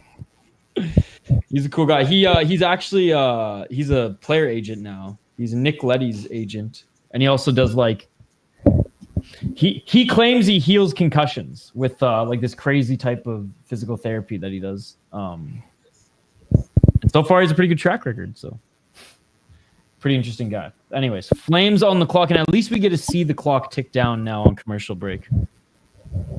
2.5. I mean, this is Where do the Flames go here? CARBONNEAU's right there for him. Cameron they get- Reed. Love Cameron Reed.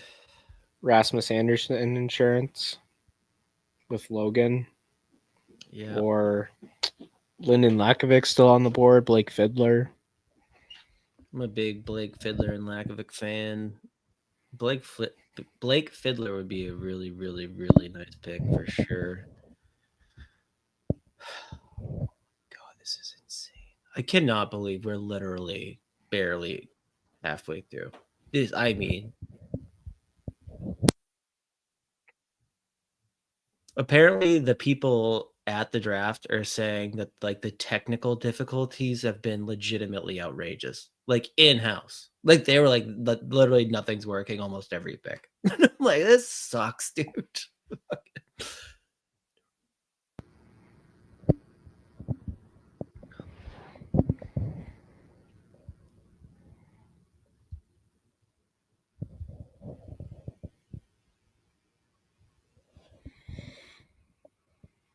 Literally rounds 2 through 7 actually might go by faster. Don't they pretty much make those picks immediately too? Yeah, they fly through those picks. Like outside of maybe the second round, there's a little thought process to it, but by the third and then the fourth, they're pretty much just reading names down. If you subscribe to tweets from people that are there, by the time you like refresh, 5 picks have been made. Because they just do it in the loudspeaker. There's no presentation. Like even if they have like the 3 minutes, like they don't need them because they're just like flying through. Picks in, fucking great. Can't awesome. Jesus Christ.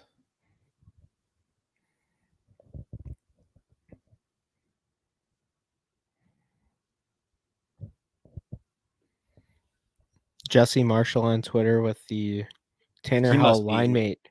He is depressed for sure. Tanner Howell line mate endorsement for Ben Kindle. Again, I love Ben Kindle, but his dream scenario. Said Tanner Howe's a third liner, so I don't give 2 fucks.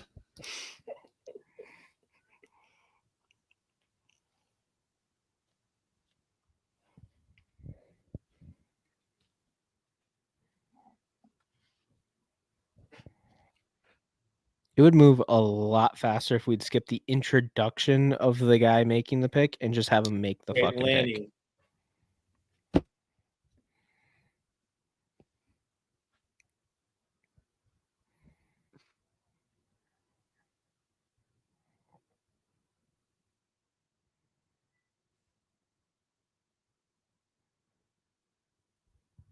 Oh my god, move it along. Like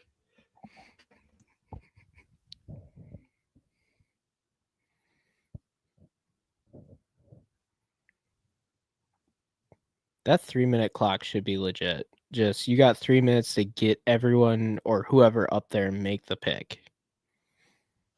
It's not a 3-minute clock. No, I know. I'm saying that should be how every 3 minutes we get a pick or a trade. That mustache is fantastic. there we I'm go. like 90% of the way to unaliving myself now. Okay. Okay.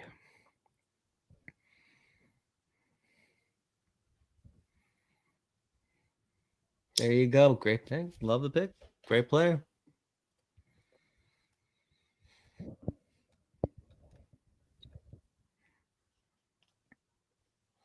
Undersized center. Questions about the skating, but overall skill, playmaking ability, bar none. Leaving Victoria, heading to North Dakota, big pickup for them. I think he's going to torch college hockey. He's got a ton of upside. So big fan of Cole Reshny, great player, great pick. Was wondering if he would even go close to like 15, 14, 13, just given his high hockey IQ and his translatable game. So if he can increase the foot speed and add a level of like physicality and strength to his game, there's some potential for like some top 6 upside there. But I think he's going to be incredible in college hockey. Where's he? Is he going to North Dakota? Yeah, no deck. And then when you're talking about foot speed, is that getting up to speed, or is that his top end isn't that fast? Yeah, no, he's not a top end. Like his overall speed is not super high, but at the same time, he is still agile. And he's so deceptive. He's got such ridiculous hands that he still beats defensemen at will, at least in the WHL right now. College hockey, again, like I still think he's just given the skill and how smart he is. And the fact that he's so good in transition, despite the fact that he doesn't have a ton of foot speed, it's very impressive. So I think there's a ton of runway offensively for sure. Plays a responsible game, and I think there's another level for him to hit skating wise. So I think he'll pick up some speed. And again, he's still growing, and he's getting bigger and stronger. So I still think he ends up being a center in the NHL. There's some top 6 runway for him for sure. It's a nice pick at 18. Ton of upside. They just showed his points in the postseason for Victoria, and he had like 9 goals, 16 assists in 11 games. Was he the sole driver of that team, or was he they've been doing it with someone else? Void of like legit prospects for a while, so it sucks that he's now leaving to go to North Dakota. But he was easily their best player. Is Verhoff leaving too? Or he's all right? he got North Dakota got him too. He's one of the top guys 2026. So Victoria's declaring war on North Dakota. NHL Network just tweeted Cole Reshny NHL comp Marco Rossi. He's good. Leaving Victoria, going to the NCAA. Is Verhoff next year, or is that just a commitment? Is Verhoff leaving next year, or is that just a commitment? I didn't hear you. I'm not sure he's going next. Actually, I think he might be going next year because I think he accelerated some of his schooling to go.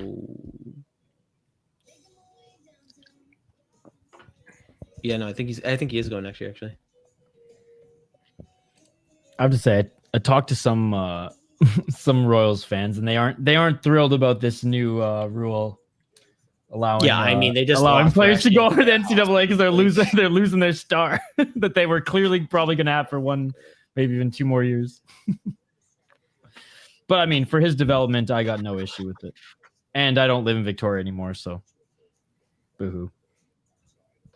But I mean, Z, would you say he's one of the best players to play for the Royals? I know they're one of the newer WHL franchises. I guess like at least recency for sure. But I mean, Verhoff was the one that that sucks. Yeah, the fact that he's also going to North Dakota is nuts. And I mean, it's gonna be brutal too because like one of the coaches in North Dakota like has a relationship with like, both of their agents or something, like has connections to Victoria. So like it might be a situation where there are a couple of high-end prospects from Victoria that go to North Dakota, and that's gonna suck. Damn it. Now that like I've been living in Minnesota for a little bit, I mean that just hurts. All right, 1 minute and 40 seconds left for the St. Louis Blues to make a pick.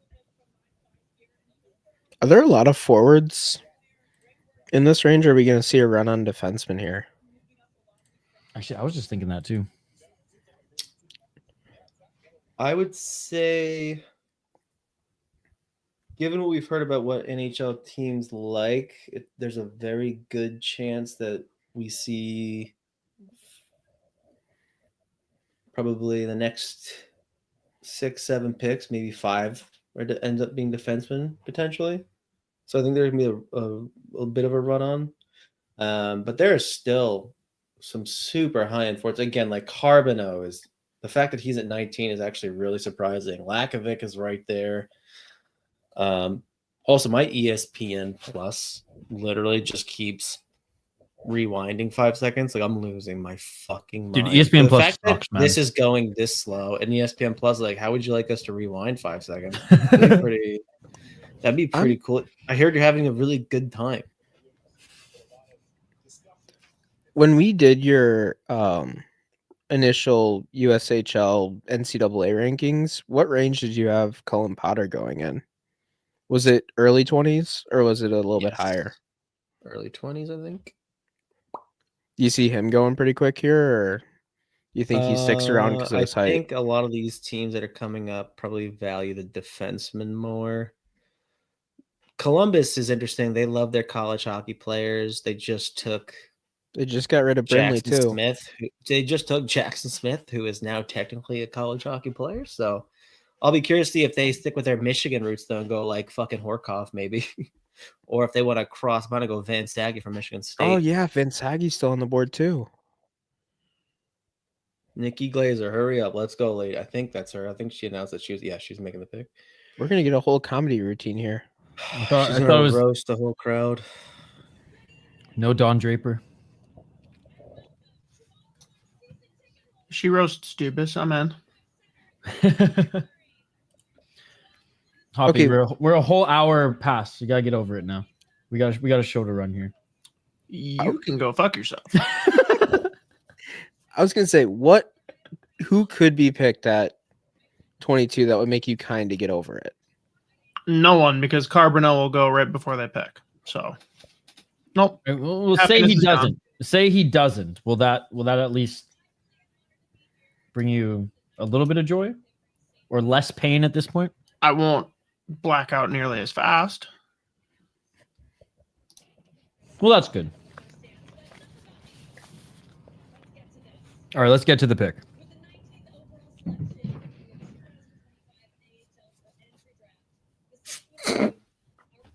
Well,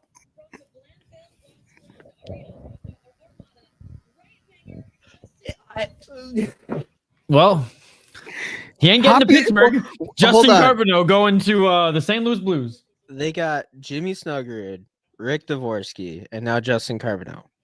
Is Hoppy just gonna become a Blues fan? Wait, but LAKOVIC is still there, dude. I was trying not to say it. Okay, I've been bringing up his name, but I've stopped. You all Literally been saying it this whole time. I literally ran signed upstairs your to grab death- pizza, and you're like, "So what about Lakovic?" You signed Well, your that was a death while warrant ago. already. Judd's Buds on Tuesday, by the way, everyone. Tuesday. It's gonna Judd's be, Buds is going to be a nightmare for Mateo. Yep. Oh man, We're going to make, he's going to be showing up on camera, except he's going to be dead. There'll be a dead body.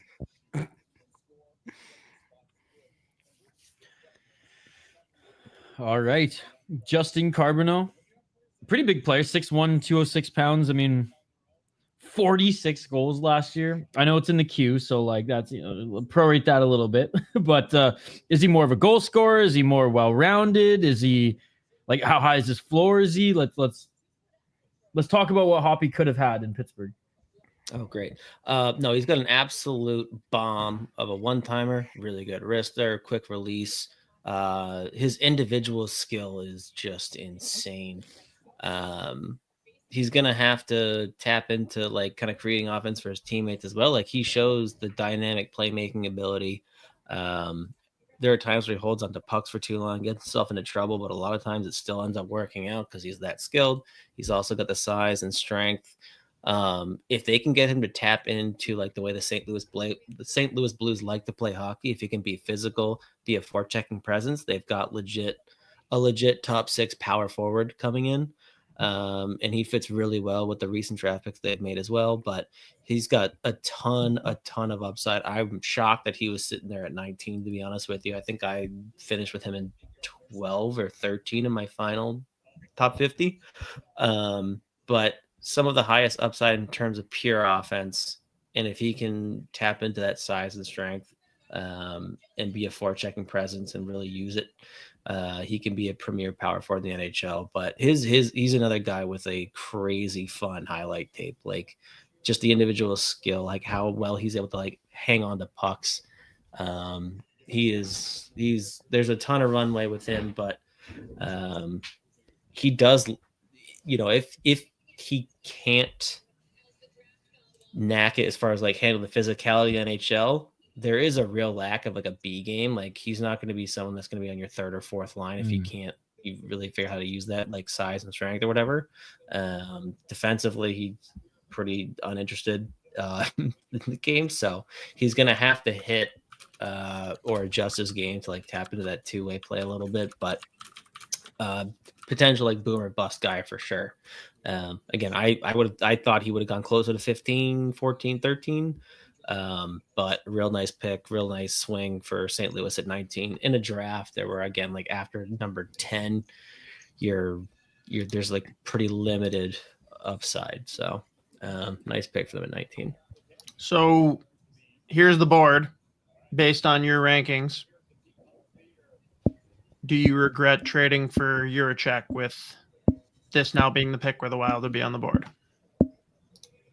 I thought that's just something I'm going to trade. I don't think so, to be honest with you. Like, we still haven't seen enough of Juracek. And like, as much as I love Lakovic, as much as I love Reed, as much as I love like even like Potter, Zonin, Fiddler, like they're not. It's Juracek still has enough upside, and he is a player that like really fits the prospect pool on the back end in general well enough, right?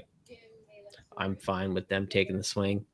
I mean, again, if he completely misses and just doesn't pan out whatsoever in the NHL, maybe we look back and we'll regret it, especially if one of these guys hits big time. But I mean, we won't even know for years. But yeah, no, I'm still fine with them making the trade. The only issue with the trade that I had was like the volume of what they gave up. Not really like a first round pick necessarily, especially in this draft. But the amount of assets they gave up to make that move was like, okay, well, you're pretty confident that this player's going to hit then. They gave him a lot of playing time, right? Huh? That guy they gave all those assets up for. Like they gave him some time to develop, right? Famously, yeah. You're mad. You're trying to bring everyone else down, aren't you? No, he really is. He really is. I ain't gonna stop smiling though, because Vancouver got a kick-ass pick that I didn't even expect them to pick. By the way, do you guys think? And since we're watching footage of Jim Nill right now, and the Dallas Stars as I see one general manager of the year, do you guys think a general manager of the year should be like minimum, like given out every 3 years? Because like it seems kind of moot. And I don't think that matters. I think it's more it should be measured on the previous 3 years. You can give it out annually, but like sure, yeah, okay, no, I like that, yeah, because like 1 year, you don't build the team in 1 year. You know, if you're lucky, you make like maybe the 2 or 3 adjustments that you make, yes, help the team get to the Stanley Cup. But is it the team? You know, or is it the award to turn a team around quickly to get to the Stanley Cup, or is it truly like the best general manager in the league? And I feel like you can't judge a general manager on just 1 year. You need at least 3. Hear me out. It's A, the cup is the GM of the year award. B, Bill Zito should be back-to-back champions at this point. He made all the right moves. They won the cup twice. Like,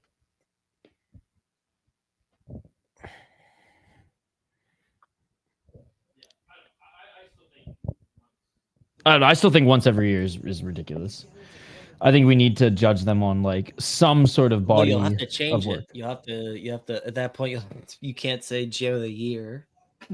Oh yeah. Sorry. I guess it'd be the GM award. GM of GM. We'll give it GM another award. 5 years. I mean, half the of them Jim get Benning fired. award. The Jim Benning award, dude. Jim Benning ain't winning anything except for fucking Stanley Cup they didn't deserve. Fuck that guy. Anyways. Fucking comes over from Boston, thinks he's all that, and just fucks over this team. But anyways. I mean, I think the only thing Jim Benning did well in Vancouver was give the Sedins a decent contract on the way out. That's about it. Shout out to Louis Eriksson. Yep. Yeah, I saw some I should give him credit. One sec. I'll find his YouTube channel, but there's like an NHL YouTuber out there. Just a really good like history and top 10 type of videos. He did a recent one that was like biggest free agent bust of all time. And the profile picture or the thumbnail was just a big fucking shot of Louis Eriksson. I was like, oh man, as a Canucks fan, this is triggering. I do not like this at all. MSZ Films, guys, or MSZ Films. Sorry. I'll share his YouTube channel in the chat. He's awesome.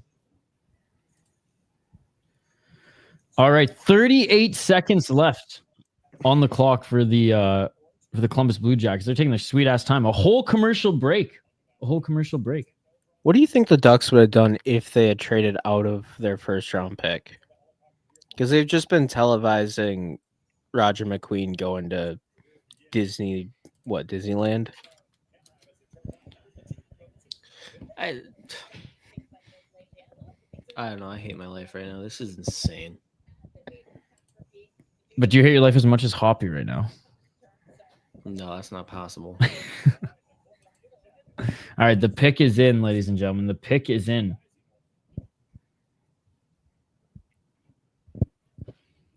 Umstein saying that the Capitals should have won the GM of the Year award.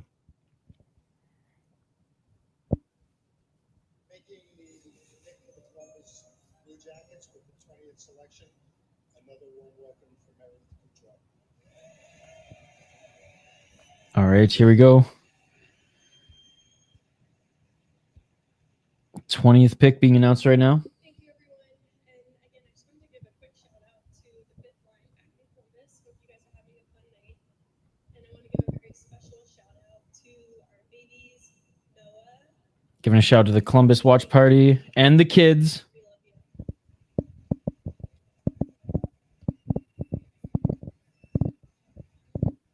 All right, here we go. 20th overall selection in the 2025 NHL Draft. The Columbus Blue Jackets. Oh, There it is. There it is. They did it. It wasn't. Andre. Oh, okay.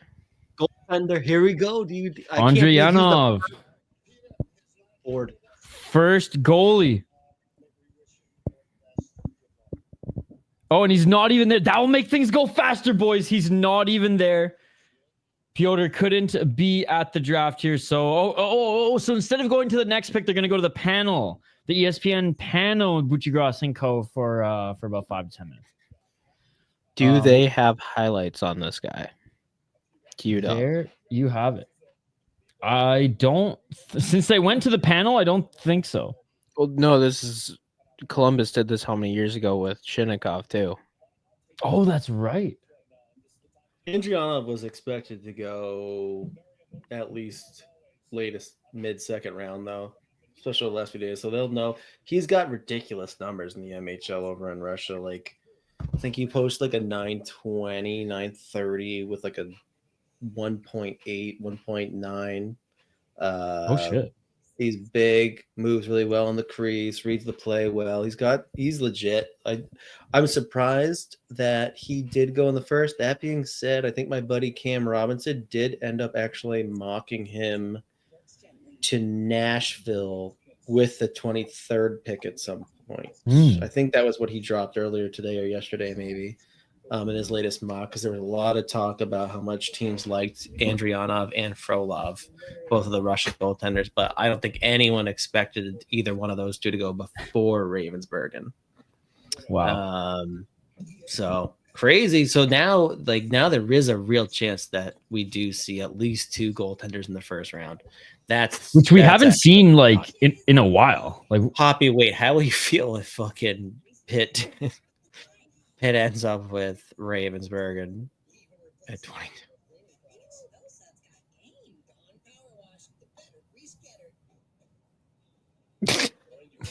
just no answer. Just no answer.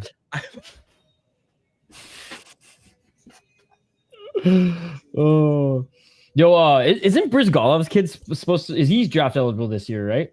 It was last year. Oh, his last year. Did he get picked? No. No. I see him popped up again here. Yaroslav Brizgalov.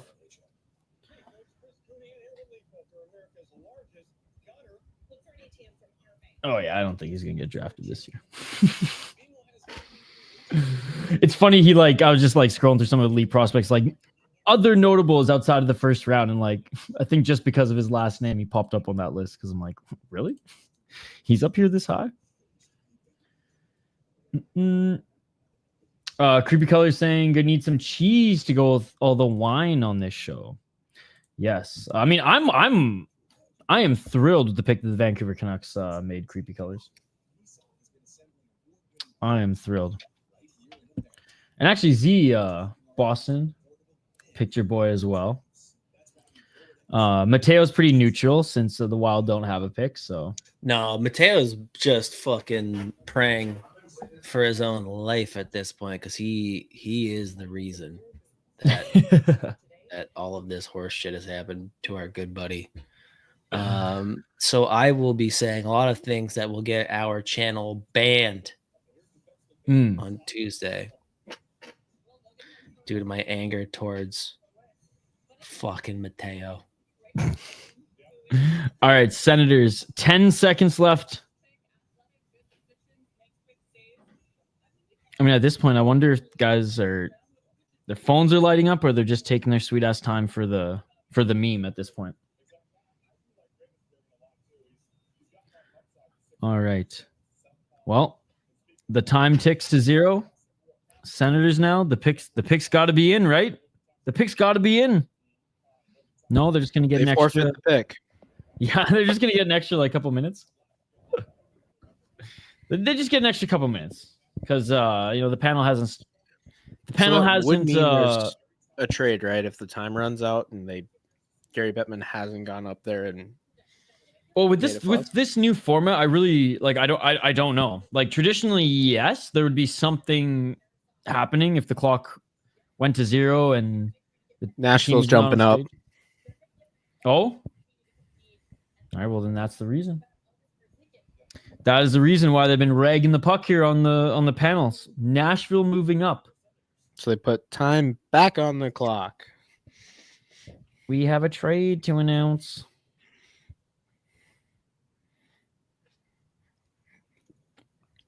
$21 for 23 and 67.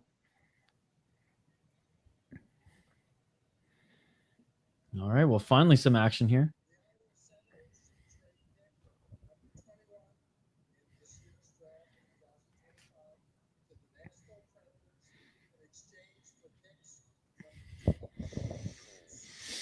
So 23 and 67 got Nashville up 2 spots. Make the fucking pick. Do not so. I don't even know why I was gonna say. Don't you dare take another. Oh my god, they gave him 3 minutes. No, yeah, of course. There's no way they're gonna use it though. There's no way they're gonna use 3 minutes. You don't. Unless ESPN literally told them like, yo, we need the panel to finish their ramblings here. Watch. Nashville bunny hopped Pittsburgh just to take Joshua Ravensbergen.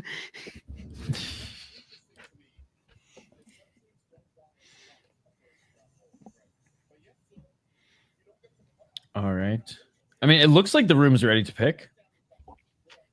Take Ravensbergen and fucking run. I mean, they moved up. They clearly eyed someone here.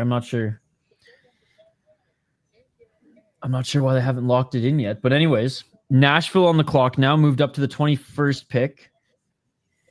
Traded the 67th pick, and obviously their 23rd to Ottawa.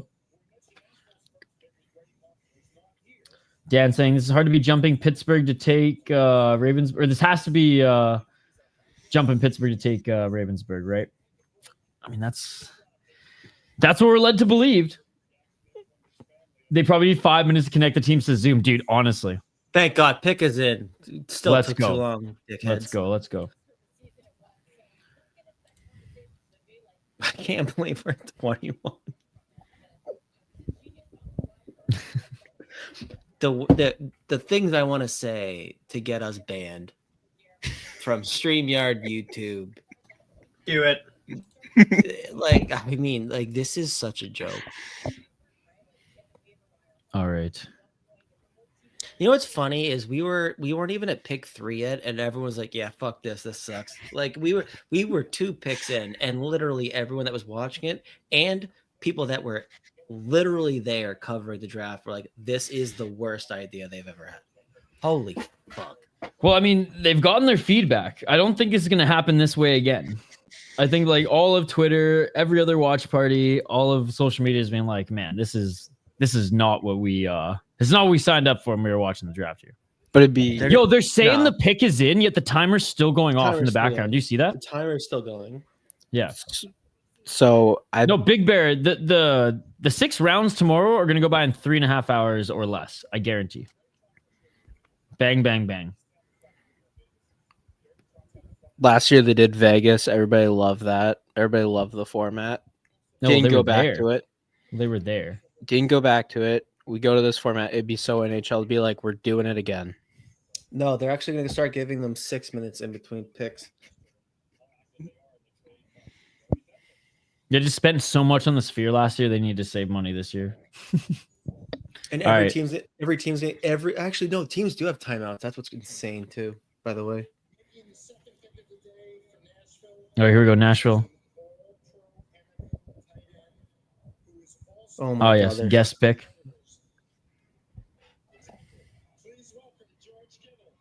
George Kittle making the pick. He's cool. Hey, look, some positivity.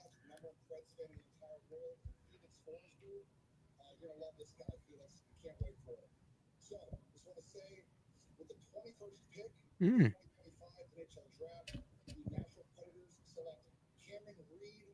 Oh, Cameron Reed. I mocked him to Nashville today. Nice. Defenseman from Kitchener. I fucking love Cameron Reed. It's a great pick. All right. Very nice. Cameron Reed, ladies and gentlemen, selected by the Nashville Predators. That was their guy. Traded up for him. Saw him still there. I mean, we still might see another trade or two. We see a lot of these late ones where guys see, you know, there's a guy that was on our board. He's still available. We give away, you know, like a 6th, a 5th, a 4th to try to get him. And there we go. All right, well, tell us about him, Z. You said you fucking love him. What do you fucking love about him? Yeah, 6 foot left shot defenseman, super fleet of foot, very agile, high end mobility. He drives play from the back end. He's a really good playmaker. If he could be a little bit more assertive in his playmaking and tap into it more consistently, he has a real chance to be like secondary offensive role from the back end for them. He's really solid defender too, especially against the rush, but reads play really well. Again, just like how well he moves on the ice. Ton of fun to watch. Slippery, deceptive, and super smart. He's great. Big fan. I think it's a real nice piece for him or for Nashville to add. It's a great pick. Love him. Yeah, how did the Greyhounds team do this year? They seem like that. He's not. That was a different okay. player in that last Yeah. one. Okay. I was just gonna say. That was not him. That was funny as fuck. They just put that up there. Just a righty. It was a Sioux defenseman. Greyhound who was a right shot B. Like, that was That's so crazy. random. I don't even know who the fuck. I was like, did he play for Kitchener just this year? Was he with Sioux Did maybe they just- before? Like, what is going on? Did they just play him getting a dash? Like, that's fucking insane. No, He's he was actually legit, though. ambidextrous. Was traded mid-season. Yeah. there you Yeah. go. Elliot's saying, I'm rooting for the Gophers in the Big Ten this year to cheer up the Hoppy. Look at that. A North Dakota fan wanting to cheer up Hoppy. I love that. I love that. Cosmo saying that kiddo was a very well-spoken cat. And educated like a champ. Future in broadcast for sure.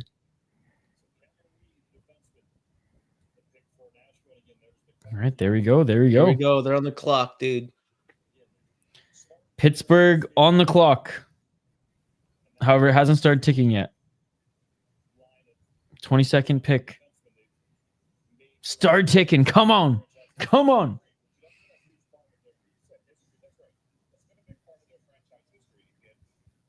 I feel like we care more about this pick now than Hoppy. All right. Hoppy, are you just saying anybody but a goalie that at this point, or With Kyle Dubas will make a wise decision. with what little care you have left? What are you eyeing? Still some names on the board.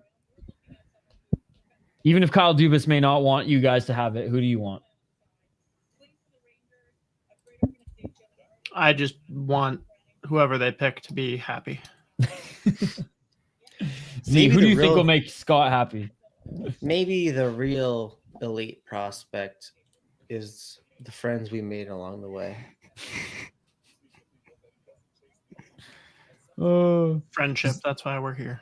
Oh my god, I hate that fucking ESPN's top 2 ranked fucking players are head flare either Boumediene or Boumediene, whatever. LAKOVIC would be a home run though, right here. Would be a big fan of taking Colin Potter. Would be a big fan of Blake Fiddler, actually. East Wozniak would be a home run swing. They're gonna take Hensler or a goalie or whoever else you might disapprove of. Who else would be disappointing to you that's in this range? Let's speak it into existence. Yeah, we'll speak it. Okay, we'll do that for you. Boumediene. Well, that's so funny. Yeah, no, we just said Menominee? Phenomena. I'm trying to think of like a real Pixin. Oh my god. Okay. Picks in, but Hextall's interview is not done though, so we still If got a they couple take more. Cameron Schmidt, that's like possibly the highest upside outside of like LAKOVIC left, but it is the most Twitter let's dunk on Kyle Dubas pick of all time because he's 5'7", 157 pounds, but scores goals in his fucking sleep. It'd be right-handed Tanner Howe. What if they just take Tanner Howe again? Yeah. Left. Can we double down on his rights? No one's sitting close to Kyle Dubas. Everyone's like, oh, is this a 6 foot social bubble? Oh, I love how Russo tweeted out that Guerin just took the boys to the Saints game. They ain't even watching. Creepy colors, I think only Maker's Mark at this point. All right, here we go. Letang. Mini Letang.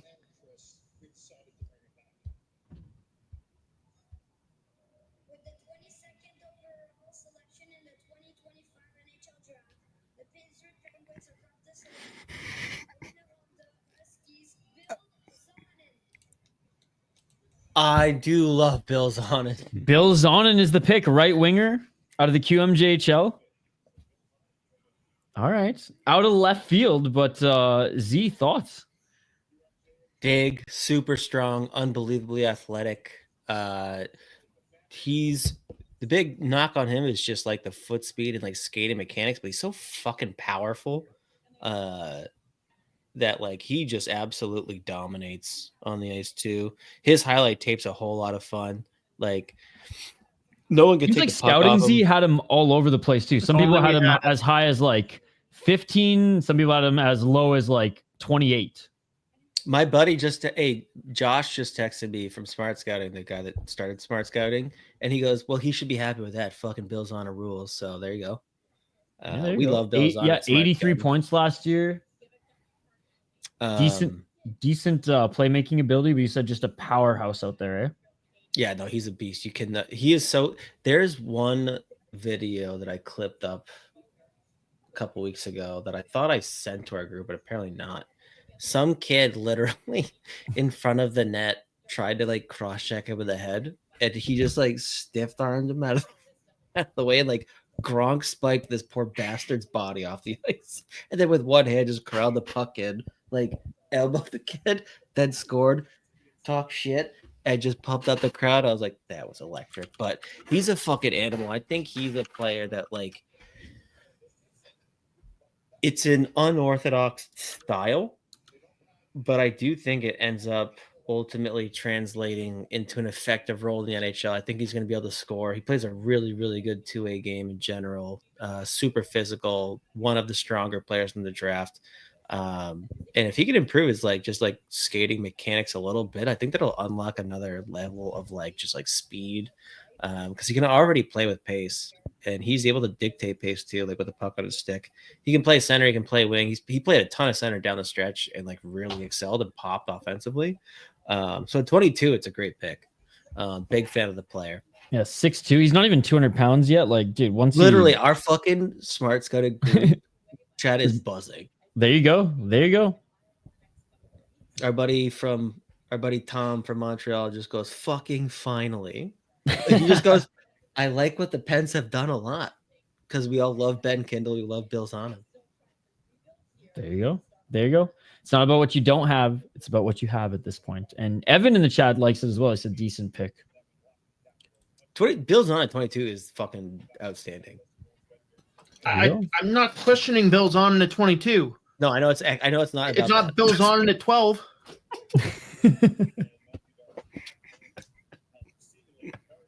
Jesse Marshall is in on the pick.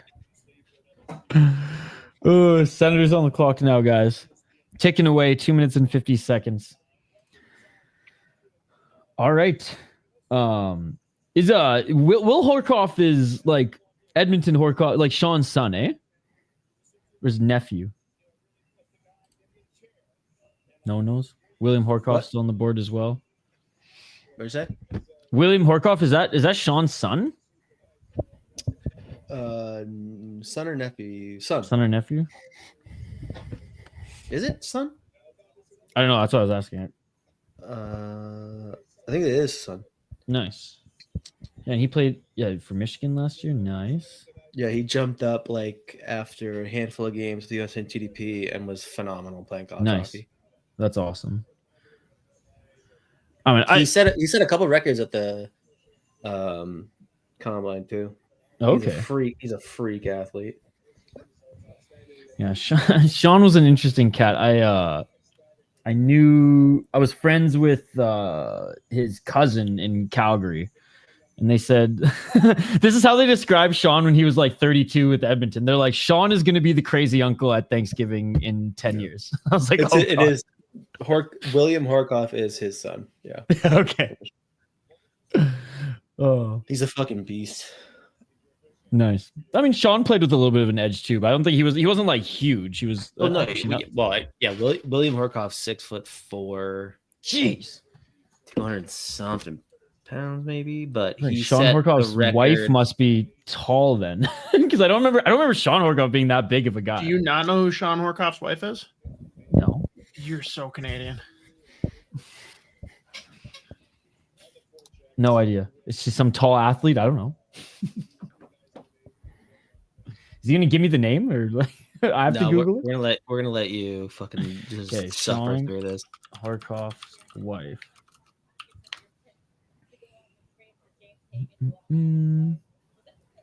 I have no idea. He's just gonna read the name and go, "Who the fuck is that?" Cindy Horkoff. Who the fuck is this? Cindy, that's Sean Horkoff's wife. Oh my god, dude, she's Bitch. I expected her to be some okay, she started a non-for-profit called Facts for Kids. He's still not even. Yeah. Wow, you're a bag of shit for not knowing her. She's nobody. Wow. Wow. I will say though, she's fucking tall, so that's where the height comes from. I was doing it to mess with you, but at first, knee-jerk reaction, I definitely confused Horkoff with Stoll. Oh, well. But then I realized it, and I'm like, no, this will still be fun. And I went with it, and I'd say it killed time, because now the Senators 70% efficiency, I would say. Oh, Tom Green, Canada, baby, making the pick with his Doge. I love this. Thank fucking God. What a beauty. You know that Tom Green had like a resurgence during the pandemic, making vlogs camping with him and his dog. Like he had the most views on his YouTube channel, more than the Tom Green show, just from him and his dog traveling. Well, the strategies worked for him before. And Logan Hensler's the pick. Let's go, baby. Shout out to Tom Green. All right, Logan Hensler out of Wisconsin. Do you just have a Canadian flag on standby? Yes. Always. Thank you, Dan. Decent pick based on where he was projected to go. And I mean, like, again, like probably realistically a good pick. I'm not he's from Minnesota. fan. He's I from don't Woodbury. really know what his actual upside really is. I don't really know what he ends up looking like and like what kind of defenseman he is in the NHL. He's a decent mover. He's like a 6'2", 6'3" right shot D man. He's got legit offense to his game. He's got some skill. He can play with some physicality. My big knock on him, and I think the reason I ended up with him closer to 30 on my own list, I think, was just given the fact that like I just don't know if he's going to be someone that projects to be a significant offensive contributor, or is he going to lean more as defense? I'm not really sure, but I mean, a right shot D with that size and someone that moves that well, like you can figure that out. I would love it if he was. I think I would like him a lot more if he wasn't at Wisconsin, which is just a terrible place to go play. But he did play a ton of minutes in college hockey, and there were a lot of nights that he did look really good. So at 23, it's a nice addition to their core. They also don't need him to be a big offensive producer necessarily. Like if he can be like secondary, and he can defend well, then that's gonna be a nice piece for Ottawa long term. And I think like he's got a couple of runways. So if he can hone in the exact type of defenseman he's going to be in the NHL, like it's a decent pick at 23, or just a good pick at 23. Yeah, it's funny. Bob McKenzie had him at 15. Craig Button had him at 26, and Sportsnet had him at 13. I'm just looking at some of the Canadian outlets here, which is they had him. I mean, except for Craig Button, they had him. 2 out of those 3 had him a lot higher. Probably just because of the college experience. And like you said, got a bunch of games, logged a lot of minutes.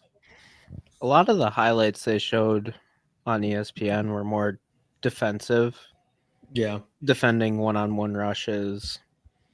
I think his defense has been just like way more inconsistent. Like I've seen a lot of questionable decision making, but I mean, again, I talked about this with Hagens as far as players in like the top end of the draft that like one of the few players that took a step up in their draft year.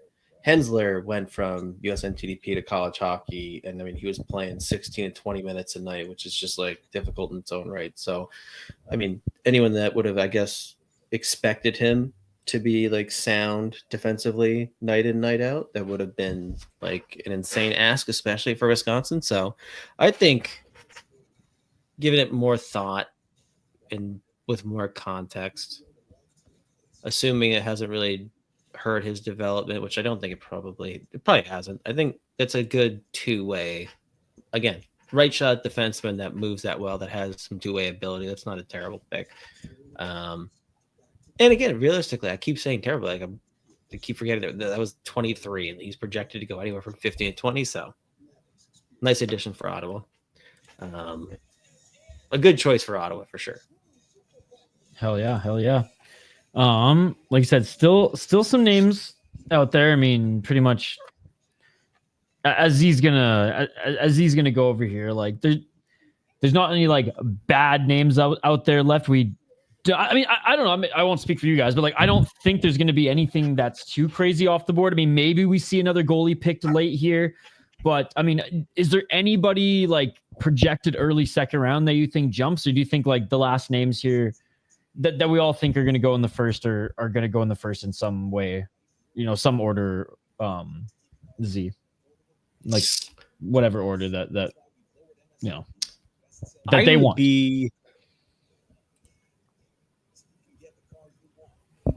I wonder if there's a team in the first round that does end up taking the home run swing on Mason West, to be honest with you. Okay. Is It there any sounds team like like in people are even particular? scared of him now. There were a lot of teams, like he was projected to go anywhere from like 35 to 42. I haven't seen him a whole lot later on many lists. There are going to be teams that are afraid of taking a player that's going to go play high school football, but there's also so few players that are 6'6" that move as well as he does, that are athletic as he is. And that looked as good like in the USHL and his like cup of coffee that he had there. Like he was impressive. So now that like we know he's going to Michigan State next season, like that I'm sure will make teams feel better. But that would be like a big, like that would be something that would wake people up after 17 hours of the draft. If Mason West went in the first round, that wouldn't be shocking, but also like a big, like, holy shit, there he is. Or with this many picks left, if we saw 2 goalies go, like I think Ravensburgen's going to go first round. And there was a lot of chatter about Frolov also going, so maybe we see 2 goalies go. Evan saying, asking how are the Kings going to get better results? They're in a tough spot. Like, just don't play Edmonton. I mean, that might just be the answer. Just don't play Edmonton in the playoffs. Pittsburgh's back on the clock. Oh my god! No way. Jesus Christ! We have a trade to announce. This should be illegal. It should be illegal.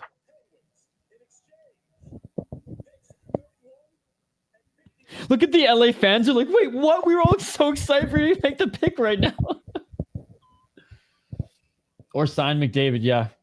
Go full on Gretzky 2.0. Fuck this. I mean... All right, Pittsburgh on the clock.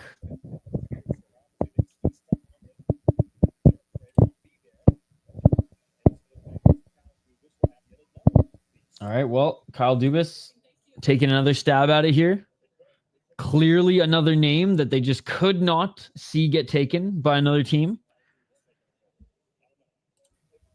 I mean, volume, right? Volume here. Hoptics asked, what's up, Hoptics? Do you think teams are passing up on Russians still for the risk of them not coming over and other Russian-related issues? No, the high-end Russians have plenty of issues that have nothing to do with like the same kind of issues that we've seen in the past couple of years. Like Ryabkin, it's just not a Russian heavy draft. I was gonna say Ryabkin has no issues. What are you talking about? Ryabkin, like, it was listening to people talk about Ryabkin's combine is so funny.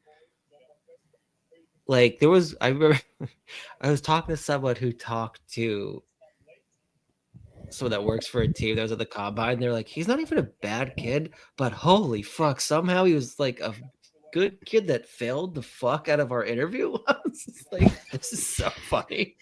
I was like, this is unbelievable. They're like, he is just like a top 10 talent in this draft, but like, holy fuck, I don't think I would take him with a 5th round pick. Like, what the fuck is wrong with this guy? Oh man. Yeah, I don't know. I always just go back to like fucking Casey Middlestat, unable to do a pull-up. Although, I mean, he's an NHL player now, maybe not the superstar that a lot of people I think Casey Middlestat and Ivan Ryabkin have very different issues coming into the NHL draft from the sounds of it. I don't think anyone walked out of an interview with Casey Middlestat and went, I don't think he cares. I just don't think he gives a shit. No, but they looked at him and went, oh, the poor kid's trying, but he Well, then they ain't able to do a top pull-up. 10 though. All right. Clearly the interview was great, and he went top 10. There you go. Ryabkin was might Buffalo, go in like though. a fucking 800th round. Big Bear's asking where he can send you some bourbon, Hoppy. At least the community cares. Bourbon is celebratory. There is no celebration here. Okay, what do you drown your sorrows in? I just poured black cherry fresco with like half Northland vodka. Hey, shout to Northland Vodka. A little cyanide. A little bleach. Just gonna get a little Just bit of an cancer, idea. Stan. Just a little bit. Tang's of kid is getting put to work. Dude, he's a fucking stud, man. He's got better hair than his fucking dad, man. Chris Letang was like, "You're going, buddy." It is impressive. I'm done.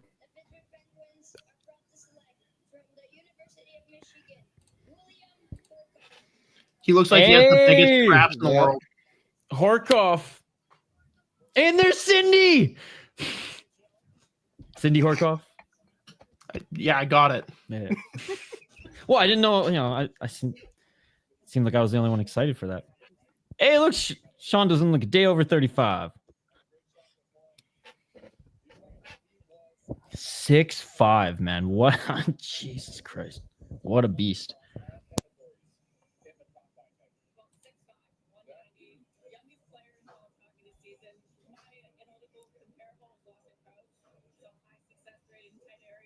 Let's go.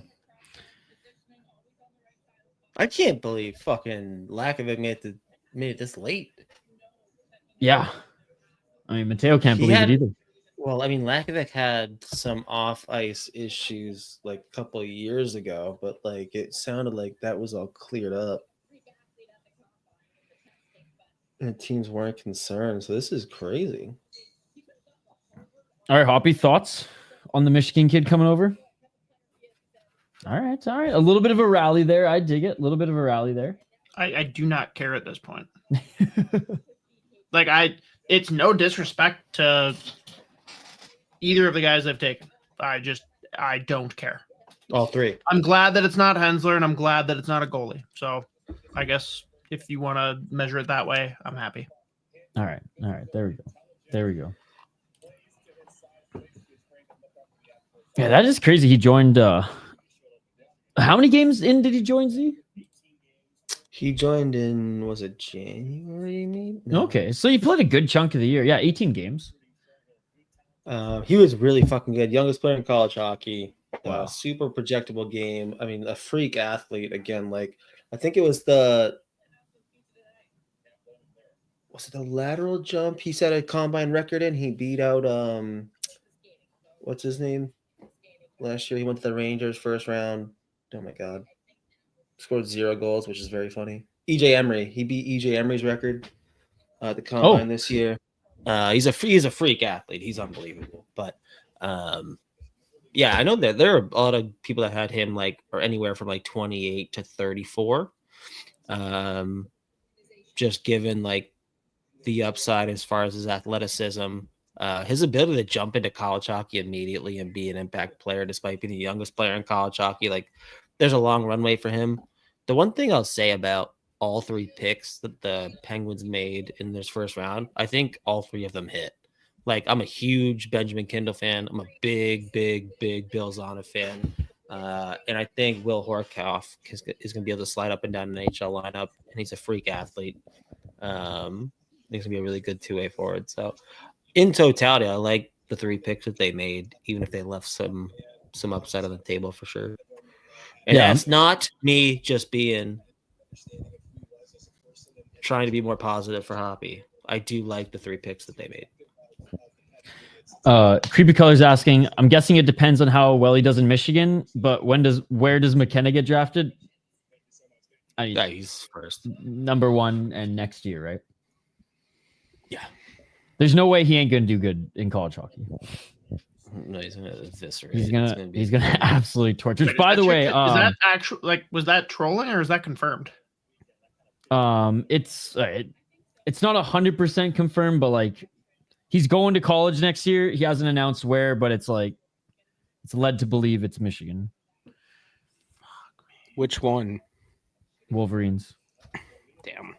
Yeah. By the way, Mateo kind to share some of this. We were going to open last year during the draft, but Mateo was on the Northland, so we didn't get a chance. But Beryl, this is actually not from Back Channel, who's been fueling us up until now with a lot of these mini Matsui rice lagers. But Mateo, kind enough to share with me a beer from Lupulin Brewing, the Barrel God 2024 Imperial Stout, ladies and gentlemen, aged in Old Forester bourbon barrels, coming in at 13.6%. I can't wait to try this one. We've been keeping it for a fun occasion. And cheers, everybody. 6th annual draft year. Let's go. I don't know if this qualifies as fun, but it might help speed up the time a little. I mean, I don't know about you guys. I'm having fun. Oh, this is incredible. Thank you, Mateo, for sharing. I've been drinking a lot of just like lighter beers lately and lagers and nothing. Haven't had anything heavy since like, I don't know, probably 3 months ago. So this is a good change of pace. And yeah, this is awesome. It's gonna hurt when Chicago drafts LYKOVIC here. Oh. Don't remind Evan in the chat. Well, he did bring up a good point. Cullen Potter was number 2 on Z's NCAA USHL top 10. Still on the board after Logan Hensler has already gone. Creepy colors. I would rather Michigan State. But I heard the Wolverines are in hot pursuit. But it's gonna be crazy. Like, I wonder if like when Gavin McKenna, we're talking about, who's projected to go first overall next year. He's just that much of a stud. I wonder if he like hosts like a little like if he goes on TSN or whatever to like announce it, friggin' like high school basketball or football player to announce where he's going. Because I mean, this never happened before, and he is the highest profile player to leave the CHL next year to come to college hockey. Goes on a Canadian broadcast to publicly exit the CHL and go. Well, I mean, what? I mean, they'll get hate views, but they're gonna get views. So again, I've been here for 3+ years, and I still think TSN and Sportsnet when I think of major broadcasts, whatever. ESPN, TNT, NHL Network, whatever. Pornhub. Yeah, creepy colors. I'd rather Michigan State too. All right, Chicago's pick is in. This is gonna be a deep second round.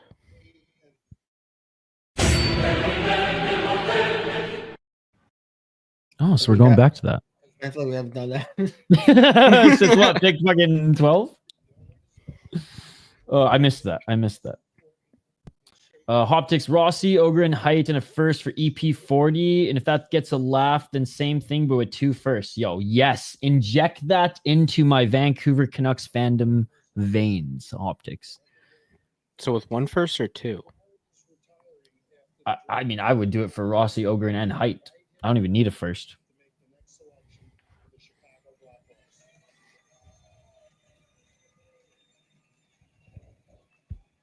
All right.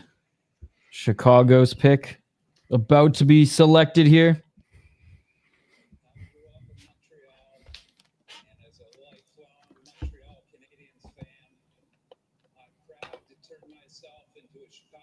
What a way to start off this. I grew up in Montreal. Get the fuck off the stage. Get off the fucking stage.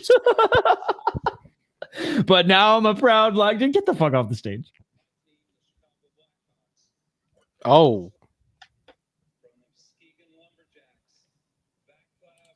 That's an A fucking plus. From Muskegon. Damn. That is 6'5". Holy plus. shit. That is a pick and a half. Fuck. Vaclav Nestrasil. Vaclav Nestrasil. 6'6". Nestrasil. Just watch this highlight tape. It's a joke. Jeez. Dude, he's gonna be a menace in front of the net. Beep. Oh my god.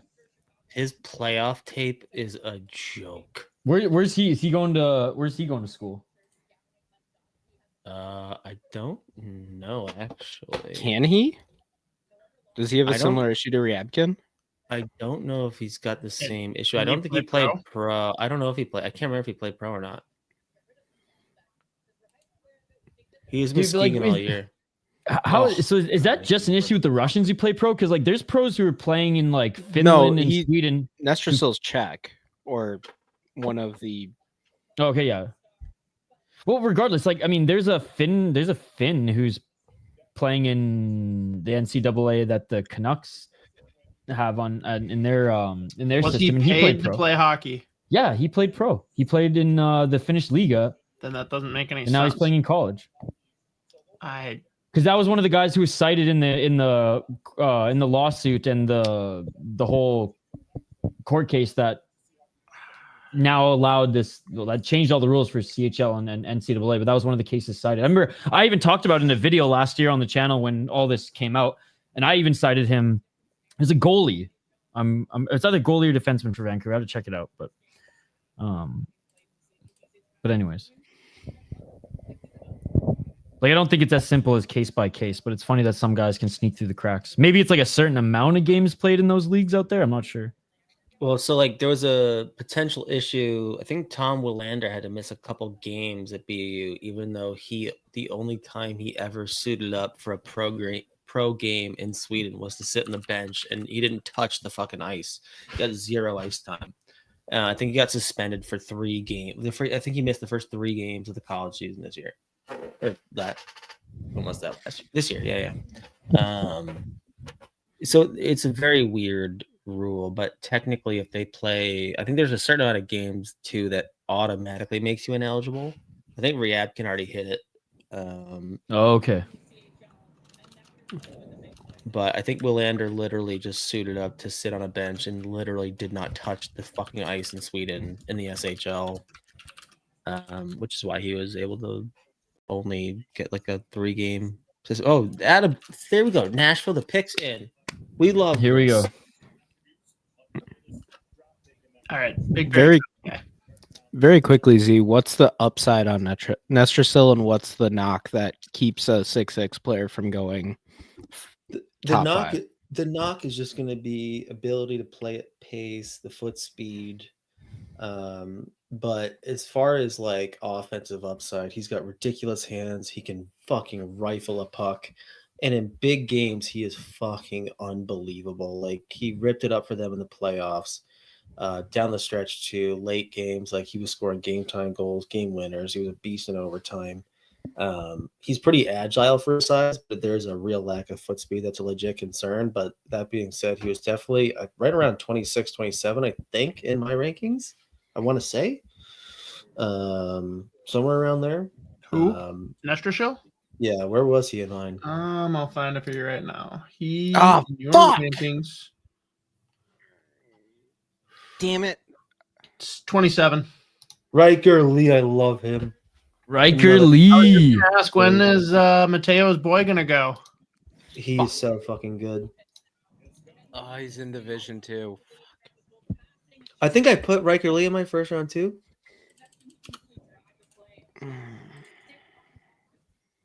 Now I'm kind of hoping. Right behind Nestrasil at 28. There you go. Insane offensive upside. I think he's headed to Michigan. He's going to Michigan State. Michigan. Oh, is he? Yeah. Oh, I thought it was Michigan. But insane offensive upside, ridiculous skill. I think he was rookie of the year in the USHL, over a point per game, one of the top scorers. He is so fucking fun to watch. He's gonna have to like gain a little bit more interest in like the defensive side of the game, but in terms of raw upside, getting him at 26, 27, 28, like he's got dynamic offense, great shot again, like really nice playmaking. And he is very fun to watch, especially in playoff games. Another guy that like when there's a big crowd, he is just firing them up. He gets going. He's very fun. Tons of skill, toe drags, like he can snipe. He's awesome. Big fan of Riker Lee. Especially as I was getting towards the end of my first round today, I was like, I have to fucking put this kid in there. Like, there is so much untapped potential right now. And like, he was a late riser too, but just lit it up in the USHL as a rookie this season. He was phenomenal. And another kid headed to Michigan State. My God, they're going to be fucking unbelievable. That team is going to have no fucking room for anyone. It'll be interesting to see. It's like if it's a team that's got like too much like Too much high in talent. the lineup Yeah. talent to figure it out, but like I don't know. I think they'll be fine. They're gonna be able to roll a fourth line that has like second round picks. Like it's gonna be fucking ridiculous. Riker Lee fucking rules. I'm incredibly frustrated now. Weird. I You sound cannot way more believe excited it. about him than you did about either of the Penguins picks in the 20s. No, it's more so that we had ideas what we wanted for the Pens, dude. I just feel bad.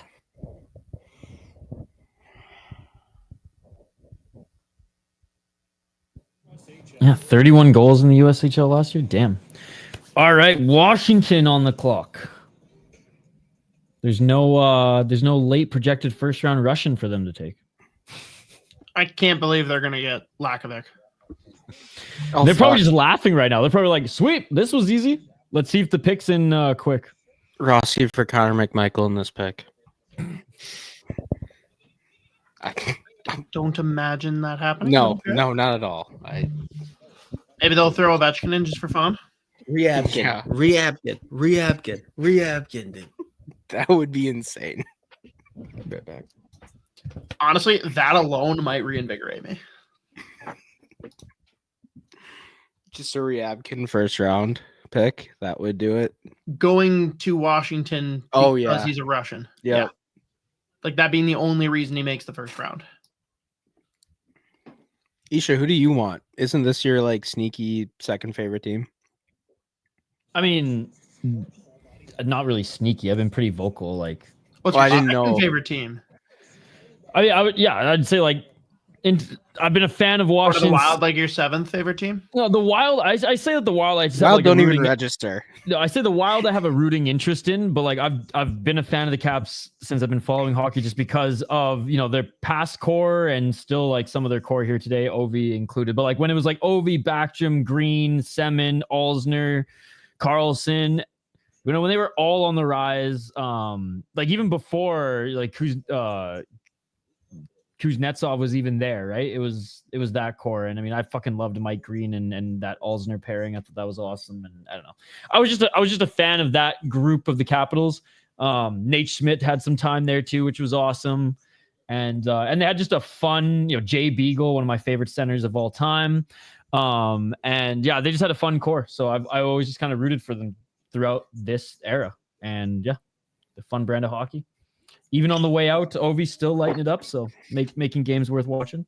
And I would say I went to one of the Wild games versus the Capitals this year with Mateo, and it was fucking awesome. It was one of the best Wild games that I watched, and like the Capitals brought their A game, and the Wild ended up beating them, I think, by 1 goal. Mateo, if I'm not mistaken, 1 or 2 goals. It was a close game.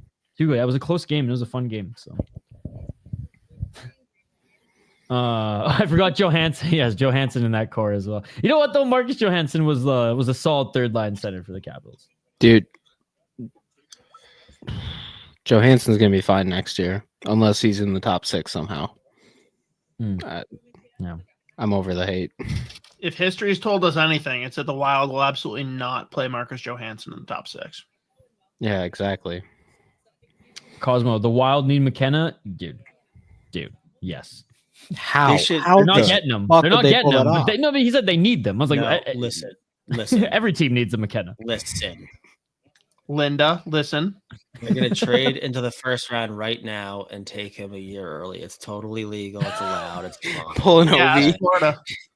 If they don't, we'll fire everybody, including myself. I'll retire from my job and I will live outside.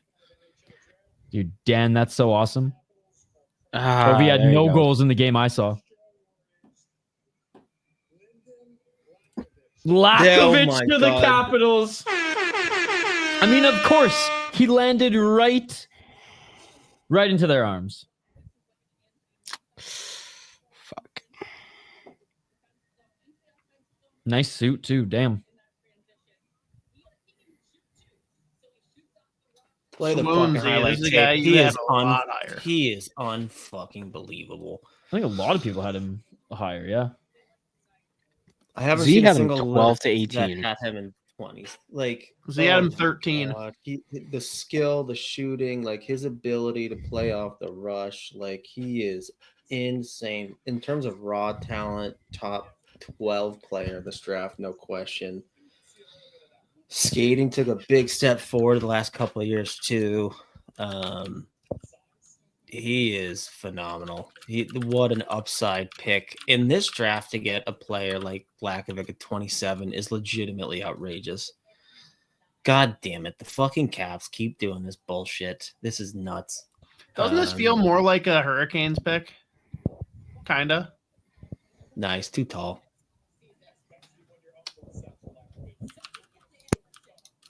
I can hear my fucking Discord, my smart scouting group, It's like the Discord beep, chat yeah. going nuts right now. I can it's just going beep, beep, beep, ballistic. beep, beep. I can't wait to read it. That's awesome. Is this some of the best value of the first round so far? Good LAKOVIC? pick. Agreed. Yeah. Wild that he fell so far. Great pick. I mean, you've been talking about him for the last 2 hours, so have. yes. But like, well, Hagens There were at a bunch 7. of the Discord. Good pick. Agreed. Wild that he fell this far. Great pick. Somebody else just goes, fuck me.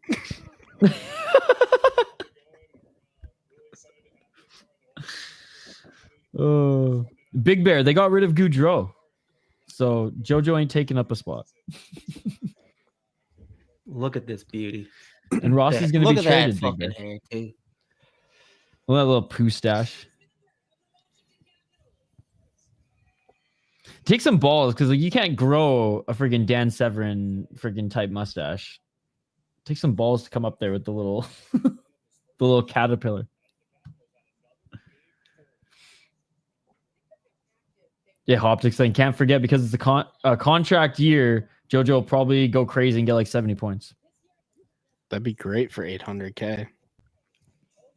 There's no way the Wild even think about re-signing him after, so good value. Good value. Winnipeg Jets on the clock, guys. 28th. We're almost there. The NHL is going to keep expanding, though, so in like a couple years, we'll be at like 34, 35 teams. Dan We'll just have brought up Atlanta back again, maybe Houston. No more Winnipeg. Okay, Dan just put in the chat. No wonder Smot's going crazy. Smot had LAKOVIC at 8. Wheeler Smart. had him at 14. Smart. No, even Dan Bradley spelt it right in the chat. Well, he spelt it right. I said it wrong. Oh, I mean, Big Bear, he tried. Swing and a miss. There are what, 5 picks left here? Yes. So 2 more hours? Going to fall out of the first round that you think is criminal, Z? Oh.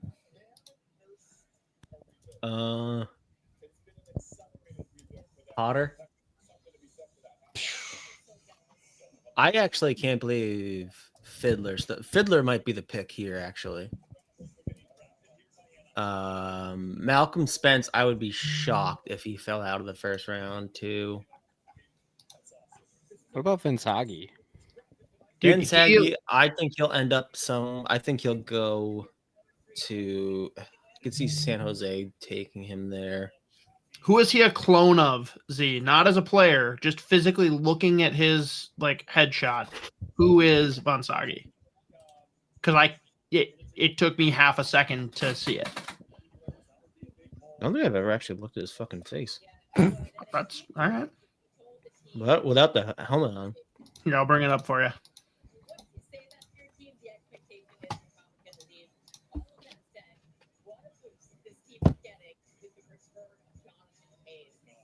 Oh wait.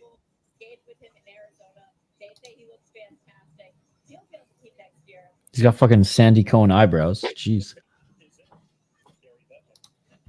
It's gonna piss me off when you say it. Chat, who does he look like? Like Winnipeg's picks in. So obvious to me. So maybe I'm just way off, but I like looked at his picture right away. I'm like, oh, yep, that's weird. Do these 4 picks take an hour? Do we get to 5 hours? Bro, they should have 4 brought hours? Solani out. Who is this guy?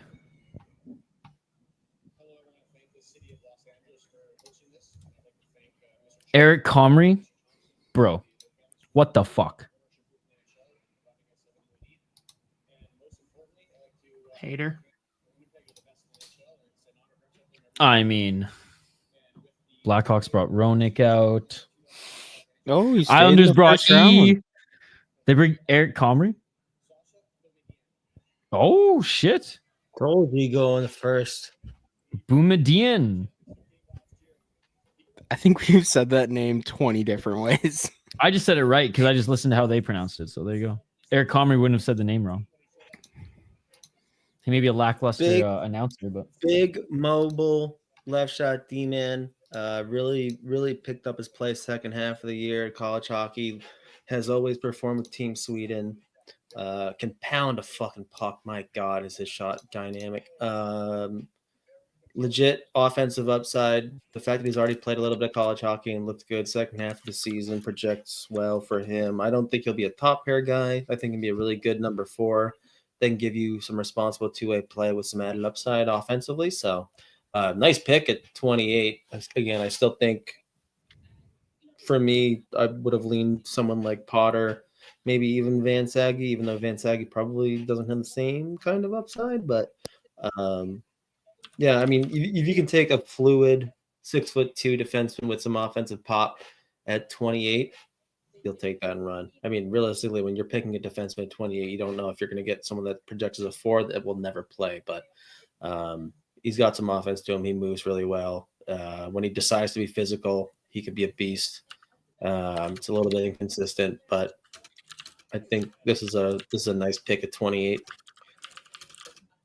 I still would have gone Fiddler though, over as far as defenseman. Yeah. His mug shot is interesting. It's diabolical. Much as I love him, I mean, it's funny. I'm just seeing Twitter right now. There's a pretty big like North American MMA show that's on ESPN right now, and apparently they fucked up their broadcast. And at the end of the prelims before the main card, it went to the NHL draft. So everyone's like, I'm supposed to be seeing a fight between whoever, and I'm seeing the Chicago Blackhawks draft someone from the Muskegon Lumberjacks. What the fuck? And I did right. Well, he's a sick player, to be honest. So No, I gotta admit again, I'm having trouble tonight because my brain is elsewhere, but I definitely mistook Eric for his brother Mike. And my immediate defense was going to be the most viral moment that was just so funny. I'm glad Z knows what I'm talking about. Isha, you have no clue what I'm talking about, do you? none. Mike Comrie proposed to, do you know who he ended up proposing to? No. Hillary Duff. Oh, Z, you want to finish the story? what happened? it went well. It was. Please, I It need went details. so well. I'm gonna have to find that picture now. I'll throw it up on the screen. We'll just save it for that. Did she say yes at least? Oh God, no answer. If she didn't say yes, it would be the most bizarre reaction ever. Okay. Dude, what a dog then, because dude, talk about like the preteen crush. Hillary Whoa. Duff, she's aged like fine wine. Well, now we'll get banned. You and your crush on preteen. Well, I mean, I was the same age, so Yeah, sure. I mean, what is she now? Mid-30s, about the same. But I'm looking more like 40. I don't think she's gonna age at all. Hop See, I picks think I got remind rid me. of I that. like I You probably can have, find but it. I don't Send it remember. to me. That made it worse. 'Cause I don't cannot- remember Dane Cook's joke on Hillary Duff, but like I've seen all of Dane Cook's early stuff, so probably the joke stealer, Dane Cook himself. He was actually on Steve-O's podcast not too long ago, and he talked about some of them allegations. This screams Cullen Potter, doesn't it? Yes. Yo, Dan Bradley update. Roger McQueen made it to Disneyland before pick 28. Confirmed. He's honestly also ridden California Screaming and It's a Small World already before the 28th pick. Or I guess before the 29th pick now, but. See, I'm not going to read Cosmo's comic because that'll get us banned off YouTube. But he's he understands the assignment, for lack of a better term. All right. Caroline on the clock. They just took the clock off of the freaking commercial. I was digging when they at least put like the clock on the commercial, like on the little like widget on the bottom. So we felt a little bit more connected. And by the way, 1,600 people watching on Twitter. We've had around like 40 to 50 on YouTube this entire time. Guys, if you are watching on Twitter, consider coming over to YouTube, even just to subscribe, drop a like, and say what's up to our chat here because our chat is buzzing and we really appreciate all the support. I know it's a weird type of draft year because it's the 6th annual Sota Pod stream, but the Wild don't even have a first round pick. But hey, we've had a lot of fun hanging out with you guys here, and we still got a few more picks, so probably another hour and a half, 2 hours, 3 hours, who knows, left here. Watch every team left is going to make some trades. Some teams who are in the beginning of the second round are going to make some trades to get back in the first. Maybe the Wild make a trade to get the 30th pick, 31st, 32nd. Probably not, but we shall see. 1 minute and 11 seconds. I mean, Tulski is just boy. And they've got a fucking All right, Z, I found it. Good. Please pull it up.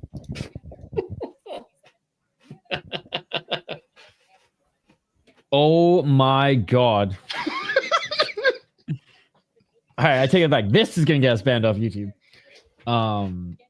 What a fucking saying banned G. on YouTube probably draws our attention to that very moment. So whatever. What a G. Standing O. What a G. Tongue ring. hero. Hoptics, I'll look it up. I'll look it up because I may not have enough time to nap between now and Road FC, but I'll have time to look up the Dane Cook Hillary Duff skit for sure. And muck some 7th Avenue Pizza. Shout out to 7th Avenue Pizza, keeping us fed throughout this live stream. Carolina trade the pick. Of course they did. Of fucking course they did. To I think Chicago. he was just saying that as a joke. Or did they?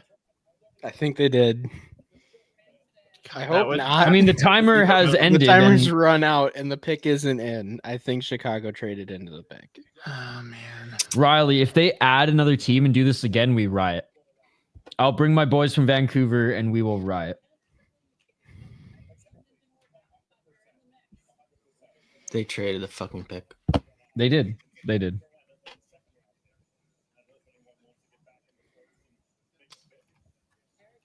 All right. What's the trade, Mateo? Do you got any details yet? No, Freeman just said it was Chicago. Look at these assholes they're in the trading fucking up. Carolina fucking room laughing at us. Ha ha ha. These motherfuckers have to stay on covering this for another 2 hours. Ha ha ha ha. Watch every Fucking- pick 29 to 32 is going to get traded. Well, that's what I just said, right? I think I jinxed it. Go, Mateo. You didn't even comment. How are you digging this beer that's been literally in my cellar? It's a year and a half. empty. It's gone. It was great.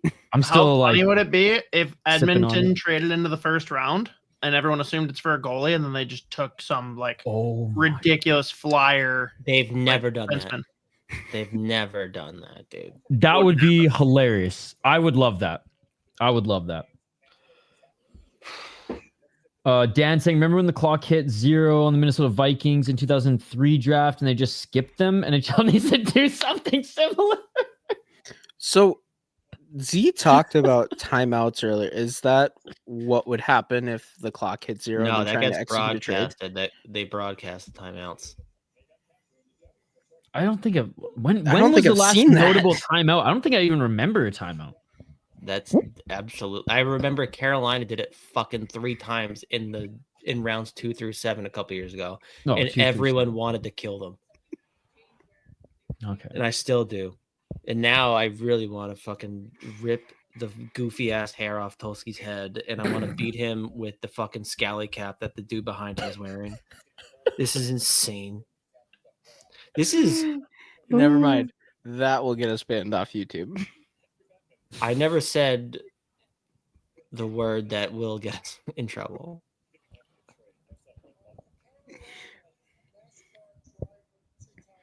Oh, yes, we have a NASCAR driver. Mateo, who is this guy? Oh, no, you're F1. You're F1. I was about to say, I don't know NASCAR. I don't know. They all Are go they making vroom. the They all pick? go vroom. It's the same fucking shit. Yes. NASCAR, F1, It's same like- shit. It's like fighting. K1 is the same thing as UFC. K1 or F1? I said MMA. No, you said K1 is the same as Yes. UFC. Yeah. Isn't K1 a league?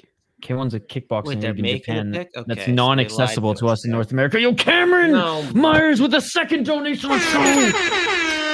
Sorry, I'm in and out. 2 kids, and I'm not a savage like you, gents. Do we think Mason West is a possible option for the Wild in the second round? Yo, Cameron Myers, thank you so much. $10 now from Cameron Myers, guys. Thank you so much. Yeah, and I feel like once this first round is over in like 2 days, we'll probably spend a little bit of time just quick review on who did good, who did bad, and then who might make it to the Wild. And If I'm I'm sure still Z will br- talk if- plenty about Mason West being one of those possibilities. Okay, but If Mason I- West could go if right I here. if I'm still breathing by the time pick 32 rolls around, I will be fucking livid. I swear to fucking God. This is insane. I cannot. All right, Chicago is now on the clock. Chicago traded the pick. Oh my god. And we go to commercial break. Honestly, this is the most exciting part of the draft for me. We actually are seeing some action We now just- here, boys. We just need the still of Z's cam right now as the thumbnail for the review. I'm of on it. this. Screenshot done. I know. What was better? Hoppy's depressed face after the Pittsburgh mishandling of the picks, or Z at this moment out of beer, out of Zins, or whatever the fuck you chewing on. First off, Actually, yeah, let's riff on that for a second, wait. Z. hold on. Hold on, Z. I want to riff on this for a second. What are your thoughts on the Zins? They're taking over the fucking planet right now. I hate Zins, dude. You're a I traditionalist. was about to so- say he's definitely a chewing tobacco guy. No, that's what I'm saying. What is his opinion on Zins? Because they're taking over the planet right now, and Z's traditional. A grizzled or Stupid. vet, you could say. That was bad. Like I don't know. They fuck other people up. Apparently, I don't. They're annoying to me. What about so I never thought I'd hear the word traditional thrown out for dip. well, I mean, everyone, all the youngins and Hoppy's dad are on the freaking Zins these days, so I was just wondering. All right, well, My no dad need to changes his bring mind every like 3 weeks. no need to bring family He members. just needs into all this. bite. For the only I remember. Do you remember If we- Snooze? If we were live, I almost made a couple jokes there that only Please, at this point in the draft, we got No. enough shit to We're clip. still live. We got enough shit to clip, so just go off at this point. no, it's beyond. No, I can't. It is not suitable for Okay, was he? Do you remember those Swedish the Zins before the snooze, the Swedish like it wasn't even chewing tobacco, it was like the pouch. Before, like Carlson's doing those during games, dude. No, I know. So like I remember I tried those in college when I played like my 2 month of playing video games, and I tried playing Counter-Strike online. That's so funny that I thought you were about to say like playing some kind of sport. Like, I tried to. No. Yeah, Yeah, I tried to. Yeah, when I was couldn't- fighting couldn't MMA perform. in college, I was couldn't ripping perform the at the fucking highest snooze level. before practice. No, now I just smoke weed before jujitsu. But no, I remember before playing Counter-Strike, that was the only thing that could get me focused. If not, I just can't. I suck at video games. Yeah, So I was on the snooze for about 2 months. Smoking weed before doing fucking karate feels like Jujitsu gets you in the flow state, my man. Yeah, no, that's You want to do different. karate in the gym together? Not In fucking my- on the in my weed. I'll tell you garage that together? much. I wonder if would karate on Adderall be pretty fun? Karate on acid is fun. Hockey on Adderall is gnarly. Oh my god, they went with it. Mason I West. told you. oh! Did I fucking call it? I told you he was going first round. I told you he was going first round. Cam, no. No, it is not an option. That answered your question, Cam. Theostox Elliott Is still this there. like the next iteration of Meltdown from Oliver Moore? Bro, Elliot, are you also Persian? Okay. Gormis Sabzi, dude, I make the best Fesson June on the planet. Anytime you come to Minneapolis, I'll cook for you. If Dude. Elliot, my half Persian brother. I love it. I love it. I'm more of a Fesson June guy over Gormis Sabzi, but I cooked some Gormis Sabzi for my friend actually a couple weeks ago. He said he doesn't like it as much as kebab, but it's up there. It's up there. Cameron Myers, I hate them so much. Z, at this point, This is why. if Chicago has a pick in the 20s, like, do we just assume it's a high schooler or a USHL guy that's 6'4" up? Dude, I Sam just hope Mason West Renzel. plays football. Vaclav Nestrasil, now Mason West. They got a type. Dude. I hate that the Blackhawks have so many fucking good prospects in their system now. No, they didn't before. Right now, yeah. No, I mean, Yeah. Tonight really changed no, just that. this. Well, yet another draft where they've No, just acquired now. another Just good now. haul. right now. Yeah, this was the one. This put them over the edge, guys. Damn. They didn't steal Oliver Moore from the Wild. So we had a Woodbury kid in the first round and a Dinah. 2 Minnesota kids in the first round. The Woodbury kid went to Wisconsin, so I just don't care. Yeah, I mean, he's still a Minnesota kid. Got to at least give him some credit, if not some love. No love. All right, boys, I got the image. Did somebody tell ESPN to stop doing that weird interview with the prospect? Because Mason West just walked off. Dude, yeah, they wanted to get him to this interview, I guess. Well, I think ESPN realized that, like, okay, we're 4 hours and a half in, like we gotta wrap this shit up. Do you guys think this goes till the top of the hour or until 11:30 Eastern? You think this goes till midnight or 11:30 Eastern? It's going past 11:30. Well, I mean, there's what, 4 more picks? Yeah, 20 every minutes? pick's been like 10 minutes apart. Yeah, but if they're not talking anymore to the I'm gonna The throw clock up. still hasn't started. yeah, okay, you're right. I'm gonna throw up when Carolina takes Cullen Potter at 34. Me and this dude Gray and our fucking smart. Wait, they're showing scouting football highlights. Was he like just did the legit? same thing. Yes, Did he, like, is choose a hockey? Well, did he, like- three-star recruit. You don't know anything about this guy? No, I don't know who the fuck this guy is. The reason that people thought he'd go in the second or third is because he wants to go back and play a senior year of football, which he is a quarterback, massive quarterback, and they're all Oh. afraid that he's going to go football I instead. totally know who this guy is. We literally watched him in the tournament this year. I know who this guy is now. Yeah, Yeah. talked about Again- him extensively. I know. That's why I'm kind of confused. Barrel God. I'm blaming Barrel God. Again in I'm our blaming the fucking- 14% It's beer. it's the what is it? 21 Jump Street. Oh shit! once again in our fucking smart scouting group chat. So we're just it was Josh goes, is that fucking football that they're showing right now? No, this guy's fucking sick. He's a big boy. Not quick. I remember saying this, Hoppy, when we were watching him play. I was like, he's not quick, but it doesn't matter because 3 strides and he's gone. He was a man amongst boys out there in the high school tourney. Evan asking, where is he committed? I don't think he is. I think he's going Mason back to the West? USHL. Yeah, well, he committed last I week. didn't. Oh, I didn't see that. Fucking Michigan State. Oh, I thought it was still up No. between Michigan State and BU. Nope. Dude, fucking Michigan State, man. Michigan State is going to have an entire forward lineup of first-round picks. Damn. He's going back to the USHL the second his football season ends, and then next year he's going to Michigan State. Oh, at least Isaac Howard and Stramer will be gone then. And once again, the one pick that I had in our smart scouting mock draft, I did take Mason West to Minnesota at 52, and I started off with I couldn't help myself. If nobody else is going to take him, I'll do it. All right, San Jose back They made that quick. at 30. Ooh, I'm not a fan of Waslin, but I do like this belt. Could be like a Max Seneca pick. Could be a Blake Fiddler pick here if they want to go D. Who is this, by the way? Ronda Rousey? Yes. Turtle approves. With the 30th overall selection in the 2025 NHL Draft, the San Jose Sharks are proud to select from the Josh Ravensbergen. Wow. PG. That's 2. How's he gonna get the net from Askarov?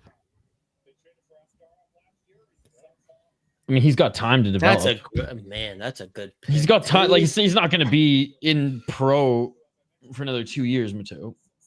So I think the reason he fell out of the 20s, there were a lot of teams that were concerned about apparently a hip injury that he had this year. And at his size, they're worried about it. He also, again, was a late bloomer. He literally walked on to the Prince George Cougars 2 years ago. He was a walk-on? Yeah, he literally didn't Holy get recruited. shit. He walked on to the, which I didn't even know was a thing for junior hockey. Dude, Walked it's on to the usually Prince not. George That's Cougars, and like 3 weeks into his like getting signed, he was their starting goaltender. wow. Still super raw, but like athletic, big, and really good shot stopper. So like, I mean, I think he's another guy that's got a long development path, but like where he's already at this early bodes quite well. Well, Prince George is a good organization. They've had money for a long time to put resources into their development there, and so that's awesome. Except for the hip stuff, that's concerning. I mean, look at Thatcher Demko, for example. Before I think he was 23, 2 hips, 1 hip surgery, and I don't think he had second hip surgery until he was like 24 or 25. But still, like, already hip issues early are tough for a goalie. It's one of those things where like he might be able to play through it for like a few years pro, but like it's gonna catch up to you sooner than later. So hopefully it's nothing too major moving forward. But He must have crushed the bench press at the combine. He did a million pull-ups. oh, he's a North Vancouver boy. I love him even more now. Now. Can you love him if you didn't even know that's where he was from? Now, I said that I love him even more now. Is love at first sight. Yeah, love at first sight. There you go. Oh, I love Mason West now that I know that he's a football player from Minnesota. No. I mean, Even though I watched him half a year ago. I just forgot his name. Okay. Well, Once it's always gonna be dying, I was like, okay. It took fucking 4.5 hours. This is insane. So I have to hate everybody. Bro, Mateo, I didn't have my hockey news draft guide this year. Okay, I've been That been in the dark. It didn't help you the last time you used it. What are you talking about? Didn't help me. It's the best draft guide out there. $4.99 at 7-Eleven. That eye roll. US or from Z says Canadian? it all. Oh, Canadian. So like $2 USD. All right, now the Kings are back on the road. The poor Kings fans, man, they were so stoked when their pick was about to be made, and they're like, trade, what the fuck? Hey, what's up, Pierre? Wild should have moved up into the first round for Mason West, such a stud. No, you do not take that risk with it being your only pick in the first 3 rounds. Dan saying, I hope the Wild bring on a special guest to announce their second round. Okay, Z, there are 2 more Kalen picks. Addison would be a great Oh my God. celebrity guest. Cameron Meyer saying, I'm so rattled by how many Minnesota connections have gone to Chicago. You and Evan Fucking- both. Roger McQueen has rode half the rides. No, that's what I'm saying. He already rode freaking like California Screaming, It's a Small World, probably Pirates of the Oh, dude. Caribbean. He goes on a roller coaster and just like dislodges his back. No, he goes on like the oldest roller coaster, right? That old like wooden fucking one It's where a the heavy bolts stop. shoot out of it every run. Oh my God.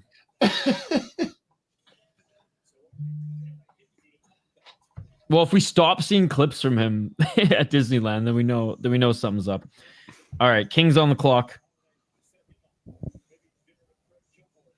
Who are your 3 biggest snubs if they make it out of the first round here? With 2 picks left.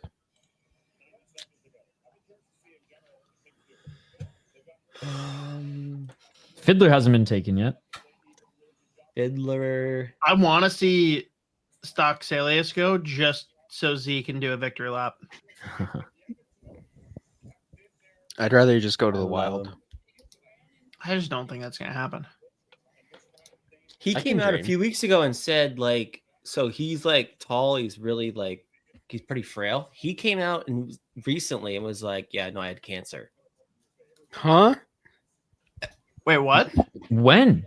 Theo Stocksellis. I don't even know. I had no fucking idea. Jeez. Like what kind? Does it matter? I was hanging One out, of I was them. like, I was in the middle of doing shit around my apartment. I was listening to a podcast, and then I was like, He's had a little bit of cancer, Stan. Just a it little was, bit. yeah, no, that's why I've had not a whole lot of weight on me this year. I was like, what the Damn. fuck? I mean, Isha, if it's testicular, think about it. Randy Marsh, Phil Kessel. I would have taken him 12th overall. I mean, who was it on Vancouver? Blake Fiddler cannot go farther than this, or Malcolm Spence. Blake Fiddler or Malcolm Spence feels like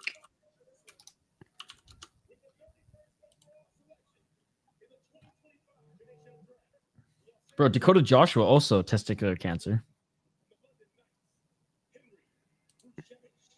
How much coaching do you think he had on that name?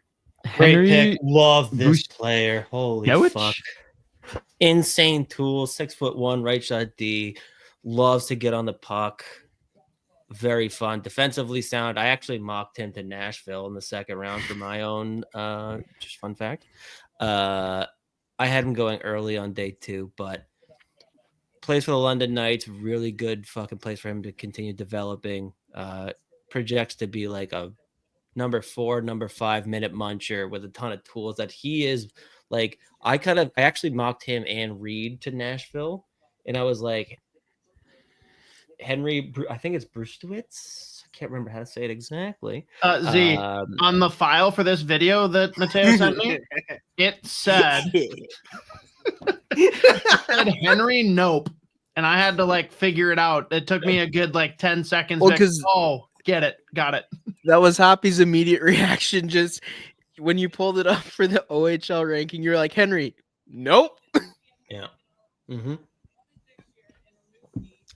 Bruins Network is a loser, by the way. I don't even like him. I never hang out with him in person. Never have, never will, never would. He talked about how It's much of delayed a denied, loser it you was- were too, and how he was going to deny your FaceTime live on He stream. 'cause was too FaceTimed me the busy. second that they took Hagens. And I hung up immediately. Yo, Next Bruins question. Network, come over to our YouTube channel if you don't mind, and drop a like on this stream. If you're really pissed off at Z, giving us a like on this stream will actually spite him more than you know. So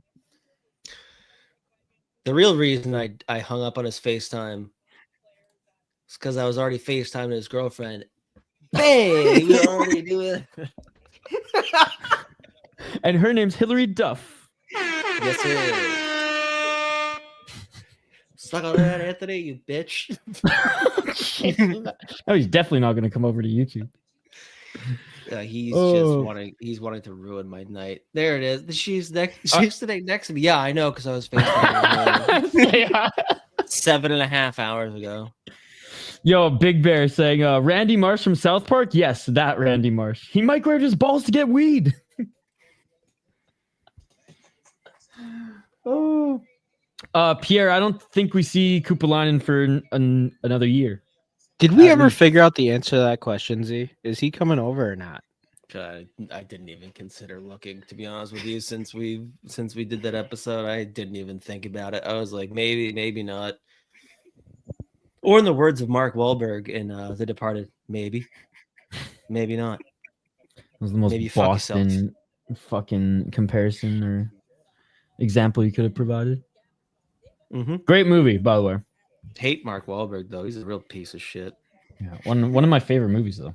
That's my analysis on this King's pick. Is Mark Wahlberg's a piece of shit? Hey, goat. Say hi to your mother for me. Hey, so you're a goat. That's pretty cool. Hi, Mark Wahlberg. you got a beard. Hi to be in Perfect Storm. See that movie? Say hi to your mother for me. Okay. Say hi to your mother for me. Anyways. Now I'm gonna this talk is to a good chicken. hockey talk. For the love of Christ, please make this last pick before I almost said the words that I'm not supposed to say out loud. We're gonna Anyways, get the pick great before 10:30. LA, Isha was right. big fan, big upside in this player right here. Minute munching right shot defenseman who's willing to experiment with the tools that he already possesses. More risk averse, but also has that defensive layer to his game. Big fan, awesome player. There's 11 people left in this fucking arena, by the way. There's more people in our live chat than there are in the arena. More bots, not real people. No, I mean in our YouTube chat. Yeah, they're all bots too. No one likes us. Who cares? Agreed. Everything's pointless.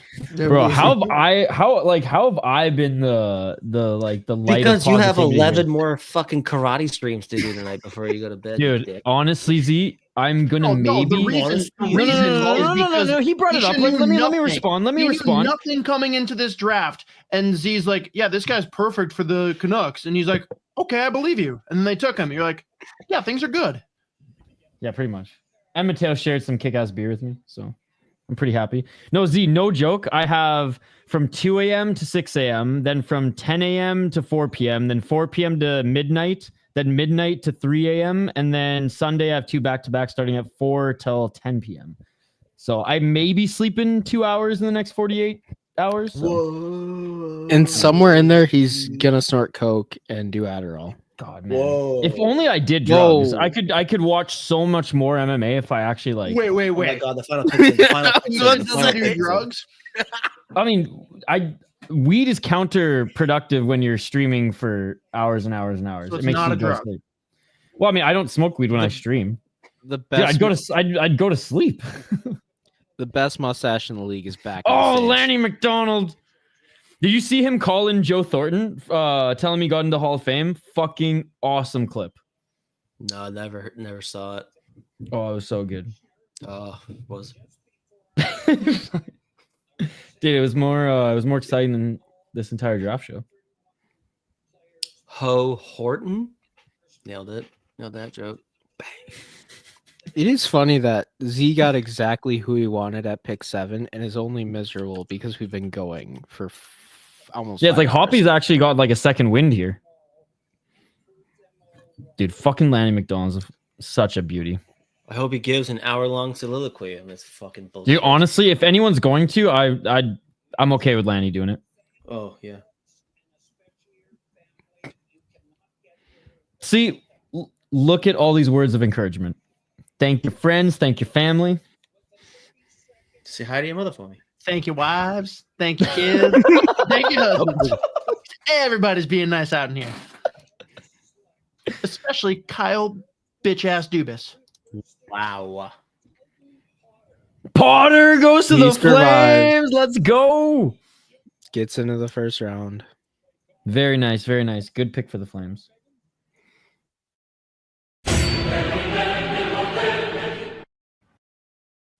I am shocked. I'm shocked. I figured Tulski and the Carolina Hurricanes were confident that he'd be there at 34. Great fucking pick at 32. Wow. Played center, played wing at Arizona State. Put up some decent production as well. Really, really, really solid skater. Really smart hockey player. Has a good two-way game. I think he's got tremendous upside Really as smart. he continues to add on strength and increases physicality. I think he's got a long runway. He's gonna be able to fill a lot of roles in the NHL as a forward as well. Again, the fact that he's a pivot as a center and a wing lends itself well. But yeah, no, he's got some hard skill. He can play then too. Oh, what a fucking shot. I love that highlight too. He just rocks. He's a really fun player. Again, we had him in our top 15, 16 for sure at Smart Scouting. Only limitation again is the size. But again, the skating and the skill and his ability to play or to blend it at pace, like really fun player to watch. So that's a fucking phenomenal pick at 32. Love Colin Potter. So he is what, 5'9", 5'10"? 5'10". So roughly the same height as James Hagens. What's the difference that puts them 25 picks apart? He certainly does not have the same level of upside and skill as Hagens. Hagens also is probably the best, if not, he's easily top 3 skaters in the class. Like Hagens pretty much has like a separation from most forwards as far as skill, speed, like just like raw hard skill, scoring ability than anyone in this class. So there are certainly degrees of separation between the two, but like Potter screams middle 6 upside that can fill in up and down the lineup. So really still like him a ton, but Hagens is just like he's a different level.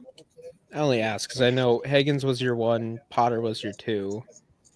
So seeing them fall that far apart was. Hey boys, I finally get to drink whiskey and celebrate that this nightmare is fucking over. Yeah, holy fuck. 4.5 hours. But That boys, is- how excited are we for Road FC in a couple hours? Shut Oh, the man. fuck up, Little you bag of Korean shit. superior rule set action, fucking soccer kicks to the face. Oh my god, talk about nonstop action. All right, now Z, there's some names left on the board. We'll get into that in a second, but Blake off the Fiddler, cuff, give round me 2 your without 3 rating. teams that you're most disappointed in. Round 1. It can be about selections. It can be about whatever.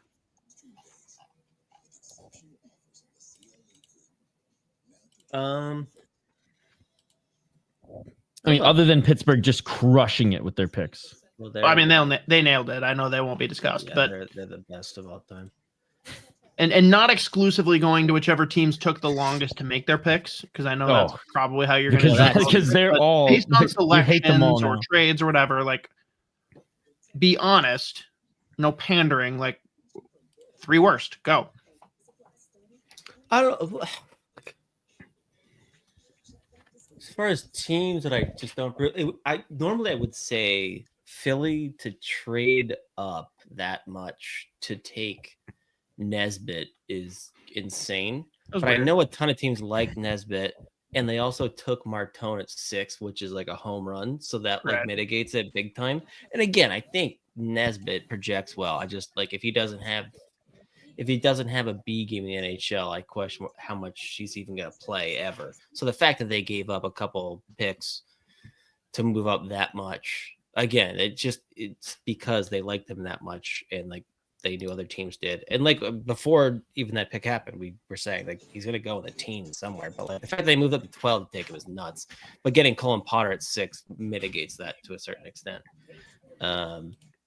That's what's tough. I think there were a lot of teams that like made some decisions that I would question, but at the same time, either they end up with a decent enough player. Like if I'm Ottawa, I would have taken Blake Fiddler over fucking Logan Hensler. That might be a minority opinion because I think Now, realistically, like, what if I told you it was Logan I can understand Sensler? it. Yeah, that's where I was like, oh fuck, that's a great point, Martian. He just goes more like Logan Sensler. I was like, oh fuck. I was like, you know what? He's the best player of all time. Z, Bill Zonin or Jack Nesbitt for you? Which Oh, one Bill would you have Zonin, drafted dude. first? Nesbitt again is in my like 40s, I think. I put him in my 40s. Because that's Bill where you Zonin. really. Bill Zonin I had right around 22, 23, I think. I had him anywhere from 20 to 25. Nesbitt I had somewhere 45 or so. Is that a similar profile of player for you, or are they different players completely? No, I think despite the lack of foot speed, I think Zonin plays with better pace. He's stronger, and he has a more projectable game if he's not a top 6 forward. So I would take Zonin, like, again, 20 picks before Nesbitt, even though I know half of the league really, really liked Nesbitt, and he was always going to go before 20. I still would have taken Zonin without question before him.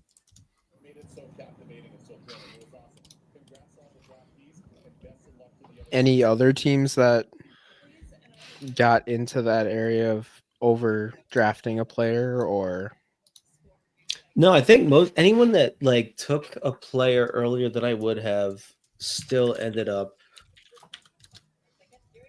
leaving the first round with other players that I would have taken earlier than they got them in. Like Chicago, I would have there was a couple players. Like Chicago was a weird situation where I totally get the bet on the upside. But there were a couple that I was like, well, it's a big swing, I guess, and good for you, but I don't know. Yo, Big Bear and Dan Bradley are tapping out for the night. Just thank you guys for being around this entire stream, hanging out with us here. Appreciate you guys. Again, from a Wild fan perspective, pretty uneventful. You are here to see the chaos that was another Sota stream, 6th annual draft live watch party here. But yeah, we're about to close things out too. Yeah, anything else we want to hit on here, boys? And anything else in the chat you want us to hit on here before we start wrapping things up? I think the biggest thing is from Z. I want to know of these guys, looking at the guys that are picking early in round 2. We got San Jose, Carolina, Nashville, Philadelphia, Washington, Seattle. We'll round out there. Like, which of these marriages upsets you the most that one of these guys is going to fall there?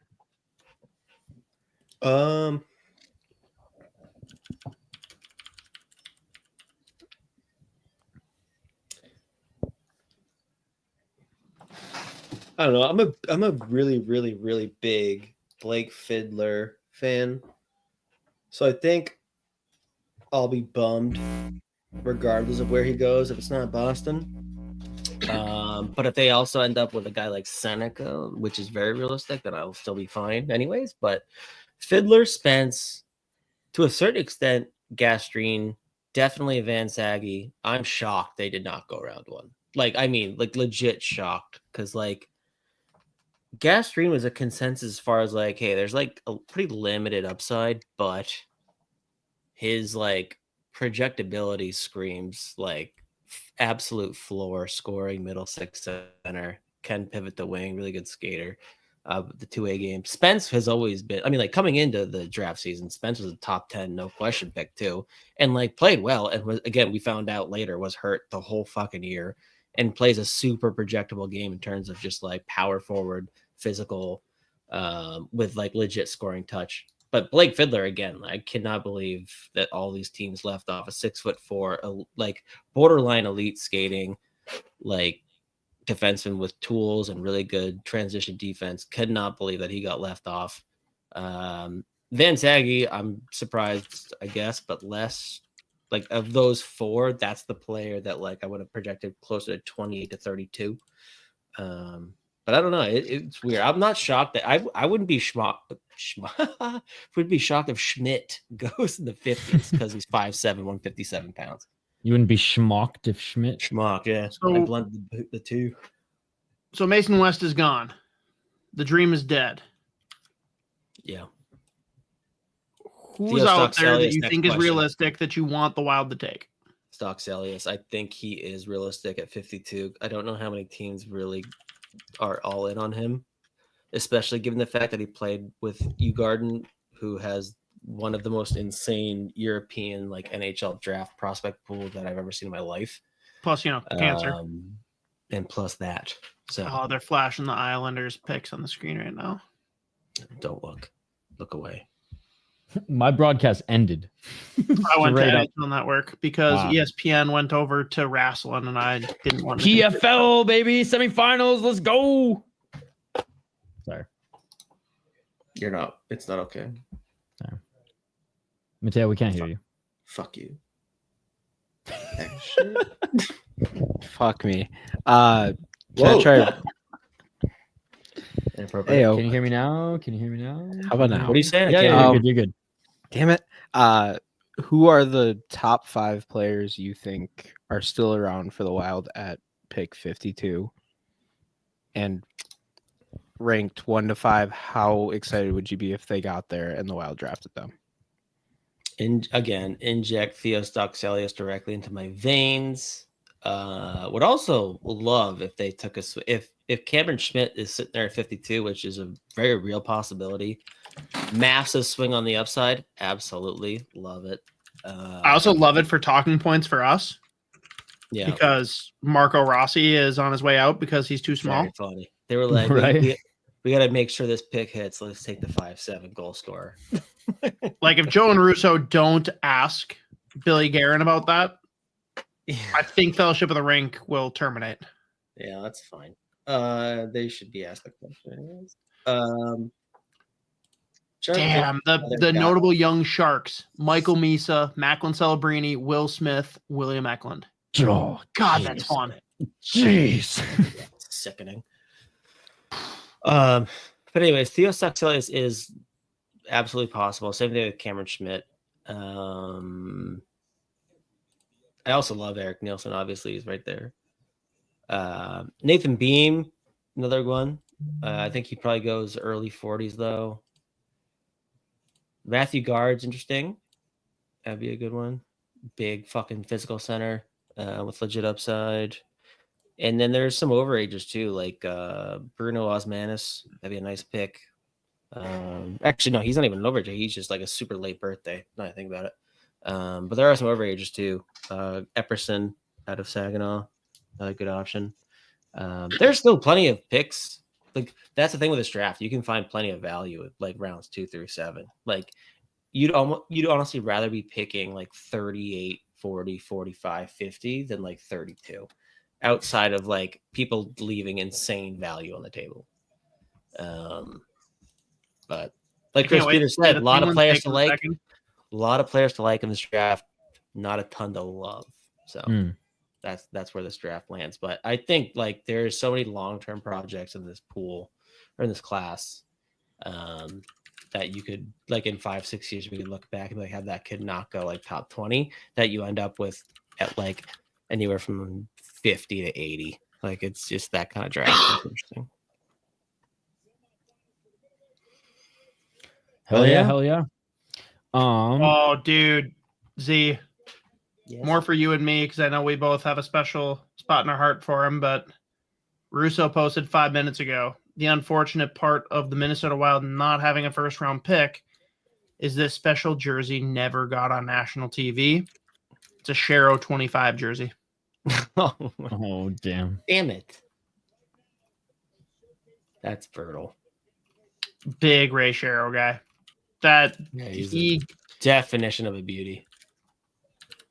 I mean, you got to witness him in the wild. I just got to witness from afar what he did to other GMs. And even though it didn't result in more than one Stanley Cup, like, dude, every single trade deadline, I was like, all right, what's going to happen? Give me the popcorn. Ray Shero is going to absolutely embarrass somebody. And sure enough, he always did.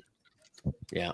It's also great. He's like one of those GMs where it's like every player that he trades for or signs long term, they're always like, that guy's a fucking beauty. Like he's like they'll still see him out like at games or whatever, and he'll just like intentionally bump into them and be like, what a fucking asshole. And they're like, what the oh hey man. And he's just fucking with people. He is a beauty. So all right, peace. My God.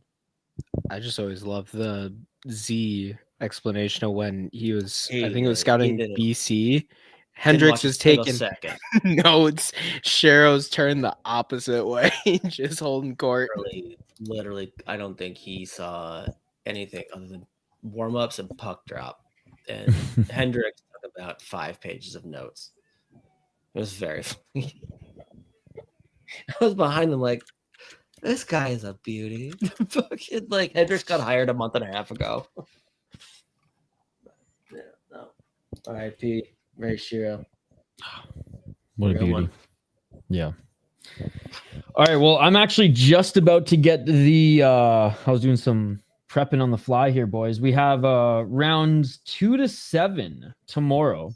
We'll have some coverage here on the channel as well. Stream will be available by the time this one ends here in just a couple minutes.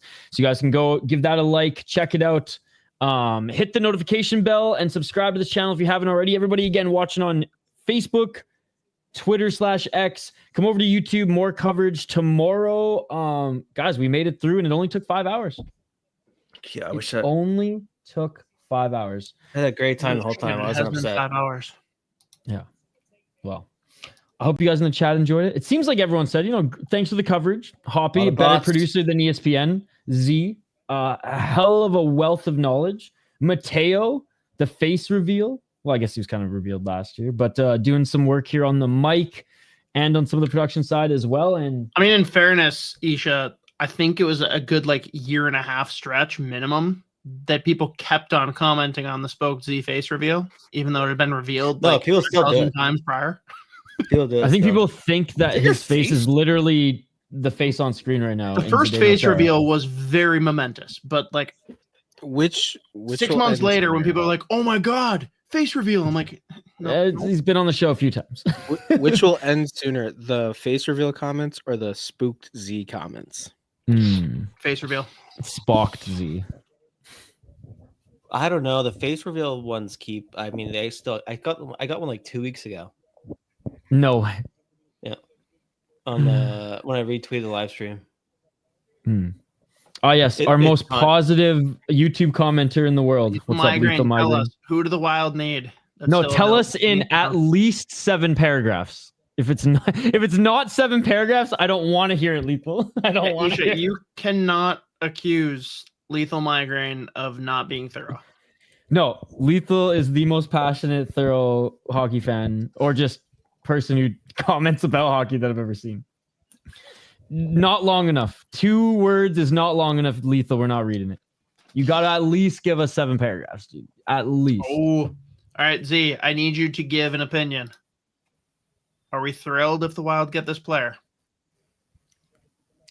Take a swing the upside? Yeah, I'd like it. Probably a little bit early because I just have doubts about him actually making it over here and playing. But that size, the raw skill, the scoring ability, tough not to take a swing. But yeah, I mean, 2 eyes into Neil too. a lot of fun there. There you go. Riveting stuff. Riveting stuff indeed. All right, boys. We got anything else?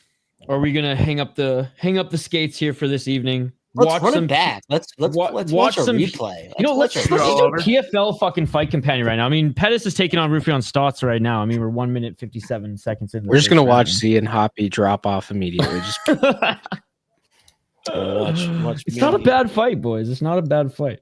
I'm a team guy. I'm gonna beat the fucking wheels off Mateo for cursing the Penguins. I'm gonna beat the fucking Christ out of you. I can't wait for Tuesday's show just to see that altercation. I'm gonna beat you with By then, I'll be numb to it. this Tonight. candle.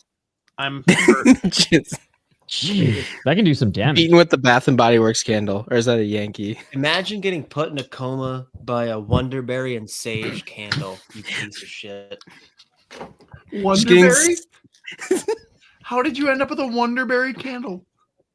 I don't know. I smelled the fuck out of it at Target one day. I'll I'll be honest with you. It was 9 a.m. and I got home at 5 a.m. and I was like, I gotta go to Target. Like, if I couldn't sleep, and I was like, that candle smells good. And then I was like, I need to leave. I'm begging you to never utter the phrase "smelled the fuck out of it" again. All right, I smelled the fuck out of this lavender and bergamot candle as well. Whoever made the Hillary Duff comment earlier is just putting their fists to the air. There's 4 of us here. How do you not know who brought up Hillary Duff? I don't remember. You idiot. You're getting fucking Wonderberry and Sage from the temple too, bro. Fuck you. Bro, I need a nap. Please put me to sleep. Z, hang on. We've already talked about doing the like got that dog in them, like do dog breeds. Yeah. I think we got to give players candles. Oh my god. Weirdly, that'll be significantly more insulting. Who's- That's a laugh. Oh my god. Who gets the sand? Who's gonna be sandalwood? Who's evergreen? Who's oh my god. Let's we could literally go down if I feel like this is like Christmas episode shit. Fucking Who'd be fresh linens? That's brutal. Like just soft. Fucking... All right, we should end this. Elias Pettersson is fucking that. Well, all right, I'll take it for free.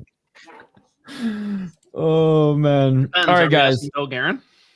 What time are we jumping? What time are you guys jumping on? I ain't fucking jumping on tomorrow. What time are you guys jumping on Draft tomorrow? Starts at I think 11 Central tomorrow. So I would assume what Z 10:30 Central, so 11:30 Eastern. Is that Sounds good to me. kosher? And no guarantee on duration. It'll be a vibe thing. Yeah. 100%. will absolutely be here through the Wild's pick. And beyond that, it could Put it this way, guys. done or Hoppy last year messaged me. He was like, "Oh, we're just gonna go on for like an hour and a half, whatever." And then the chat was so buzzing last year. yeah, we stayed on for a while. But you guys stayed on for like 2-3 hours, and I It's even a lot like tougher though when the Wild have a pick in the second and then not in the third. Like we don't have that thing dragging us True. forward. But I felt like the chat was just We'll like see. pretty great last year, regardless. Like obviously there's some, Lot of bots. it was Wild heavy, but The bots were buzzing. you just look AI at look at the X numbers and not the fucking YouTube numbers. The YouTube numbers are the Yeah. real ones. I was See, at a hard Isha, you give 0. lethal migraine shit. Like, just Dude, spit I in was facts literally right now. complimenting him. I'm just gonna hurt complimented people in a couple years with those thoroughness in a way where you were trying to hint that you don't agree with the things laid out in the thoroughness, and this is facts. I mean, Lethal and I have gone back and forth, but like I have nothing but respect for Lethal Migraine. All right, well, get a room. With fresh linen candles. Fresh linen candle. No Wonderberry. Maybe Yeah, Wonderberry. fuck and the sage. Wonderberry. What's all right? Fuck you too, bro. It's a Vetiver. great candle. Fuck off. I will agree with this. Enough shit celebrities announcing picks. Come on. The only good one was Johnny Gaudreau's wife and E from Entourage. Mateo. Samuelson was all right as well. I'll give it. Mateo, don't No think bias you've whatsoever. escaped the limelight, by the way. You sit back Oh. there quiet. I'm gonna beat the fuck out of you. You got James Hagens. You have no reason to be upset about anything tonight. I'm on. It's in. On He's your defending behalf. your honor. Bro, I got the Canucks got the highest floor He kid needs of a the, reason to be upset. He's using me as No, a reason to be upset. He's got the I'm 5-hour draft always- to be upset about. Listen, I'm always upset. Okay, I'm always having a bad time. I'm always this close. I couldn't think of a worse time than right now as well. All I right. need to get this You're here. 5 fucking hours. This is insane. Give me that. Yeah, somebody conclude this shit. I keep trying, and then you guys keep fucking taking off the rails. Do we got anything else that we need to get into? We're talking about we got draft tomorrow, guys. Rounds 2 Who to do you 7. think the best grapplers are at 1 a.m.? Oh, okay, let me fucking get into this, ladies and gentlemen. And Mikey Musa.